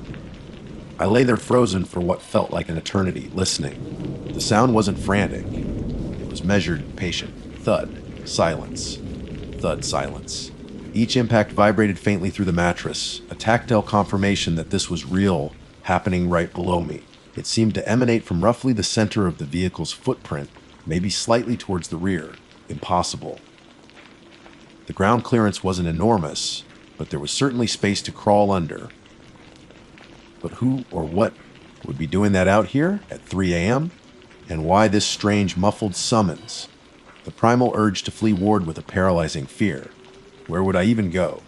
Bursting out into the pitch, black forest seemed infinitely more terrifying than staying within the thin metal walls of the RV. But staying here listening to that relentless, subterranean beat that felt like waiting for something inevitable. Slowly, carefully, trying not to make a sound that might betray my wakefulness, I slid out of the bunk. My feet touched the cold vinyl floor. The knocking continued, unperturbed by my movement. Thud. Pause. Thud. It felt impossibly loud in the confines of the small space, yet strangely muffled, as if coming through layers of earth and metal. The source felt deep. Deeper than the few inches between the chassis and the dirt. It felt like it was coming from the ground itself. My feet were bare on the cold floor, the thin vinyl offering little insulation against the chill seeping up from below, or perhaps it was just the fear making me hypersensitive. I stood frozen beside the small galley, midway down the length of the Wanderer, straining to listen. Thud. Pause. Thud. It hadn't changed. The same slow, deliberate rhythm, the same muffled weight behind each impact. It seemed loudest here, near the center, slightly towards the back out, right under the main living space. My mind raced, desperately scrabbling for a rational explanation. Could it be some sort of hydraulic settling in the leveling jacks? Unlikely. I hadn't deployed them fully on this uneven ground, relying instead on blocks under the wheels, and they certainly wouldn't make a noise like this. An animal? A badger, perhaps, or a large raccoon trying to burrow.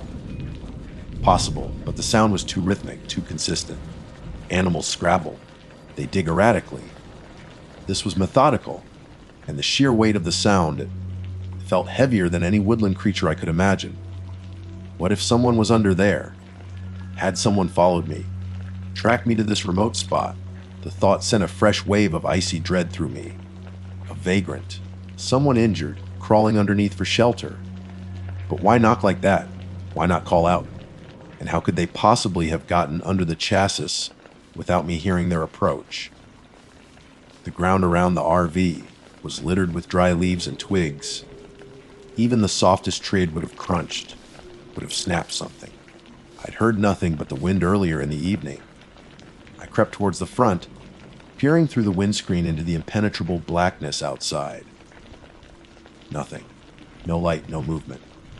Just the stark silhouettes of trees against a starless, overcast sky. The forest felt utterly devoid of life, holding its breath. Then thud vibrating up through the driver's seat supports. It was definitely under the vehicle. A wave of something akin to anger, born of sheer terror, surged through me. I couldn't just stand here, listening to this impossibility. I needed to know. even if the knowing was worse than the uncertainty I had to see. My hand trembled as I reached for the large, heavy maglite I kept tucked beside the driver's seat. Its reassuring weight felt pitifully inadequate against the unknown, but it was better than nothing. What else did I have? A small toolkit under the bench seat contained a tire iron. Heavy, awkward, but potentially a weapon. I hesitated. Arming myself felt like acknowledging this was a genuine threat, something physical that could be fought. Part of me still clung desperately to the hope of a mundane explanation. I left the tire iron, grabbing only the flashlight. Baby steps. Taking a deep breath, I moved to the main door. My fingers fumbled with the locks, the simple mechanisms suddenly feeling complex and unfamiliar in my haste. The click of the latch turning echoed unnaturally loud in the tense silence. The knocking continued, indifferent. Thud. Pause. Thud. It was like a slow, heavy heartbeat emanating from the earth beneath us. I eased the door open a crack. Peering out, the cold night air hit my face, carrying the scent of damp earth and pine needles. Nothing, just blackness. I listened. The knocking seemed fainter now, perhaps because the door was open, breaking the contained acoustics of the RV's interior, or perhaps because I was now exposed to the vast, silent emptiness of the forest. Holding the maglite like a club, I pushed the door open wider and stepped down onto the metal fold outstep, then onto the cool, slightly damp ground. My bare feet recoiled for a second before numbness set in. I flicked the switch on the flashlight. A powerful beam of white light sliced through the darkness, illuminating a patch of leaf litter, the side of the Wanderer, the dense undergrowth just yards away. I swept the beam left, then right. Nothing moved. The forest remained utterly still, silent save for the frantic thumping of my own heart. And the knocking hadn't stopped. I strained my ears. Silence. Complete profound silence, both inside the RV and out. Had opening the door scared it off? Was it an animal after all, startled by the light and noise? A surge of relief, potent but short-lived, washed over me. Mustering my courage, I crouched down, aiming the beam underneath the RV. The space beneath was tight, maybe 18 inches of clearance. Damp earth, scattered leaves, the dark shapes of the chassis, axles, the spare tire tucked away towards the rear. I swept the light slowly, meticulously from front to back, side to side. Nothing. No animal, no person, no disturbed earth to suggest digging. Nothing out of place. Just the ordinary, slightly grimy underside of a well-traveled vehicle. My breath hitched. Where was the source? How could a sound so distinct, so heavy, leave no trace? I stayed crouched, playing the beam over the central area where the sound had seemed loudest. Nothing. Just packed earth and the metal above. Then, as the beam lingered on the rear axle, it came again. Thud. I swear I felt it through the ground, a faint vibration against the palm I had braced on the damp earth. But it wasn't coming from the ground contact point. It was still emanating from under the floor, somewhere above the axle, within the complex structure of the vehicle itself, yet somehow deeper, more resonant than mere metal flexing. And crucially, it had started again while the light was directly on the area. It wasn't scared of the light. It wasn't reacting to my presence outside. Panic clawed its way up my throat. I scrambled backwards, away from the underside of the RV, my heart pounding like a drum machine. Standing up, I swept the light around the perimeter again, wildly this time. Trees, bushes, darkness. Nothing. I shone the light back underneath. Still nothing visible. Thud. Pause. Thud. It was back to its rhythm, steady, relentless. I backed towards the open door of the Wanderer, flashlight beam dancing erratically. The forest felt oppressive now, the trees leaning in, the darkness populated by unseen, watching eyes. The isolation wasn't peaceful, it was terrifyingly absolute. I practically fell back inside, slamming the door shut and fumbling with the locks again, my fingers clumsy with adrenaline. Safe. Hardly. The thin walls felt utterly useless. I leaned against the door, breathing heavily, sweat cooling rapidly on my skin despite the heater's low hum, and the knocking continued. Thud. Pause. Thud. It might have even been marginally louder now that I was back inside, sealed in with it. Or maybe it was just my perception, amplified by the failed investigation and the confirmation that Whatever it wasn't easily explained or deterred. There was nowhere to go. Driving away seemed like the only sane option, but the thought of navigating that narrow, unpaved track in the dead of night, potentially with something fundamentally wrong happening beneath the vehicle, was almost as frightening as staying put. What if the knocking was a symptom of some catastrophic mechanical failure about to happen? Unlikely given the sound, but my panicked mind grasped at any straw that wasn't overtly supernatural. But it didn't feel mechanical. It felt purposeful, communicative, almost like the prompt had stated, like the ground itself was trying to communicate, or something in the ground, trapped beneath layers of soil and rock, using the metal shell of my temporary home as a sounding board, a way to make its presence known in the world above. The image was ludicrous, insane, yet the slow, heavy beat resonated with that exact feeling. A deep, subterranean plea or warning. I spent the next few hours huddled on one of the bench seats, knees drawn up to my chest, the mag light clutched in my white-knuckled fist. Sleep was impossible. Every creak of the RV settling, every rustle of wind outside when it eventually picked up again made me jump. But underneath it all, the primary rhythm continued. Thud. Pause. Thud. Sometimes it seemed to fade slightly, only to return with renewed vigor. There was no pattern I could discern other than its relentless persistence. It burrowed into my skull, a maddening, terrifying metronome counting down the seconds in the dark. Time stretched and warped. Minutes felt like hours. The battery clock ticked loudly, each second in agony. I just watched the windows, praying for the first gray hint of dawn. The darkness outside was absolute, a suffocating blanket. Was I imagining it? Or did the knocking seem to become less frequent, the pauses lengthening as the blackness outside began to soften almost imperceptibly? Finally, after an eternity, a faint, ghostly gray light began to filter through the trees. The oppressive darkness yielded, replaced by the cold, flat light of pre-dawn, and with the arrival of the light, the knocking seemed to slow further. Oh, pause it. Oh. The impacts grew softer, more hesitant, until finally, with the sky distinctly gray and the shapes of individual trees becoming visible, it stopped.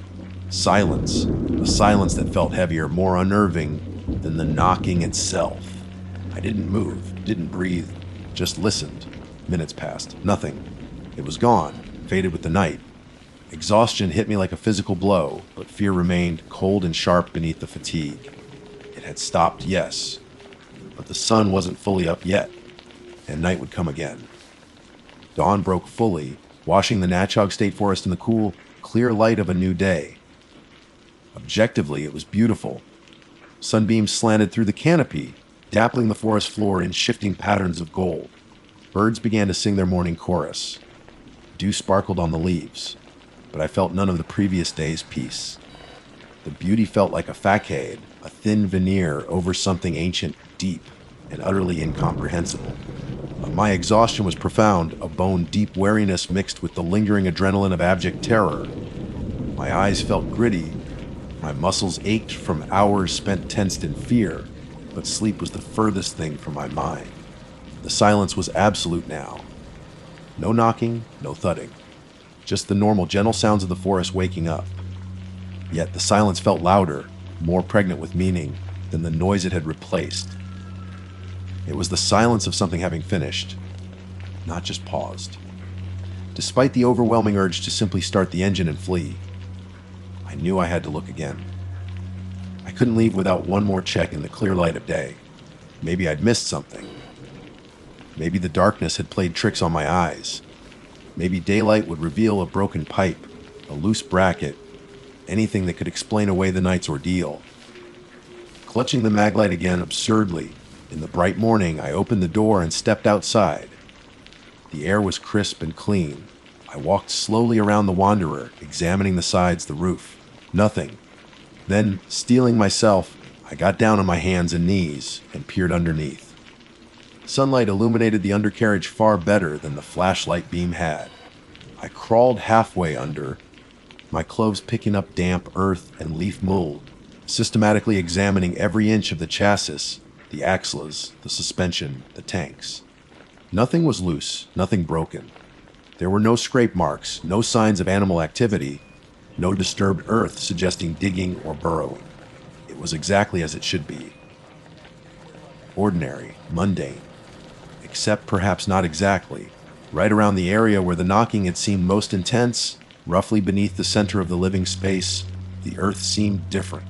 It wasn't obviously disturbed, not dug up or freshly turned, but there was a faint, almost imperceptible darkening of the soil, a subtle depression, maybe 6 feet across, as if something incredibly heavy had rested there for a time, compacting the ground ever so slightly before vanishing without a trace. Or perhaps as if the ground itself had sagged inwards, drawn down by something beneath. It was so subtle, I couldn't be sure if I wasn't just projecting my fear onto the landscape, desperately seeking any physical evidence. I touched it.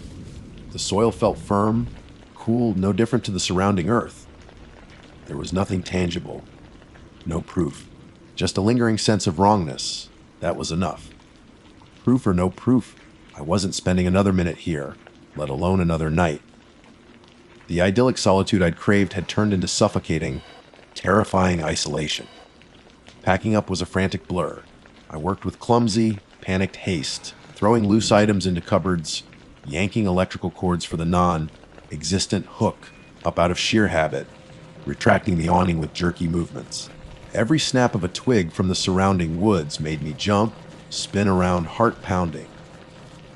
The process of detaching the water hose from the internal tank, readying the waste systems for travel, usually a methodical routine, felt fraught with a nameless dread. I kept glancing towards the spot under the RV, half expecting the knocking to start again, even in broad daylight. Securing the cabin took minutes, instead of the usual careful checks. I didn't bother making coffee or having breakfast. The thought of food turned my stomach. I just needed to get the engine started, get the Wanderer moving, put as much distance between myself and this patch of forest as possible. The engine turned over with a reassuring roar, momentarily drowning out the unnerving quiet. I didn't dare look in the mirrors as I pulled away, bumping slowly over the uneven ground of the turnout. Getting back onto the narrow access track felt like a small victory. The drive out was excruciating. Every bump and jostle of the RV on the unpaved road felt amplified, sinister. Was that a normal rattle or something else? Was that vibration just the rough track, or was it starting again? I gripped the steering wheel so tightly my knuckles were white, eyes flicking constantly between the track ahead and the rearview mirror, half expecting to see what? I didn't know. That was the worst part. The miles crawled by. The dense forest pressed in on either side, the trees like silent, watchful sentinels. It felt like the woods themselves were reluctant to let me go. Finally, agonizingly, the track widened, joined a slightly better gravel road, and then, blessed relief, tarmac. I turned onto the state highway, the smooth surface beneath the tires feeling like salvation. I pushed the accelerator harder than perhaps I should have, the engine whining in protest, but I didn't care. I needed speed, distance, the comforting anonymity of civilization. I drove for hours, putting Natchog State Forest far behind me. I didn't stop until I reached a brightly lit, bustling service station on a major interstate. The noise and artificial light a jarring, but welcome contrast to the profound silence I'd fled. Sitting there, sipping a scalding, tasteless coffee under the fluorescent glare, surrounded by the mundane chatter of other travelers, the night's events felt dreamlike, unreal. But the tremor in my hands, the cold knot of fear still lodged in my stomach, told me it had been very real indeed. It's been 6 months since that trip.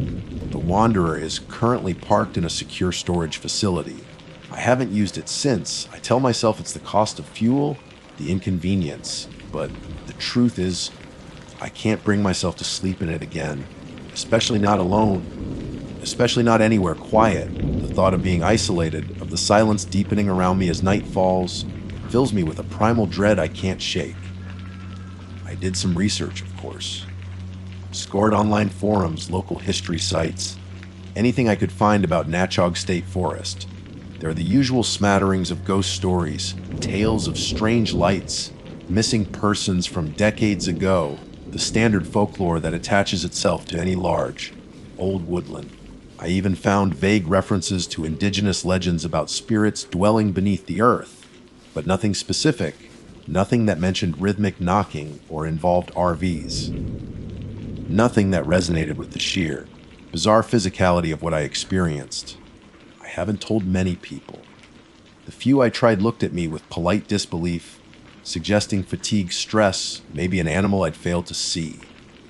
How do you explain a sound that comes from nowhere?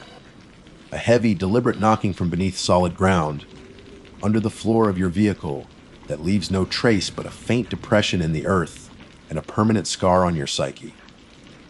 I still don't know what it was. Was it geological? Some bizarre seismic activity localized to that one spot? Was it paranormal? A trapped spirit, an earthbound entity, something else entirely beyond human comprehension? The feeling it left me with wasn't necessarily malice. It was otherness. A profound sense of something ancient, powerful, and deeply terrestrial communicating in the only way it could.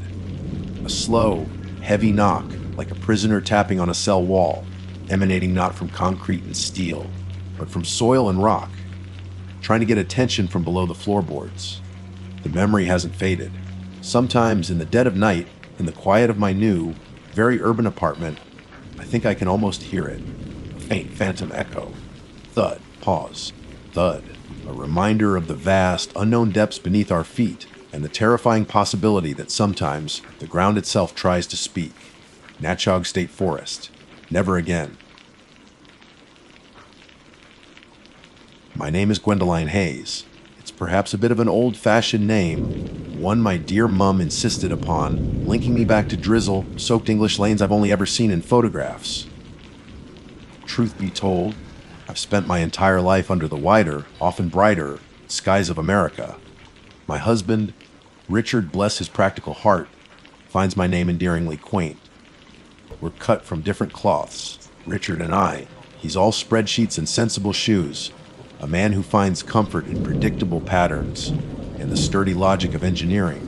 I, on the other hand, have always been drawn to the spaces between the lines, the whispers in the wind, the stories held by old stones and older trees. Perhaps that's why we balance each other so well. Or perhaps it's why what happened affected me so profoundly, burrowing under my skin in a way Richard, despite his best efforts, could never truly comprehend. We'd always loved the outdoors, Richard and I. Not in the rugged conquer, the mountain sort of way, but in a gentler fashion.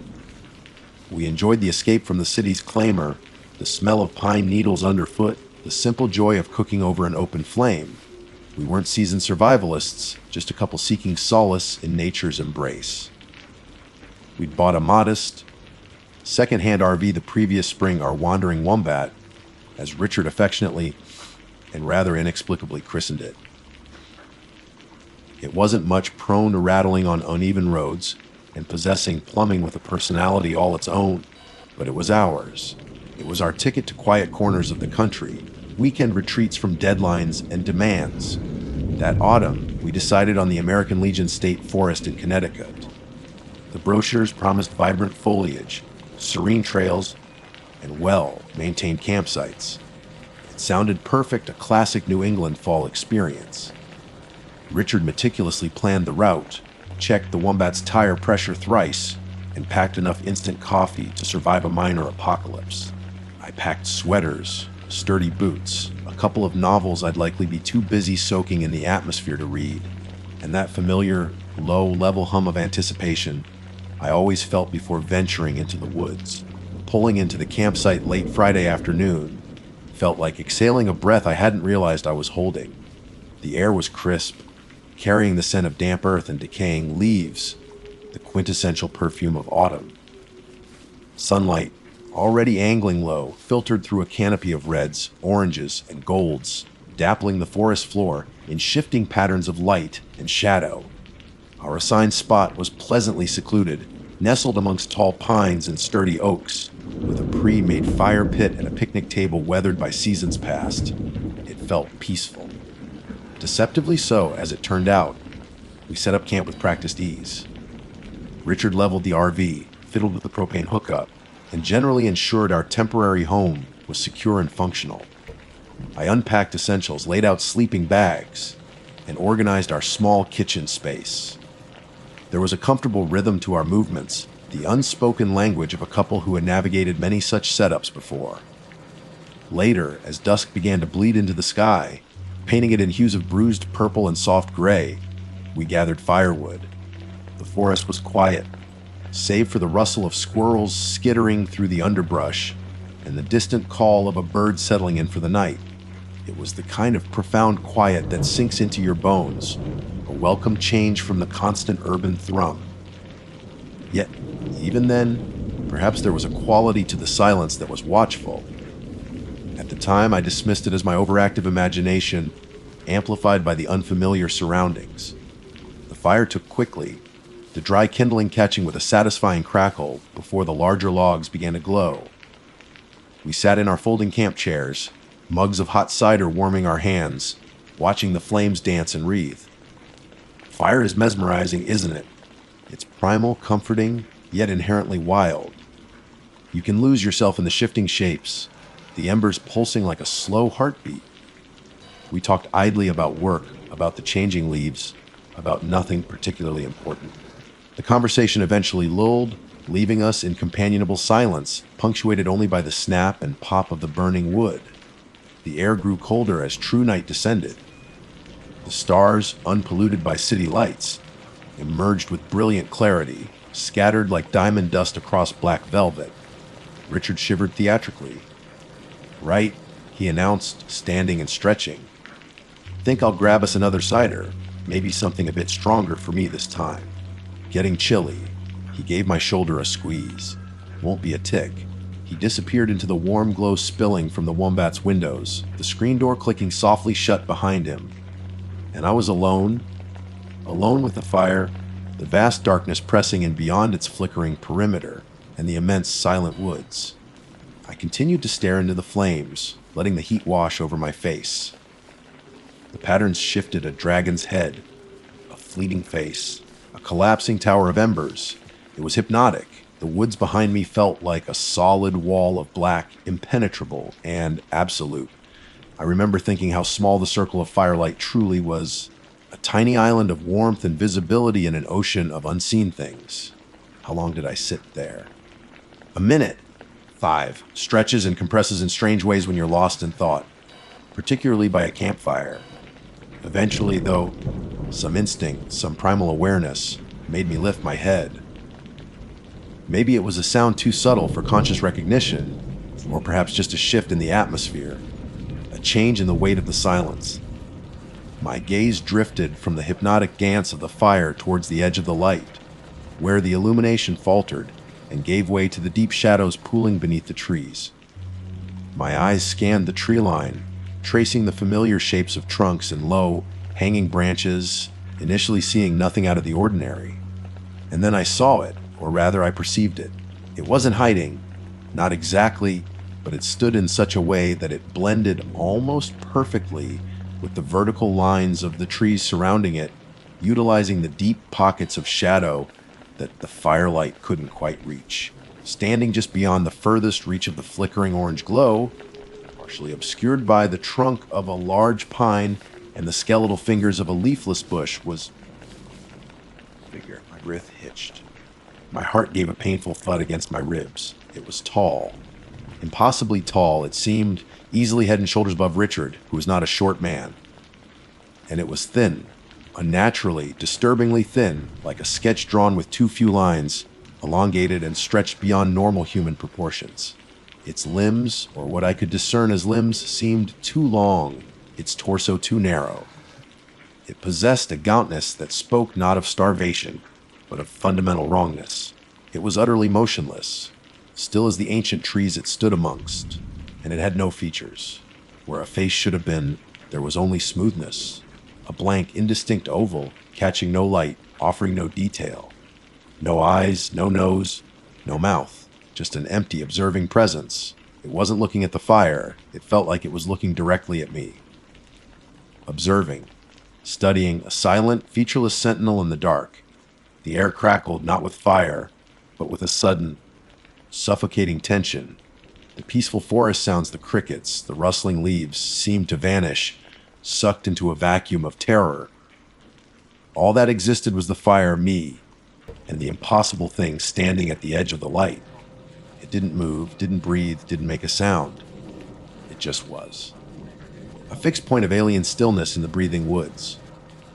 How long did I stare, frozen, my mind struggling to process what my eyes were seeing?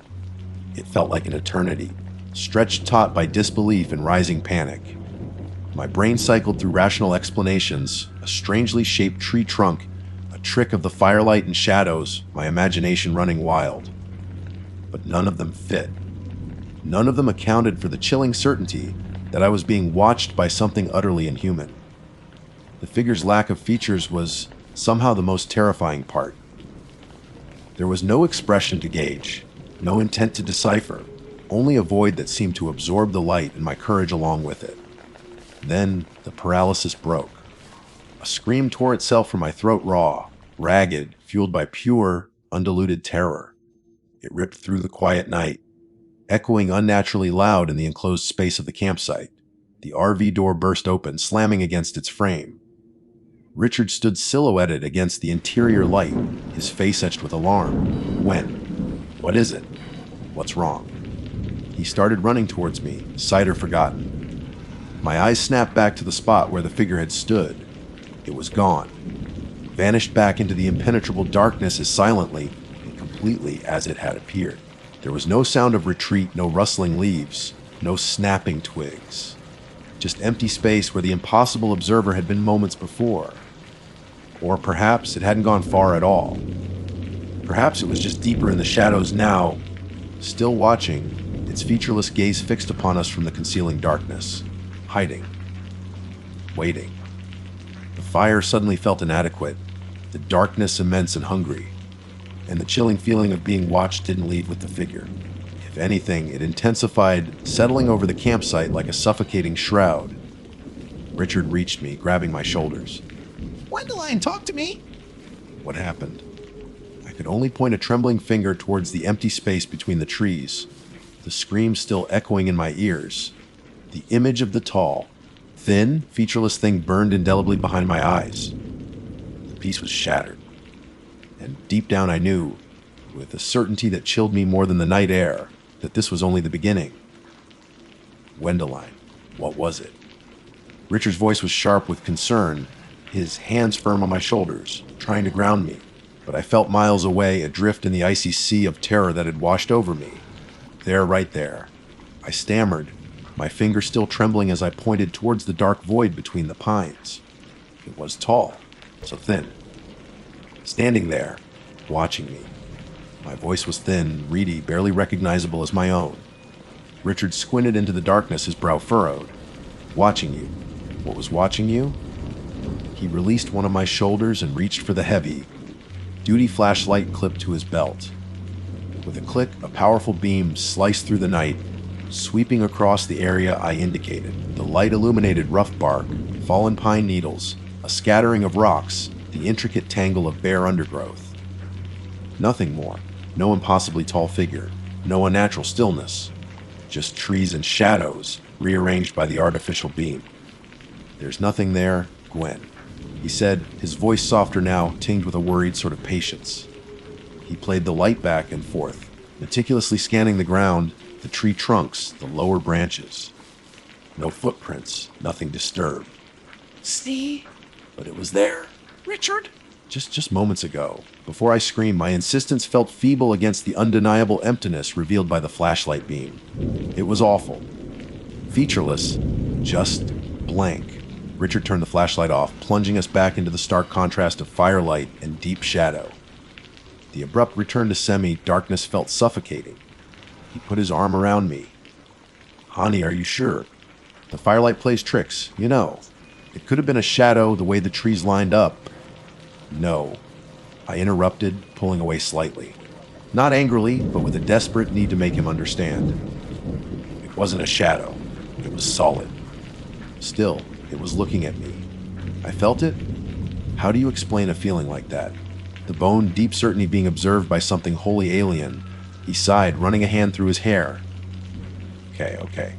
I believe you saw something that scared you. Badly. He looked genuinely worried, but there was a subtle undertone I couldn't ignore, the careful phrasing of a man trying to humor someone overwrought. You've been tired, stressed from work. Maybe your eyes just played a trick on you. He hesitated. Did you have more cider? The question, gentle as it was, stung. No, Richard. I had half a mug. I wasn't drunk. I wasn't hallucinating. I saw what I saw. My voice trembled again, this time with frustration as much as fear. He wasn't getting it. He thought I was hysterical. All right, love. All right. He pulled me closer again, rubbing my back. Let's get you inside the wombat. Get you warmed up properly. We can sit by the fire for a bit longer if you like, but maybe closer to the door. The thought of sitting back out there, even with Richard beside me, sent a fresh wave of dread through me. Every shadow now seemed deeper, potentially concealing. The rustle of leaves in the faint breeze sounded like stealthy footsteps. The feeling of being watched hadn't dissipated. When the figure vanished, it clung to the air, heavy and oppressive. I imagined that blank, featureless face turned towards us from the impenetrable darkness just beyond the fire's reach. No, I whispered. I want to go inside. Now. Lock the door. Richard looked surprised but nodded. Okay. Whatever you need. He kicked some dirt over the larger flames, dampening the fire down to sullen embers, plunging the campsite into near total darkness, save for the weak glow spilling from the RV windows. The short walk from the fire pit to the RV door felt like traversing a mile-long gauntlet. I practically scrambled up the steps, my heart pounding, my eyes darting nervously towards the tree line. Richard followed, securing the lock with a decisive click that offered only the barest illusion of safety. What good was a flimsy lock against something that seemed to defy natural laws? Inside the wandering wombat, the familiar, slightly cramped space felt different. It wasn't a cozy haven anymore. It was a fragile box surrounded by an encroaching, malevolent awareness. The cheerful checked curtains suddenly seemed inadequate, the windows vulnerable portals to the watching dark. I sank onto the small bench seat at the dinette, wrapping my arms around myself, shivering despite the warmth inside. Richard made tea, his movements deliberately calm and ordinary. He sat opposite me, placing a steaming mug in my hands. My fingers were still cold, and they shook as I gripped the ceramic. Try and drink this? He urged gently. Tell me again. Slowly. What did it look like? I described it again, trying to articulate the wrongness of its proportions, the terrifying blankness where a face should have been, the profound stillness, the overwhelming sense of being seen. He listened patiently, nodding, asking clarifying questions. How tall, exactly? What color? Was it definitely standing, not hanging? The engineer in him trying to gather data, to impose logic onto the illogical, but I could see the doubt lingering in his eyes. He was trying to understand my fear, but not the source of it. He was processing it as a psychological event, not a physical encounter. Maybe it was some local prankster. He offered eventually. Someone dressed up, trying to scare campers. Dressed up as what, Richard? It wasn't wearing clothes. It was just it. And the way it vanished. Silently. Instantly. The idea felt almost as ludicrous as the reality. Or maybe, he said, leaning forward, his voice low, maybe it was an animal we don't recognize. A deer standing oddly, distorted by the light. A bear up on its hind legs. It wasn't an animal, I insisted, feeling wary resignation creep in. It felt old and wrong. Not like anything natural. We sat in silence for a while. The only sounds the ticking of the cheap clock on the wall and the faint sighing of the wind outside. Every creak of the RV settling, every branch scraping against the roof made me jump. I kept glancing at the windows, expecting to see that tall, thin silhouette pressed against the glass, its featureless face peering in. Richard eventually tried to steer the conversation towards lighter topics, talking about the drive, plans for breakfast, the route home on Sunday. But the normalcy felt forced, brittle. The fear had wedged itself between us, an unspoken, unacknowledged chasm. He clearly thought I'd had a waking nightmare, a momentary lapse, while I knew I had encountered something inexplicable and terrifying. Getting ready for bed was an ordeal. I insisted on drawing every curtain tightly shut. Changing felt exposing, vulnerable. I brushed my teeth with my back pressed against the tiny bathroom door, imagining something standing just outside. Sleep felt like an impossibility. We lay side by side in the narrow bed tucked into the alcove at the back of the RV. Richard tried to hold me, but I was tense as a coiled spring. Every sound from outside hammered at my nerves. Was that scratching on the roof just a branch, or something else?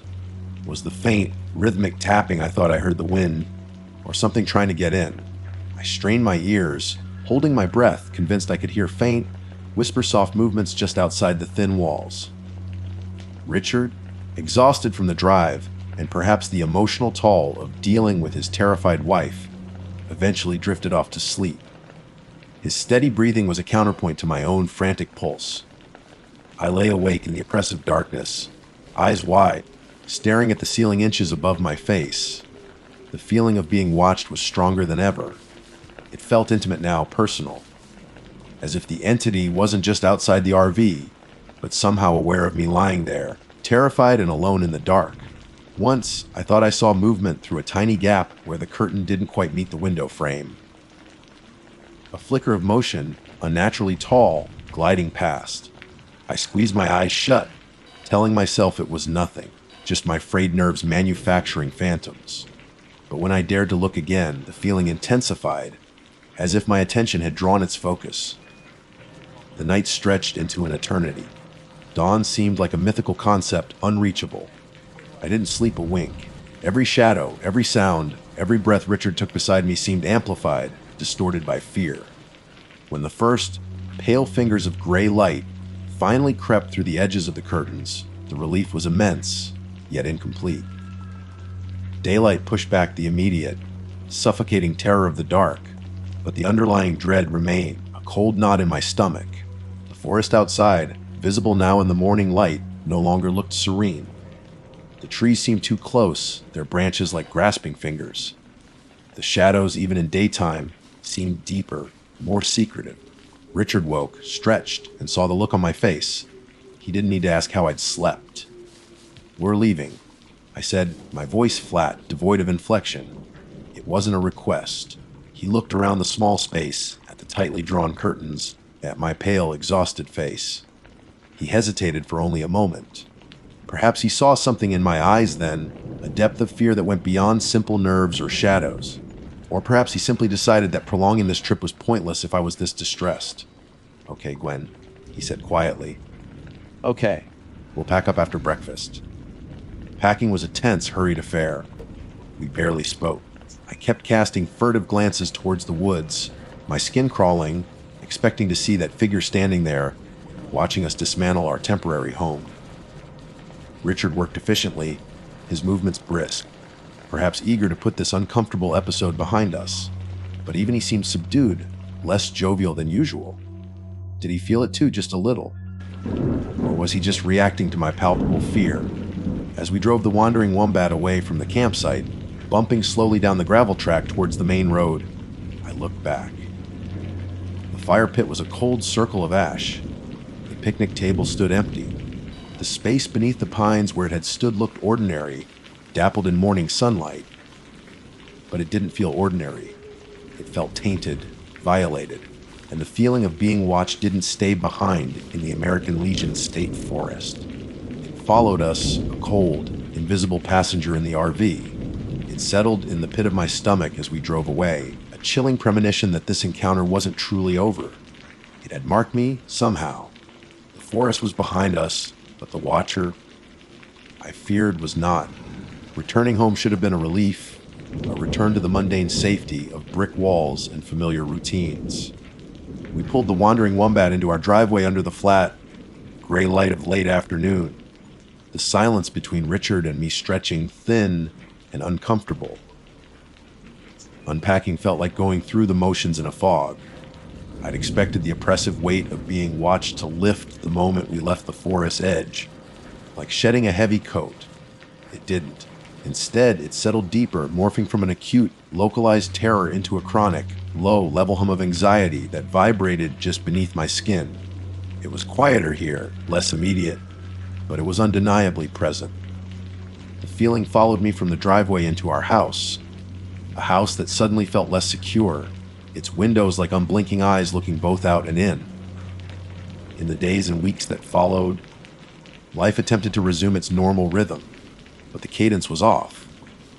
I went back to work, sorting through emails and attending meetings, but my focus was fractured.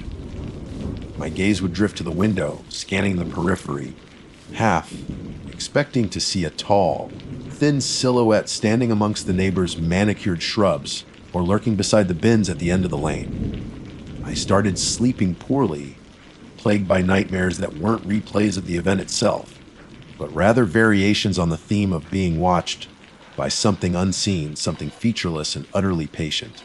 I'd wake up, suddenly heart pounding, convinced there was something standing silently in the corner of our bedroom, just beyond the reach of the bedside lamp. Richard tried. He really did.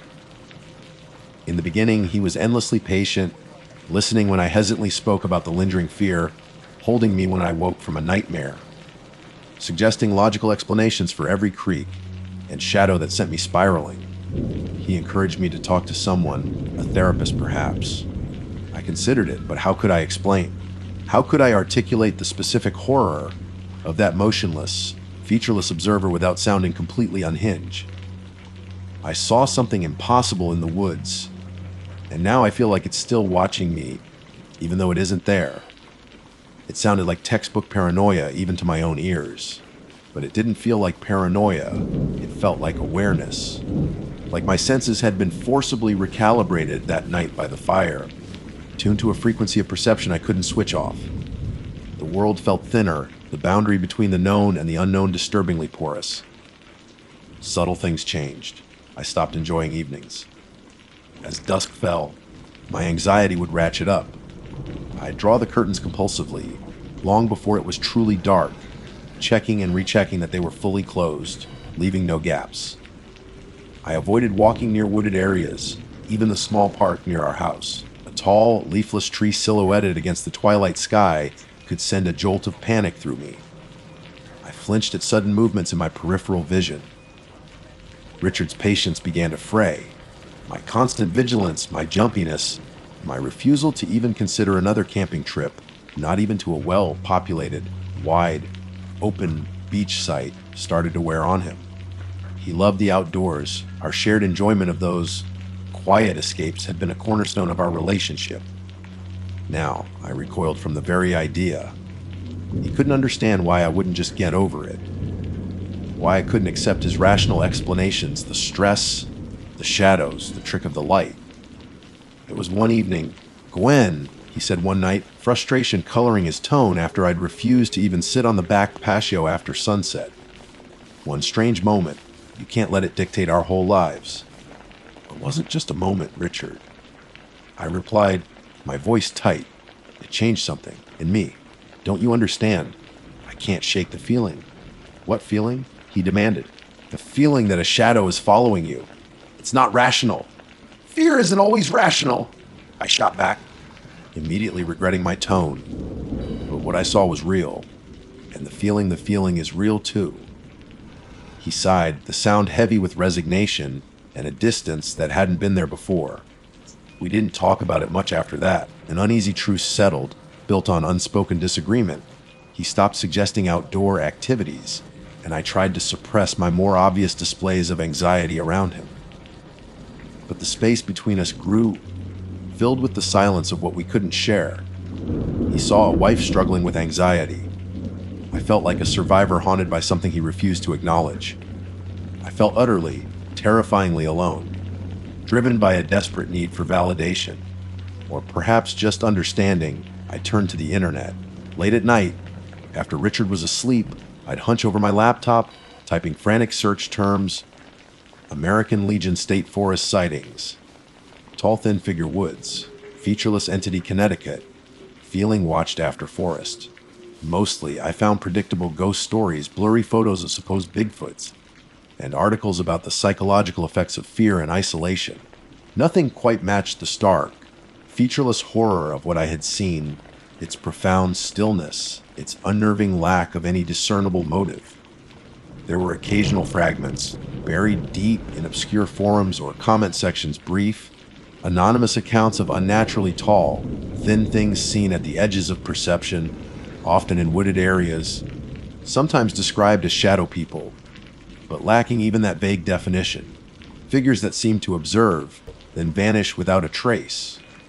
None mentioned the complete lack of features, that terrifying blankness, but the descriptions of height, thinness, and silent observation sent shivers down my spine.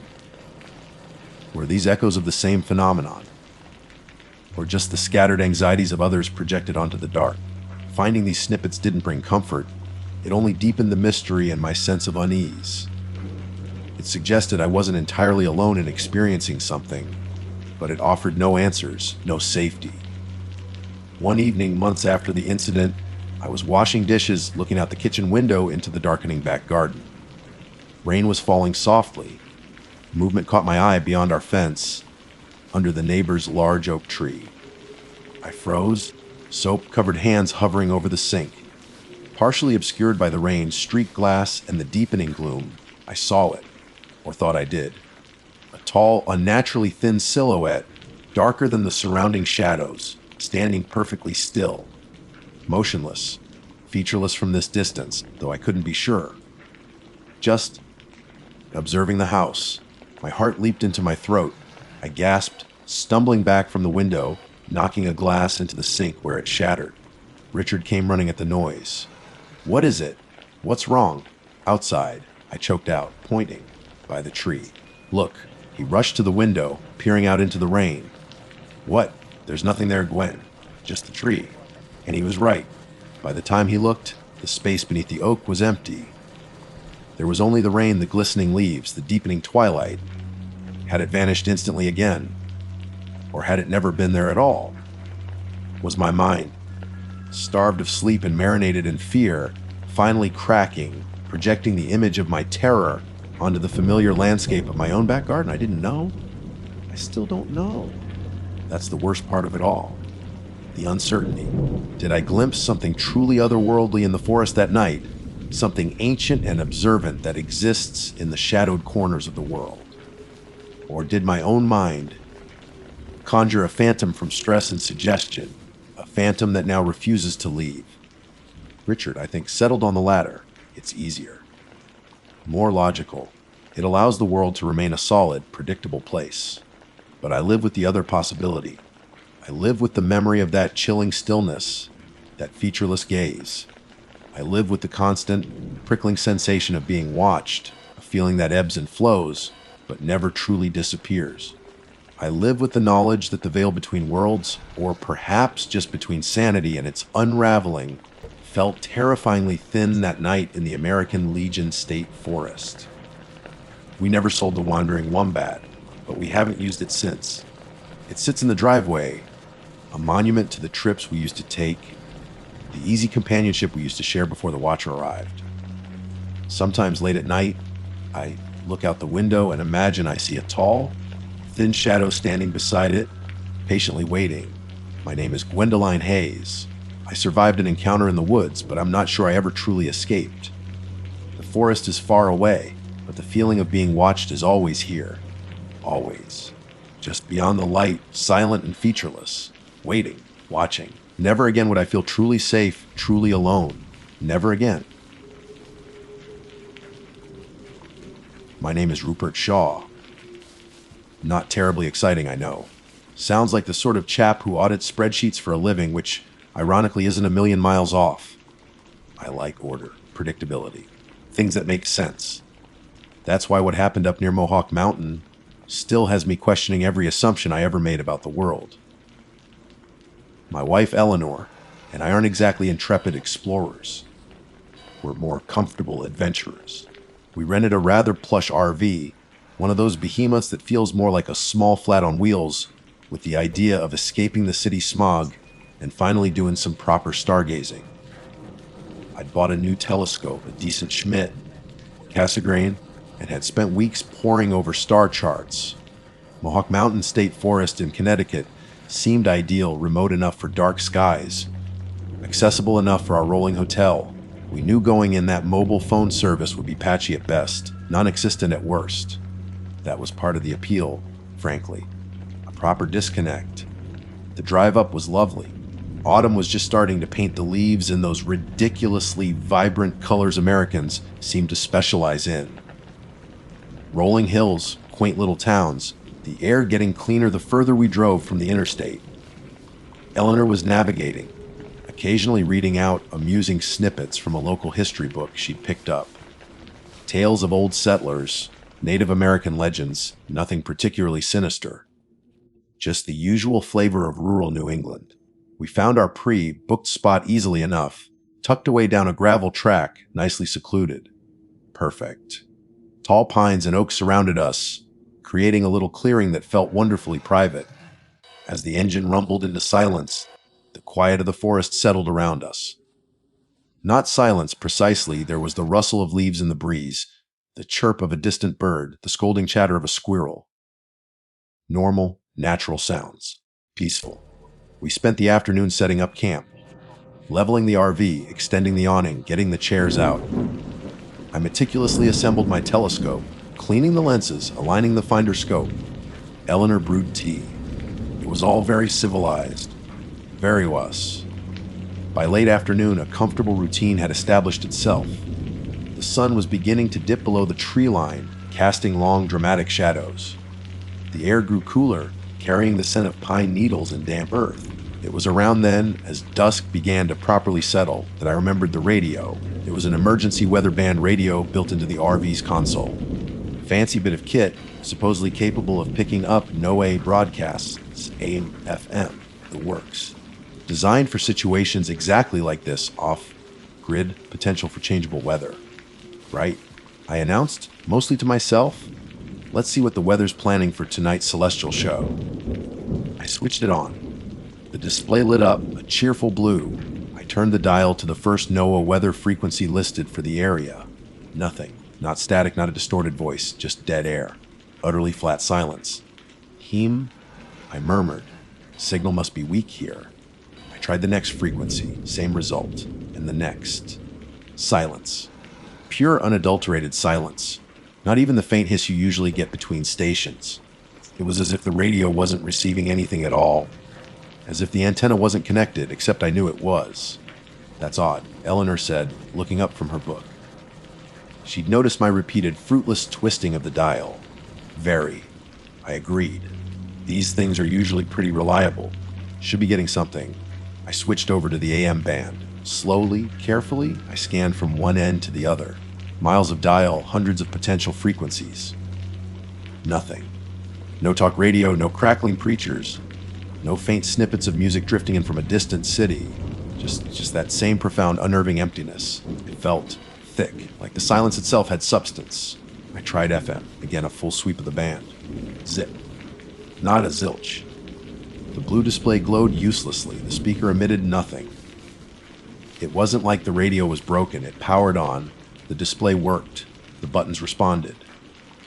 It just wasn't receiving a single thing across any frequency. Maybe the atmospheric conditions are weird. Eleanor offered, though she didn't sound convinced. Weird enough to block everything. AM/FM, dedicated weather bands. I shook my head. I've never encountered anything like it. You'd expect some static, surely. Some interference. This is blank. I switched it off and then on again. Still nothing. I checked the antenna connection outside. It was secure. I even tapped the side of the unit. The universal fix, it gestured. The silence persisted. A prickle of unease started low in my gut. The expected lack of mobile phone service was one thing. That was a technological limitation we'd anticipated. But the complete and utter failure of a dedicated emergency radio felt different. It felt wrong. The cheerful chirps and rustles of the forest suddenly seemed distant, muffled, as if we were inside a soundproof box. Nature's ambient noise struggling to penetrate. Eleanor shivered, pulling her cardigan tighter. It does feel awfully quiet now you mention it, she said softly, her eyes scanning the darkening trees around us. like the woods are holding their breath. Holding their breath. That was exactly it. The natural sounds hadn't vanished entirely, but they seemed subdued, flattened. The vibrant tapestry of forest noise had faded to a muted backdrop, and overlaying it all was the memory of the radio's dead silence. It wasn't just quiet, it was an absence. A void where signals should have been. We tried to shrug it off. Faulty equipment, perhaps. A strange dead spot, maybe amplified by the local topography. Rational explanations. That's what I do, find the logical cause. But the feeling wouldn't quite dissipate. It clung to the air like the evening chill. As true darkness fell, the stars began to emerge. Tentatively at first, then in their thousands, then millions. It was breathtaking. Exactly what we'd come for. Orion climbing in the east, the Pleiades glittering like scattered diamonds. I focused on the telescope, aligning it, finding Jupiter, its tiny moon's sharp points of light beside the banded disk. For a while, lost in the immensity above, I almost forgot the strange quiet, the dead radio. Almost. But the silence pressed in from the edges of the clearing. It felt watchful. The lack of any electronic signal, the inability to hear a weather report or even a crackle of static, felt less like an inconvenience and more like a quarantine, as if something didn't want us hearing anything from the outside world, as if something had sealed us inside this bubble of profound, unnatural stillness deep in the woods under the silent, watching stars. The beauty of the night sky suddenly felt less awe, inspiring and more terrifyingly vast, emphasizing our utter isolation.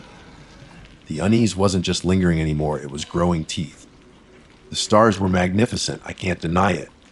Cold, distant points of light scattered across an impossibly black canvas. But the awe I usually felt when contemplating the cosmos was curdling into something else. Dread. The silence wasn't just the absence of man-made noise anymore. It felt like the absence of everything.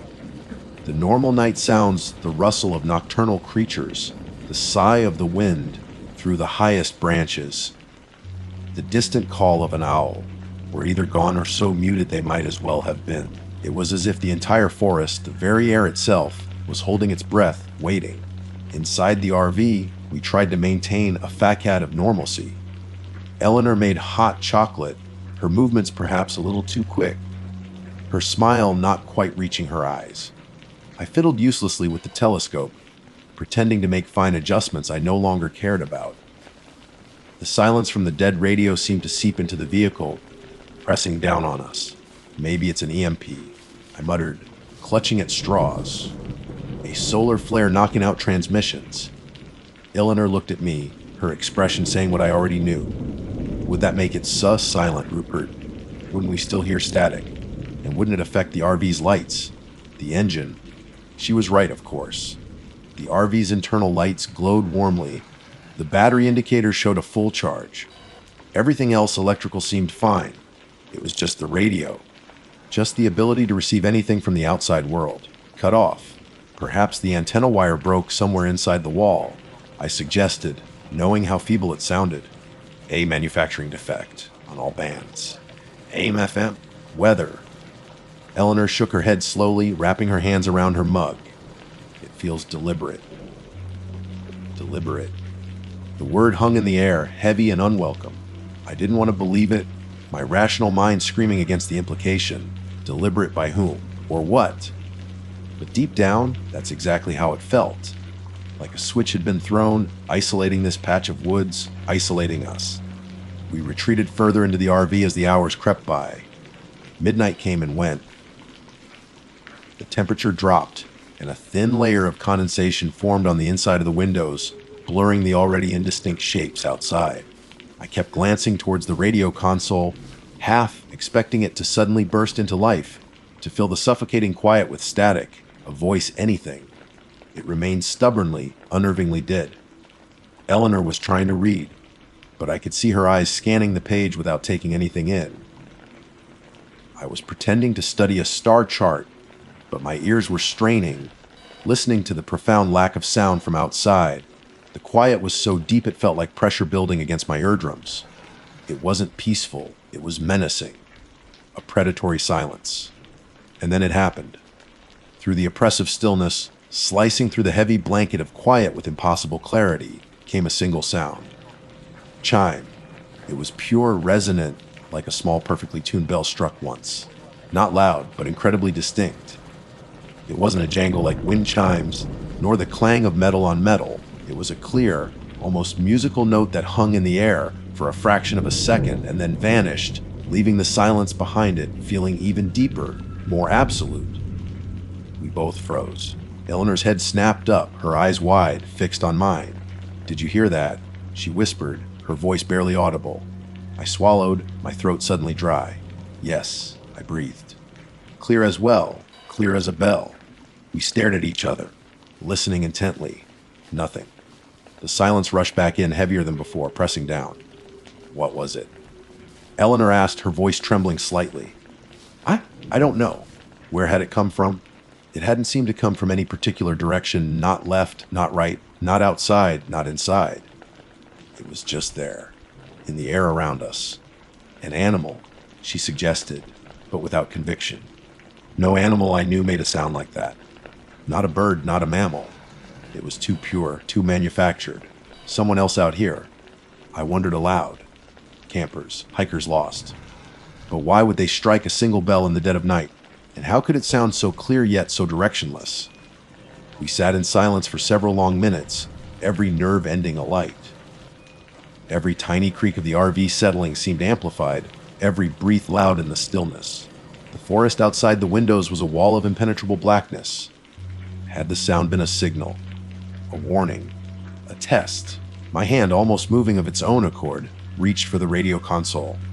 Hope, illogical but desperate, flared within me. Maybe the chime had broken through whatever was causing the silence. Maybe it was some bizarre form of interference that preceded the return of normal signals. I switched it on. The blue display glowed. I twisted the dial through the NOAA frequencies. Nothing. AM band sweep from end to end. Nothing. FM band. Same futile exercise. Nothing. Not a hiss, not a crackle, not a whisper of static. The same profound, dead, mocking silence filled the speaker. The chime hadn't changed a thing. The bubble was still intact. We were still cut off. A cold wave washed over me, colder than the night air outside. The chime hadn't been a glitch in the silence. It felt like it was part of it. Something allowed through, or something generated from within the phenomenon itself. The dead radio wasn't just a lack of signal anymore. It felt like a confirmation. Whatever was happening, whatever that chime was, it wasn't accidental atmospheric conditions or faulty wiring. It's still dead, I said, my voice flat. Eleanor hugged herself, looking small and vulnerable in the warm glow of the RV lights. Rupert, I'm scared. Me too ill. I admitted, the pretense of rational explanation finally crumbling. Me too. The feeling of being watched intensified. The darkness outside the windows felt alive now, concealing something. Something that could create that perfect, impossible silence and then pierce it with a single, inexplicable sound. Why? What did it mean? We didn't sleep much after that. We stayed huddled in the main cabin of the RV, the curtains drawn tight, jumping at every tiny noise. The telescope sat forgotten. The stars wheeled overhead, unseen. Profound silence continued, broken only by the memory of that single, crystalline chime echoing in the dead air, a question mark hanging in the oppressive dark. It felt like a prelude, like the silence was merely the stage being set, and that single note was the curtain rising on something we were not prepared to see. We were trapped in the quiet and waiting for the next act, and the waiting was agony. The hours between the chime and the dawn were the longest of my life. Every creak of the RV settling, every rustle of fabric as one of us shifted position, seemed deafening in the otherwise absolute stillness. We didn't speak much, Eleanor and I. What was there to say? We were trapped in a bubble of unnatural silence, punctuated by a single, impossible sound. Under a sky full of indifferent stars, fear was a physical presence in the small space, cold and heavy. My meticulously planned stargazing trip had curdled into a sleepless, terrified vigil. I found myself staring at the drawn curtains, imagining shapes moving just beyond them in the impenetrable darkness. Was something circling the RV, watching us? The silence itself felt like a presence, pressing in, listening. My mind, usually my refuge of logic and order, conjured increasingly irrational fears. Was the air outside breathable? Was the ground stable? Had the forest itself somehow turned malevolent? The chime echoed in my memory so pure, so clean, so utterly out of place. A signal, a marker, or just a random discharge from whatever phenomenon held us captive. When the first hint of gray began to dilute the blackness outside, relief washed over me so potent it was almost painful. Dawn. Surely, whatever this was, it was tied to the night. Surely daylight would break the spell. With trembling hands, I pulled back a corner of the curtain. The forest looked normal. Trees stood silent, dusted with dew. Mist curled softly between the trunks. No monsters, no visible anomalies. Just the woods at dawn. But the silence persisted. No birdsong greeted the rising sun. No squirrels chattered. The profound quiet remained, heavy and oppressive even in the growing light. "Let's check," Eleanor whispered, her voice hoarse. I nodded, already moving towards the radio console. My heart pounded with a desperate hope. Please, let it be over. Let the normal world back in. I switched it on. The blue display glowed. I turned the dial. No bands, dead silence. AM band D, dead silence. FM band, dead silence. Nothing had changed. The bubble was still firmly in place. Daylight made no difference. "Right," I said, my voice tight, trying to project a calm I didn't feel. "We're leaving. Now." There was no argument. We moved with frantic, clumsy haste. Forget breakfast, forget packing properly. Chairs were haphazardly folded and shoved into storage compartments. The telescope, my prized possession, was bundled unceremoniously back into its case. We disconnected the leveling jacks, retracted the awning, our movements jerky with adrenaline and fear. Every moment spent outside the RV felt exposed, vulnerable. The silent forest seemed to watch our panicked retreat with a cold indifference. Getting the RV started was a moment of pure terror. What if the engine wouldn't turn over? What if the silence affected all machinery eventually? But the engine caught with a reassuring roar, loud and abrasive after the hours of stillness. I didn't wait for it to warm up properly. I slammed it into gear, wheels spinning slightly on the damp earth and gravel as we pulled away from the clearing. The drive back down the gravel track felt agonizingly slow. I kept glancing in the rearview mirror, half expecting to see something. But there was only the empty track, the silent trees. Eleanor sat rigidly beside me, her knuckles white where she gripped the dashboard. As we bumped onto the paved county road, a sense of cautious relief began to build. We were moving, putting distance between ourselves and that clearing. But the silence persisted. I kept fiddling with the radio dial as I drove, scanning the bands obsessively. Still nothing. It felt like driving through a vacuum. Mile after mile, the scenery changed from dense forest to more open woodland, then scattered farms. Yet the radio remained stubbornly dead. No phone signal either, though that was less surprising in these rural stretches. How far did this bubble extend? Was it centered on the clearing, or was it following us? The thought sent a fresh wave of ice through my veins. Then, perhaps 5 or 6 miles from the campsite, turn off, it happened. I was sweeping the AM dial again, more out of nervous habit than expectation, when the speaker suddenly erupted. Not with music, not with a voice, but with a deafening blast of static. White noise, harsh and loud, flooded the cabin. We both jumped violently, Eleanor crying out. The sheer volume, after the profound quiet, was physically shocking, like a blow to the ears. "Bloody hell," I exclaimed, fumbling to turn the volume down, but beneath the roar of static, something else was there. Faintly, distorted but undeniably present, was the sound of a voice, a crackling announcer from some distant station. Almost simultaneously, Eleanor gasped, holding up her mobile. "Rupert! Bars!" "I've got 1 bar." The relief was instantaneous and overwhelming. My shoulders sagged, the tension draining out of me so fast I felt dizzy. We had crossed some invisible boundary. We were out. The silence was broken. The bubble had popped. Or rather, we had driven out of it. The rest of the drive passed in a blur of disjointed conversation and shaken silence. We tried to piece it together, tried to find a rational explanation. Some kind of localized atmospheric freak, a secret military test, a geological phenomenon interfering with radio waves.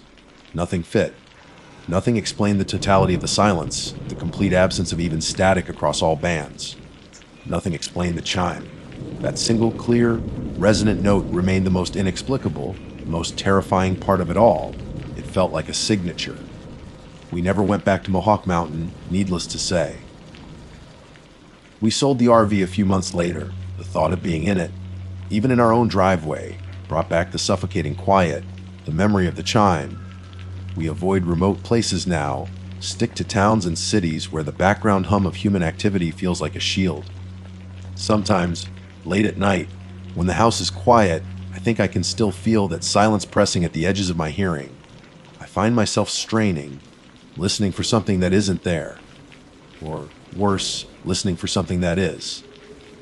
That single, clear chime. What was it? A warning? A greeting? A territorial marker from something ancient and wholly other dwelling in the deep woods, capable of imposing its own reality, its own profound silence upon the world? We'll never know. We reported the radio silence vaguely to the park authorities, omitting the chime for fear of sounding utterly mad. They mentioned occasional dead spots, but nothing like what we described. We were dismissed, politely. Sometimes I wonder if anyone else has experienced it, or if we were just unlucky. Or lucky, perhaps to have only experienced the silence and the chime, and nothing more. We were hoping for some stargazing, a quiet escape. We found quiet, all right, a quiet so deep it swallowed the world. Never again. I will never seek out that kind of silence again. My name is Cecily Thorne. Sounds a bit prim, I know, perhaps more suited to dusty libraries or afternoon tea than rattling around the wilds of Connecticut in a rented recreational vehicle, but there you have it. Names are just labels, aren't they? They don't define the entirety of you, though sometimes, looking back, I wonder if mine carries a certain predisposition towards noticing things others might miss, or perhaps imagining them. Until recently, I would have leaned towards the latter. My husband, David, is the practical one. Salt of the earth, steady as a rock, calls a spade and thinks anything more fanciful is a waste of perfectly good oxygen. He's the reason we were out there in the first place. Not that he's particularly outdoorsy in the traditional sense. You won't find him scaling mountains or wrestling bears. But he got this notion in his head, fueled by glossy brochures and far too many YouTube videos, that an RV trip would be the perfect escape. A change of scenery, a break from the relentless churn of work, emails, and the low, humming anxiety of modern life. Proper adventure. Cease. He'd called it, his eyes shining with the enthusiasm of a Labrador promised a walk. I'll admit, I was skeptical. My idea of roughing it usually involves a hotel, where the Wi-Fi is a bit spotty. But David can be persuasive, and the thought of waking up surrounded by trees instead of traffic did hold a certain appeal. We rented the RV, a hulking beast, far bigger than anything I was comfortable imagining driving, though David handled it with surprising ease. It was clean, relatively new, and kitted out with all the mod cons: a tiny shower, a functional kitchenette, a surprisingly comfortable bed tucked away at the back, and a pair of bunk beds opposite the main sleeping area, which we planned to use for storage mostly, as it was just the two of us. We spent a small fortune stocking it with supplies, enough dehydrated meals to survive a minor apocalypse, marshmallows for toasting, board games we'd likely never play, and, at my insistence, several bottles of rather decent wine. Our destination was Cockaponset State Forest. David had found it online, drawn by descriptions of sprawling woodlands, hiking trails, and designated spots for vehicles like ours. It sounded idyllic, remote enough to feel like an escape, but accessible enough not to require specialist survival skills. The name itself had a certain rustic charm, didn't it? Cockaponset rolls off the tongue like birdsong, or perhaps the bubbling of a brook. Nothing about it suggested anything other than peace and natural beauty. The drive up was uneventful, filled mostly with David's cheerful whistling and my attempts to navigate via a slightly temperamental GPS app.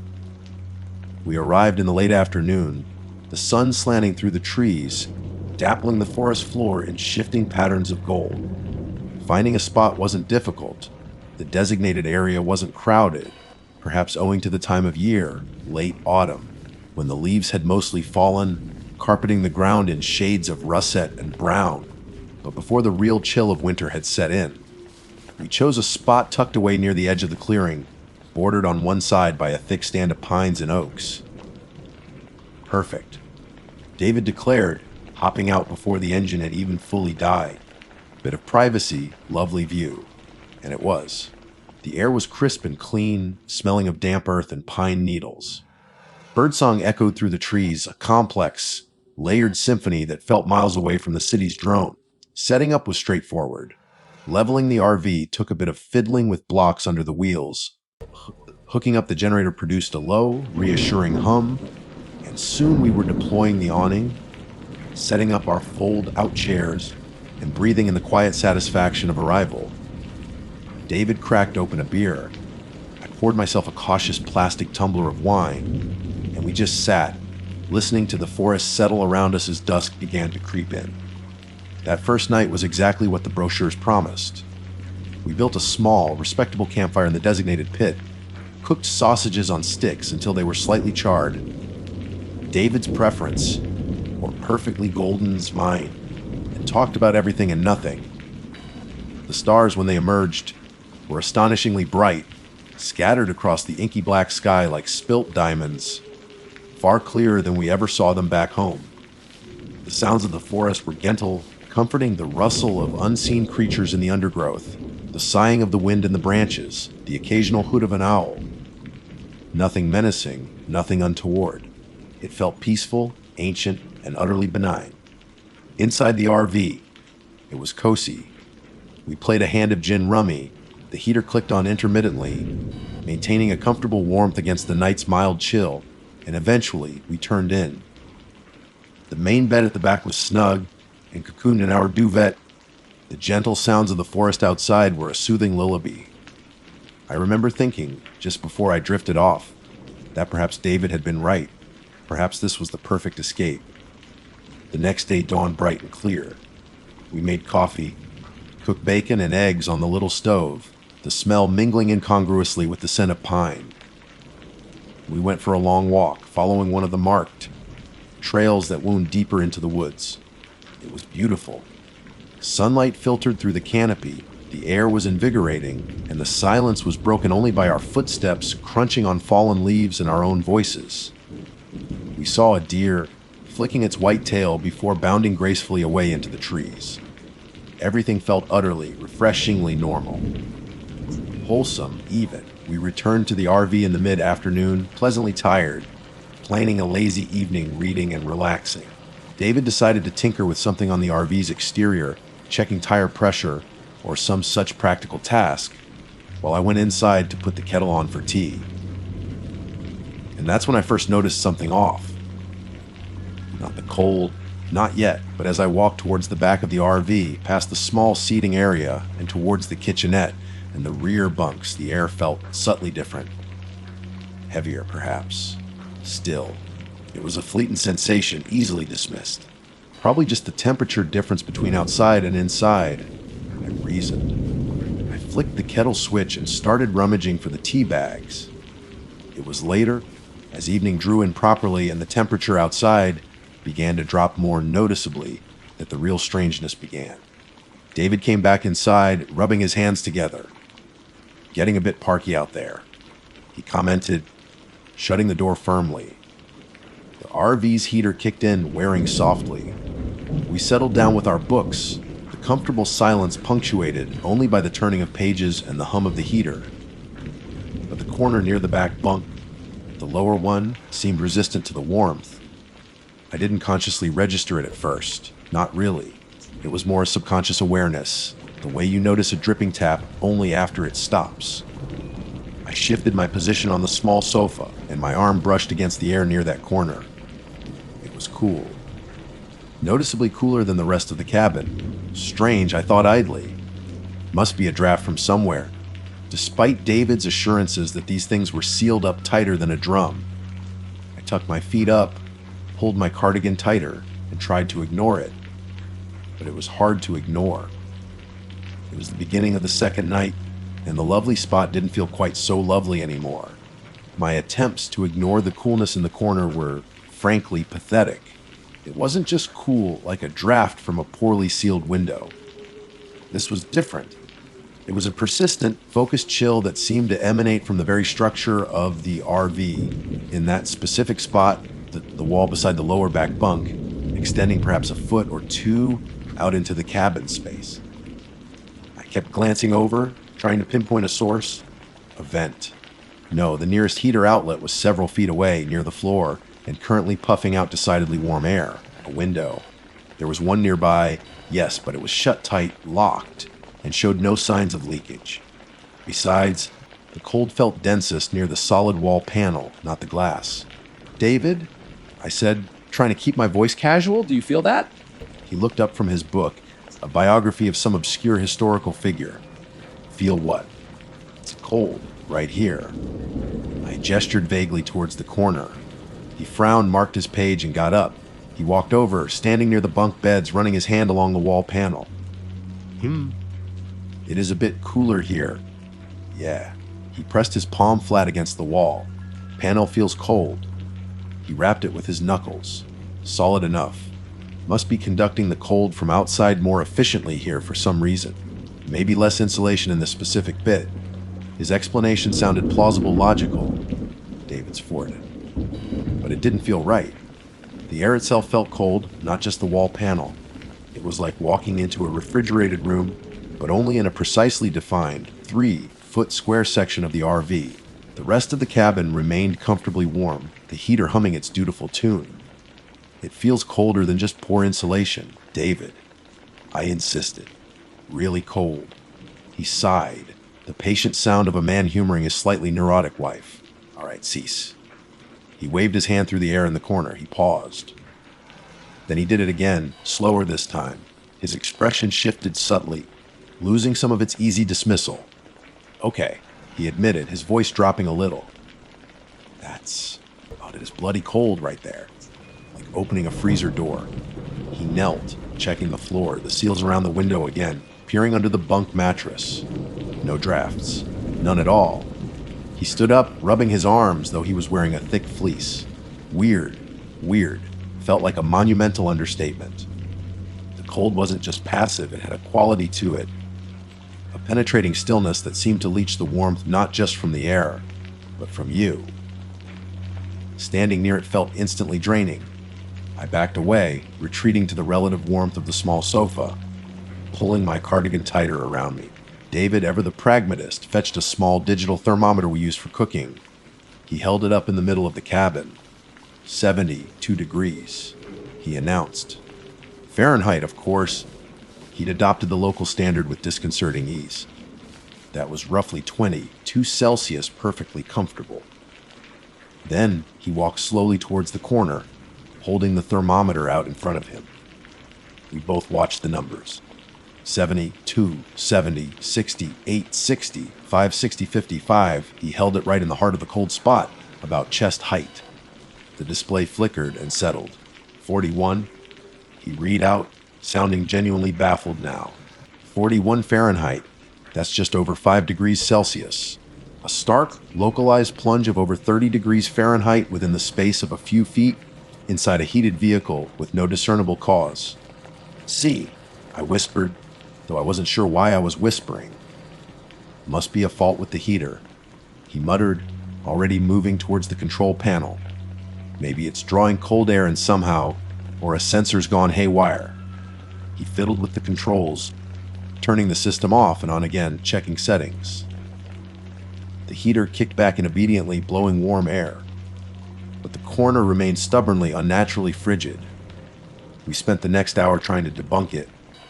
We checked the outside of the RV in that area, nothing amiss.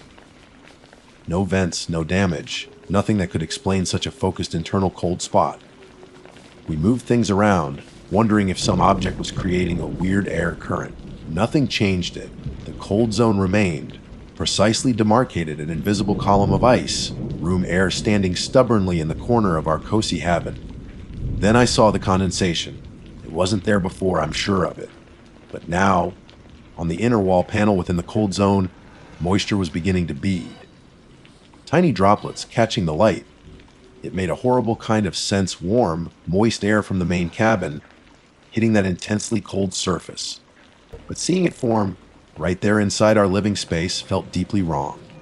It wasn't just a temperature anomaly anymore. It was actively changing the environment. David saw it too. Right, he said, his voice tight. Condensation, because it's so bloody cold there. He seemed to cling to the physical explanation, a life raft in a sea of the inexplicable. But I couldn't tear my eyes away from the pattern the droplets were forming. It was random at first, just speckles and streaks. But as more moisture gathered, it began to coalesce. Not into random patches, but into distinct trickling lines. Lines that looked unnervingly deliberate. David, I breathed, pointing. Look at it. The droplets ran down the smooth wall panel, merging, diverging, leaving damp trails. And some of those trails, they looked like fingers. Long, thin, spaced apart as if a hand, slick with condensation, had been pressed against the inside of the wall, leaving its chilling imprint. There were 4 distinct lines and a 5th slightly separate, like a thumb. It wasn't perfect, not a photograph, but the suggestion was undeniable, visceral. My breath hitched. It's just condensation running, cease, David said quickly, but his eyes were fixed on the wall, his earlier confidence evaporating. Gravity. It runs down. Does it run down in perfectly spaced lines like that? My voice trembled slightly. Lines that look like someone's traced their fingers there. He didn't answer. He just stared, his face pale in the warm glow of the RV's lights. The rest of the cabin felt safe, normal. But that corner felt like an intrusion. An outpost of some other place, some other state of being, right there beside the bunk beds. And the feeling grew. It wasn't just cold anymore. It felt occupied. That's the only word for it, like something was standing there, unseen, unheard, radiating not just cold, but a profound and paralyzing dread. It was a heavy, pressing feeling, settling in my stomach like lead. My skin prickled, the hairs on my arms standing on end despite the warmth everywhere else. Every instinct screamed at me to get out, to run, to leave the RV and never look back. But where would we go? Out into the dark forest. The cheerful homeliness of the RV had vanished, replaced by a sense of claustrophobia. The walls seemed closer, the ceiling lower. The gentle sounds from outside the wind, the rustles, now sounded sinister, masking potential threats. David, usually so talkative and decisive, was quiet, pacing the small space between the kitchenette and the driver's seat, carefully avoiding the back corner. He kept glancing at the wall, then quickly looking away again. It's just physics, he said eventually, stopping his pacing. He sounded like he was trying to convince himself more than me. Temperature differential. Air pressure. Something technical. Technical doesn't feel like this, David. I replied, my voice barely a whisper. It feels hostile. He ran a hand through his hair, looking utterly lost. Okay. So, it's weird. It's bloody freezing in one spot, and condensation looks a bit creepy. It doesn't mean anything. But it did mean something. You could feel it. The air wasn't just cold, it was dead, heavy. Like all the energy, all the warmth, all the life had been sucked out of it. And the dread wasn't just a reaction to the cold. It felt like an emission, radiating outwards from that corner like heat waves from tarmac, only inverse. An active projection of fear. We tried to ignore it again, retreating to the front of the RV, near the driver's cabin, as far from the back corner as we could get. We turned the radio on low, hoping some inane pop music could dispel the atmosphere. It couldn't. The dread seeped outwards, a palpable presence that the thin barrier of normality couldn't hold back. The finger, like trails of condensation, glistened on the wall panel. The temperature in that corner remained stubbornly, impossibly low. The space felt watched, violated, occupied by an invisible, freezing, malevolent guest. And the second night had only just begun. Sleep was out of the question. How could anyone rest with that thing sharing the confined space? We stayed huddled at the front of the RV, the weak music from the radio doing absolutely nothing to pierce the thick blanket of dread that emanated from the back corner. We spoke in hushed tones, as if afraid of provoking whatever occupied that icy patch of air.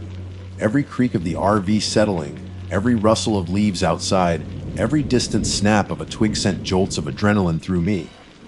David, bless him, tried one last time to be the voice of reason, suggesting we just needed to get some sleep, that things would seem better in the morning light.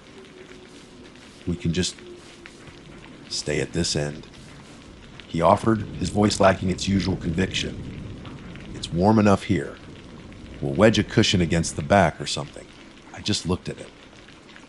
David, I can feel it from here. It's like static electricity, but made of ice and fear. It wants us to know it's there. Sleeping feels like turning your back on a predator. He didn't argue. He just sank back into the passenger seat, staring blankly ahead through the windscreen into the pitch black forest.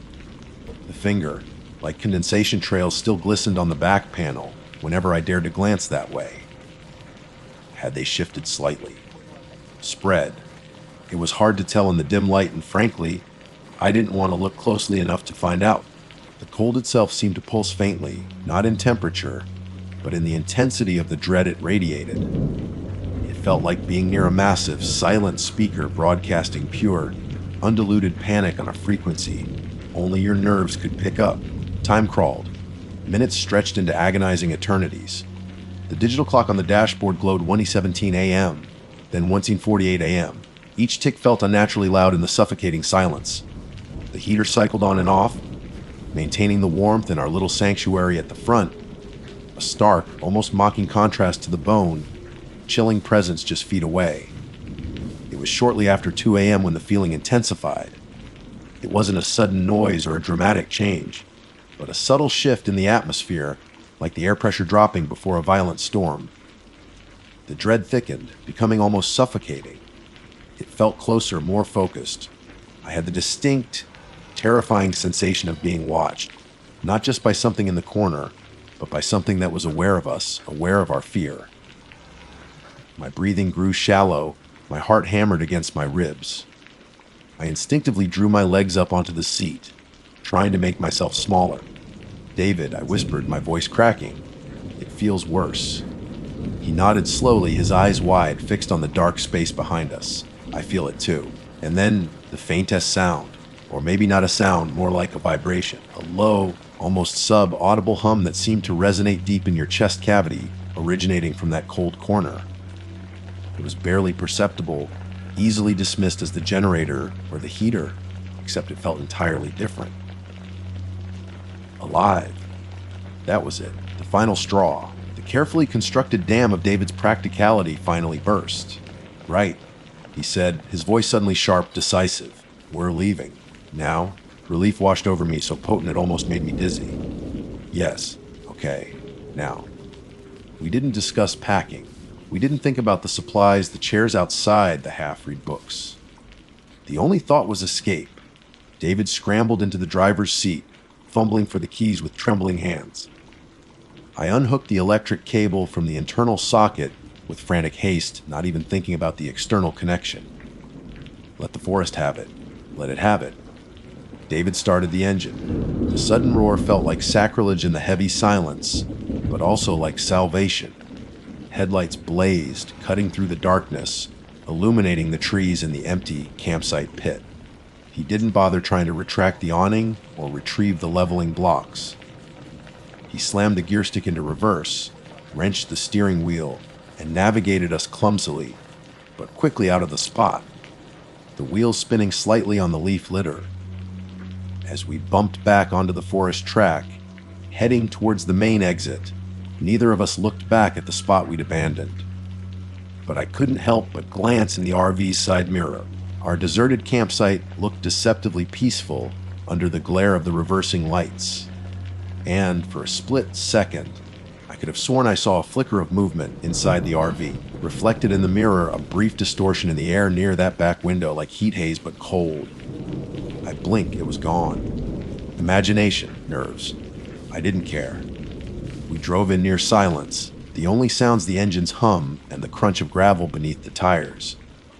The oppressive atmosphere inside the RV began to dissipate the further we got from that spot. But it didn't vanish entirely. It lingered, like the phantom smell of smoke after a fire. The cold corner itself gradually warmed up as we drove. The condensation evaporated, but the memory of the cold, the feeling of that presence, remained imprinted on the space. Or perhaps imprinted on us. We didn't stop until we hit a brightly lit, all-night service station on the main highway, miles away from Cockaponset State Forest. The harsh fluorescent lights, the smell of stale coffee and disinfectant, the bored-looking cashier, it all felt like paradise, a heaven of blessed, mundane normalcy. We sat in the RV for a long time, engine off, just breathing, the adrenaline slowly ebbing away, leaving us shaky and exhausted. What was that cease? David finally asked, his voice hollow. I shook my head, leaning it against the cool glass of the passenger window. I don't know, but it wasn't just cold. We returned the RV the next day, cutting the trip short, offering some vague excuse about feeling unwell. We didn't mention the cold spot, the condensation, the dread. Who would believe us? They'd think we were mad or trying to get a discount. Did they check it? Did anyone else ever rent that specific vehicle and park in that specific forest? Did they feel it too? I don't know. I don't want to know. We tried to rationalize it later, of course. Mass hysteria. A shared delusion brought on by the unfamiliar surroundings. A freak environmental phenomenon. But none of it fits. None of it explains the focused, intense nature of the cold, the finger-like patterns, or that overwhelming, sentient dread.